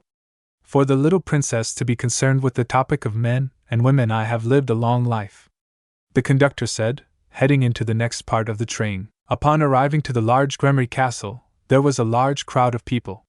Issei was relaxing on the roof of the train, when he felt the train slow down and come to a stop. He sat up from his laying down position and looked around, spotting all the different people in the crowd. The crowd went wild as Rias exited her cabin, followed by her servants. Welcome home, Princess Rias, said the crowd. It was apparently all the maids and butlers of the Gremory family. Hello everyone. I am home, Rias said, all the maids and butlers smiling. Issei ran off the train, doing a front flip and landing right beside Rias, who was walking to Grafia. Rias jumped in shock from Issei's sudden appearance. The crowd cheered at Issei's flip, someone putting up a sign with the number 10 on it. Grafia came by and looked at Issei. She just smiled and looked at Rias. Our ride is here. The luggage is already packed and ready. Are we ready to go? She asked. Can I just walk? Issei asked. I would probably be faster that way. Rias looked at him and sighed. Issei, just get in the carriage. Issei whined but complied. He climbed into the carriage, pouting now. Rias and Kiba followed him and entered his carriage. The other members went into the other carriage. They rode for about 10 minutes before arriving at the castle doors, in which they all dismounted. Coming out of the castle was a short young boy with the crimson hair just like Rias. Auntie Rias, said the boy, jumping into Rias's arms. Sirzex was standing at the door, so Issei left Rias's side, walking up to Sirzex. Ah, Issei. You enjoying yourself? Could be worse, Issei said with a laugh. I mean, I was dragged here so my summer will be spent at your home. I am not saying your house is boring, but I kind of have plans. Ah, well, I hope your stay here is enjoyable. Well, I welcome you officially to my home. You are always welcome here. Issei smiled, and that is when Rias came up holding the hand of Milikas. Issei, Milikas stated. Ah, hello there, Milikas. How are you doing? I'm doing great. That is fantastic. I am glad to hear it, Issei said, rubbing the top of his head. Rias, I would like now show everyone their rooms, Grafia said. When Rias turned to look at Issei, Issei was gone. Issei was already inside the castle, walking around. Rias sighed, but Surzex just laughed. Let him go. You do know he belongs here, right? Surzex said with a smile. Rias blushed at that. That has nothing to do with this, Rias said, puffing her cheeks. Surzex just smiled, but Grafia pulled on his cheek. You should know better, Grafia said seriously. It houts Grafia, Surzex said with a teary-eyed smile. Issei was busy crawling around the walls of the mansion, and every time he passed butlers or maids, they would say, Hello, young master, or can I get you something, young master? They would also look at him, trying to figure out what the hell he was doing. Issei was confused. What was this young master thing about? Was he somehow a master since he was part of Rias's peerage? He didn't know. A figure coming from down the stairs caught his eye. A beautiful woman with giant S and flaxen hair. Her face was just like Rias's. Her eyes were a different shape and was a different color, but her face was just like Rias's. Ah, hello there. You must be Issei. I saw you in the engagement party and at the celebration for your return. Issei jumped off the wall, then bowed his head to her. Ah yes, I am Issei Hyoudou. You must be Rias's sister, because it would be hard to believe that such a beauty could be her mother, Issei said with a smile. She touched her cheek with a smile. Ah, to be called a young woman. It makes me happy. Haha, it is nice to meet you. It is nice to meet you too. I am Venerana Gremry, Rias's mother. Please treat me well, Issei. I also want to personally thank you for saving my grandson. Oh, it was not a big deal. I did what needed to be done, Issei said with a smile. Well, I would like to thank you anyway. Please, you are welcome here anytime, Venerana said, bowing her head to him. Issei bowed his head to her, respectfully. They both went their separate ways, so Issei was back to crawling around on the walls, exploring the castle, being his spider self. About 2 hours later, Issei found himself in the dining room. Rias and her peerage was there, and so was Surzex, another male, Grafia and Venerana. Ah, glad you could join us, Issei, Venerana said with a smile. Issei bowed his head. Sorry, but I wanted to have some time to myself, Issei said before taking a seat right next to Rias and Surzex. Now then, with everyone here, I would like to say something, said the other man. You are all members of Rias's group. Please think of this place as your home. If there is something you want, please say so to the housemaids. They will prepare it right away. I understand you are in a place you would not understand. With that, everyone began to eat. Issei already dug into the food, eating like a normal person. He was not wild, but he was not elegant either. He was not messy, of course, but he did have his elbows on the table. Rias smiled softly. Hyoudou, called the other man. Issei put down his foot and wiped his mouth. Yes? You can call me father, you know. Issei raised a brow. Excuse me? Don't you think you are being too fast, dear? There is a thing as order first, you know. Venerana scolded. Why, yeah, but it's even crimson and black. Doesn't it make you happy? Two colors that blend the best. It is still too early to celebrate. You are right, I tend to be too hasty. He sighed. Rias was red and not eating. Issei? Asked of Rias's mother. Yo, will you be staying here for a while? I guess. I am here until Rias drags me somewhere else, Issei said. I seem to be drugged everyone now. Ah, well, that is perfect. I will have you study manners a little while here. Before Issei could say something, Rias slammed onto the table. Father, mother! I have been listening quietly until now, but what are you trying to advance while leaving me out of it? Venerana narrowed her eyes. She was no longer smiling. Quiet, Rias. You have already cancelled the engagement with Riser, remember? You should be grateful we permitted it. Do you know how much your father and Surzex had to do to take care of it with the other high-class devils? Your father even told one noble that my selfish daughter cancelled her engagement using the legendary spider. You may be the younger sister of the Mao, but there is a limit. Issei sat there listening, his mind thinking now. Issei was very intelligent, so it was hard to sneak around him. Issei was shaking his head at a thought he had, saying it was impossible, but he wanted to find out now. Brother has nothing. You mean xDoug-Dimmadome-x is unrelated to what you do? Yes, officially, this is true, however everyone sees you as the Mao's younger sister. Right now, when the three great powers have formed the alliance, your position is even known by the lower classes of the other powers. You cannot behave selfishly as you have before, and above all else, everyone is paying attention to you. There will be no more of that kind of selfishness. Do not carry any spoiled thoughts anymore. Am I clear? Rias sat down in her seat defeated. I apologize. I have shown you guys something ugly.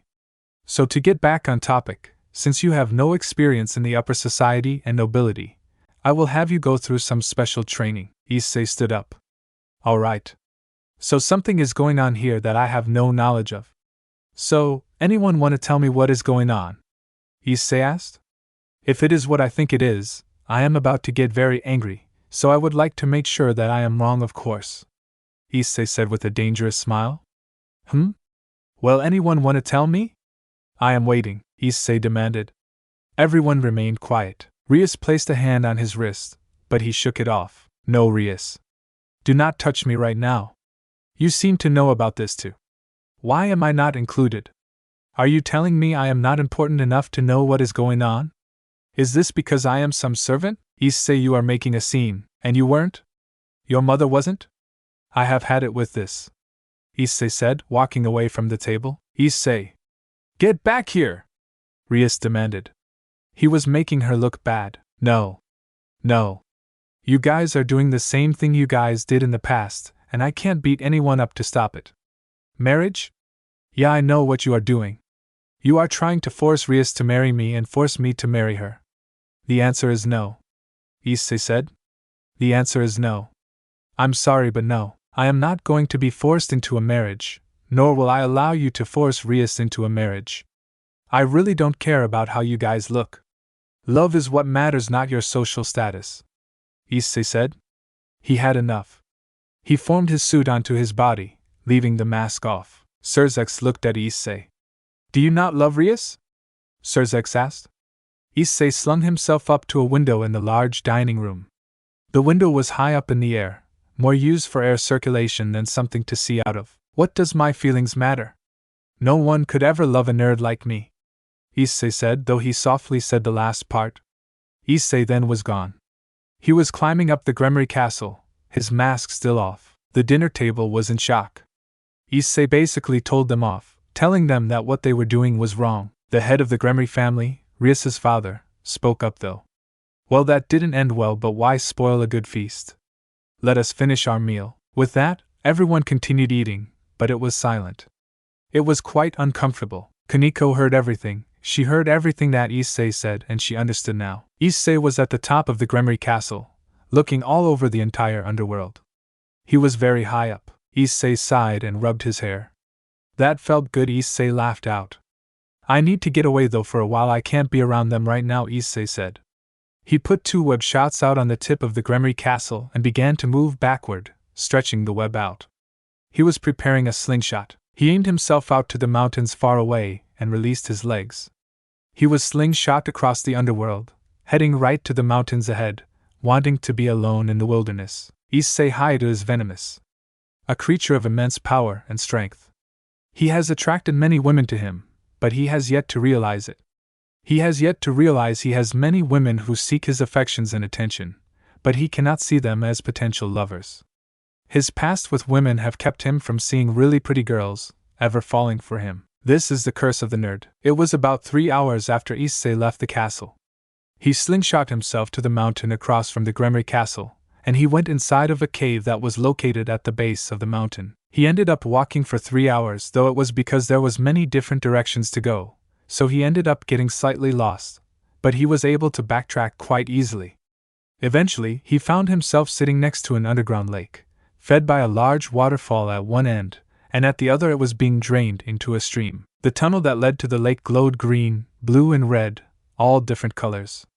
It wasn't too bright, but it did light the way. Issei laid down on his back, placing his head on a smooth rock. He began to close his eyes, wanting to take a nap. He had enough of a day with that dinner. He did love Rias. He did. He loved Rias, Akino, Kaneko, Asia, and even Zenobia, even Irina, if you can believe it. He just knew they couldn't love him. How could anyone love him? He was just a smart kid, he was never good looking. What about him could they love? His money? He didn't know, but he knew that they couldn't ever love someone like him, but even if they did he wouldn't know what to do with them. Issei fell asleep. Only the sounds of running water was heard.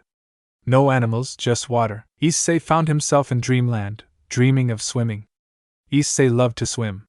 It was good exercise, though he did not care much for pools. He liked the lakes, rivers and streams, if they were clean of course. He liked nature.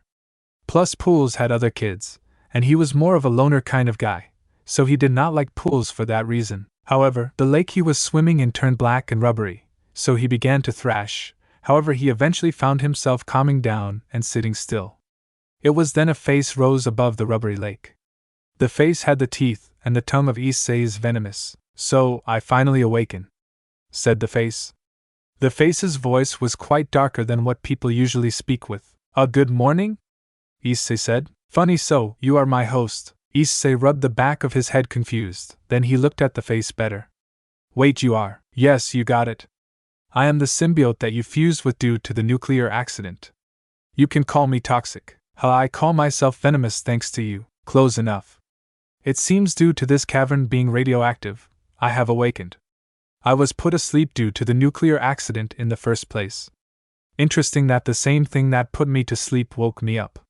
So, what is your name?" "Issei Hyoudou." "I see. What are you exactly?" "Your species would call me an alien. I come from a distant planet, though it was dying when I left. The sun was getting ready to go supernova, so I escaped our planet's destruction. I can only live when I am attached to a living host, so you can consider me somewhat like a parasite. I live off of your life, though I don't drain it. So, basically a mutual symbiotic relationship?" "Exactly. I do not harm my hosts, as what is the point of that? I want to live, so I need a host to live with. I do come with benefits though, just as you benefit me. I enhance your strength and basically enhance your entire being. Though, I see my host is quite powerful to begin with. I can access your memory, so I gain knowledge base from you. Human yet a devil?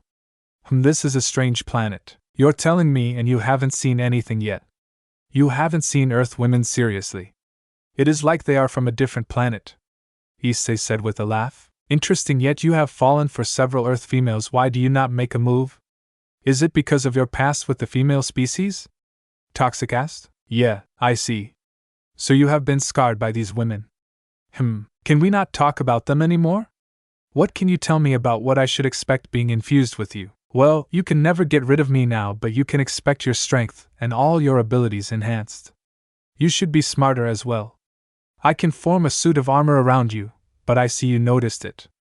We split the pain, so you are able to fight longer if needed. The armor will protect you against all forces, holy or whatever, but the armor will only protect you against a certain amount of power.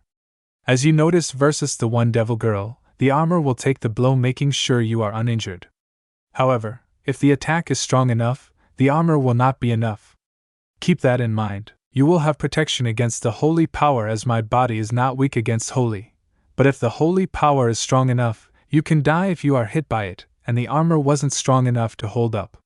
However, the armor will absorb a lot of the power, so you will always be hit by a weaker amount of the power. You shall also find your personality has been tweaked a bit. Define tweaked. You will find that you get hornier easier and will crave sexual contact more, though I know you have felt it. You will find that in combat, you will attack more vicious if you go on the offensive, but you won't be stupid or anything. Though you do not have to go on the offensive, and do what you did to that riser fellow. So nothing bad, though I already suffer with the first one. Well, that is your problem to work on. Not mine. Anything else you can think to tell me? Yes, a really good one to know. You can use my body to attack as well. You can use it to ensnare or grab something, or anything you can imagine. I can be sharp or blunt. Keep that in mind. Oh, I like it. So, how do you feel about being infused with me? I don't have a problem with it. You saved my life, so I feel indebted to you. No need. We shall be together for a very long time, Toxic said, giving Issei a smile. So, I think it is time I take a nap. Even though I have slept for a while, I still need a lot of sleep. Good night. Good night, Issei said, waking up in the real world. When Issei sat up, he then heard a voice in his head. He was shocked. That is correct. You are not imagining this. What you have dreamt was real. We can now speak to each other at any time. I can also take over your body and mind when you need it, though I can never have access without you letting me. But now I need sleep, Toxic said, his voice getting softer and sleepier. He was gone. Issei stood up and left the cave, laughing a bit as he passed the green, red and blue lights. Who would have thought I would be immune to radiation? Issei said, leaving the cave. He formed his webbing on 2 trees, ready to return to the castle. He would not take this shit of Rias or her parents though. He slingshot himself, flying through the air, eventually landing on the tallest part of the Grimoire castle. When Issei left the cave, it was actually the next day, quite into the evening. Human time, it would be about 7:30. Issei looked around, and spotted Azazel walking with Kiba to what looked like a hot springs. Issei now wanted to join them, considering he loved hot springs. Those were the best to swim in or to relax. Hot water over warm or cold? Yes. Issei quickly went into the castle through an open window before jumping down all the way to the first floor, going between the large spiral staircase. He made a large spider web at the bottom, so he would not smack onto the ground. The webbing dissolved after 20 seconds and the suit around Issei went back into his right foot, so he was now dressed in his clothes he had for the trip here. Ah, so you returned, said a familiar voice. It was Grafia. Issei turned and gave her a smile. Ah, Lady Grafia, Issei said, bowing to her with respect. Do you know where my room is? Yes, shall I take you there? Grafia asked. If you aren't busy, won't be a problem. Come with me, Grafia said. Issei followed her and they walked in silence for about 3 minutes, going up an elevator and heading into a large room. Grafia bowed her head and left, letting Issei settle in. Issei quickly got himself a towel, a special towel. This towel was made from Egyptian cotton, making it extremely comfortable. It was also pretty damn expensive. He had it made, so it was designed perfectly. It had spiders on it, all around, with spider webbing. It looked awesome. Issei undressed, wrapped a towel around himself, and ran towards the window that led to the hot spring. He did a leap outside the window before doing flips and using his wall crawling to slow his fall as he made his way out of the window. He was on the 3rd story, so it wasn't too far down. Issei then made his way to the hot spring, opening up the gate to the enclosure. There was a massive wall in the springs, so there was obviously a girl's side and a boy's side. Issei made his way around the corner, heading to the men's side. It was then Kiba looked up and spotted him. Ah, Issei. Welcome back, Kiba said with a smile. Come to join us, huh? Issei gave him a wave. Issei removed his towel and climbed into the hot spring, moving to the deeper section. Azazel was humming a tune, his 12 black wings relaxing in the hot springs. Ah, Issei. It's good to see you. Doing well? Yeah. I got in contact with the organism that fused with my body. Very nice. Is he dangerous? Anyone is dangerous, but from what he told me, and I sensed nothing from him that would have told me a lie. He just needs a host to live. He provides benefits for his host, so it's a mutual relationship. Does he have a name? It's kind of funny, actually. I call myself Venomous, right? He calls himself Toxic, Issei said with a laugh. Wow, that is pretty neat, Azazel said, now relaxing in the corner against the wall in the hot spring. He let out a loud moan, enjoying the springs. Issei relaxed in the other corner of the hot springs, closing his eyes. He heard the giggles of the girls, so he began to think of naughty things now, his thoughts about all of them in the hot springs together, bathing and washing each other's body. Issei's eyes went wide open and he shook his head, trying to rid himself of the thoughts. It was then he noticed Azazel was moving closer to him, showing him a lewd face. By the way, Issei, have you rubbed Rias's S? Azazel said, using the motions of his hands like he was squeezing 2S. W what? No. I could never. Is that so? Are you not thinking of naughty things with her? I saw it in your face. That is none of your business, Issei said, blushing a bit. He was found out. Azazel smiled and patted Issei's head. This is why you still have some way to go. I fell for the same reason as you. I plunged into the S of women, and fell. I do not regret it. Is that so? Well, I do want to. Issei said, slightly quieter. But it's not my place to do so. It was then, Issei heard their voices louder. Rias, did your busy get bigger again? Can I touch it a little? Really? And your way of touching is a little indecent rather. Didn't your bra cup change more than mine, Akino? My old one was still fine even though it was a bit tight however, recently. I'd been thinking that it wouldn't be bad to show it off in a bigger way. A woman becomes much bolder when she has a partner, she'd like to show it to, Rias. That's true however. Please don't stimulate that child so much. I'm jealous of how big you two are, Asia. Haven't yours also gotten bigger than before? Is that so? But if they're only this big I can't seem to be able to come to like it. Asia, did you hear that they become bigger if you rub them? Like this dash. Han. Don Zenobia.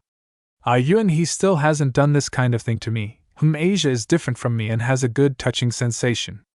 I see. This may be what delights men as well. It is good to be young, isn't it, Rias? By the way, you really have been getting bigger every day, haven't you? Akino cut it out. Release your hands from my s. The movements of your hands are on. Where did you learn such a thing? Rias s. What a nice sensation, Yafufu. I'll do this here and no on. Even though I haven't made that child do this kind of thing yet. Stop it. I decided that child would be my first an. Issei listened to their conversation, and his eyes began to get cloudy with lust. He was already aroused and his face was heating up. His nose was also slightly bleeding, but he quickly shook his head, and his eyes stopped. Oh God, I wanna peek. I am turning into a pervert. What's with you? Wanna peek? Azazel said, giving him a dirty smile. Issei did not respond. That's not so bad. It is a thing between real men. It is a rule to peek at the women's bath while in the hot spring. However, that just makes you a second-rate pervert. Issei looked at him, eyebrow raised, questioning him. Issei was beginning to look up to Azazel, and this scared Issei somewhat. Issei really wanted to see, like this, Azazel said, grabbing Issei's arm and lifted him up. If you are man Issei, it has to be mixed bathing, Azazel said proudly. Issei's eyes went wide at what Azazel just said, and that is when Issei was airborne. Issei began to flail in the air as he went into the air and over the wall, though he was tossed quite high up. Azazel gave too much power. Issei's eyes met with Rias's and Akino's as he was high in the air, and that is when gravity, the fickle bitch, sent him down. Sploolish! Issei hit the water flailing around, so it sent a large splash. Luckily he was sent into the deep water. Issei came out of the water, coughing up some water, and rubbing his face before shaking it. When he looked up, he saw everything. Rias, Akino, Asia, Zenobia, and Kaneko. They were all of them. Issei's mind was hit hard by this sight. Oh sweet Jesus, Issei thought. Issei was surprised, cause he would have thought that there would be many screams of pervert, and he would be beaten within an inch of his life. But Rias, Akino, Asia, and Zenobia didn't even try to hide their bodies. They just looked at him, though Rias and Akino were approaching. Issei. Were you thrown over by Azazel?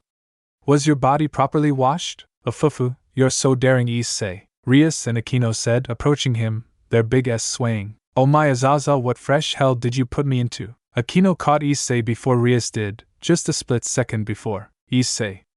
I caught you, Akino said with a sing-song voice. She embraced him, pressing her body right against his front. Oh, who am I kidding? This is heaven. She was hugging onto him tightly, smiling down at him, her long hair unbound. Issei was becoming very aroused, enjoying this so much. Ever since Toxic awoke, he found that he was definitely becoming more and more perverted. Issei's mind snapped once again as he felt two more things right against his back. Rias embraced him from the front, and her face appeared from over his shoulder. Hooray for Ies, Akino! Get away from my Issei, Rias said, wrapping her arms around Issei's neck, trying to pull Issei away from Akino. However, Akino clung to him more firmly. No way.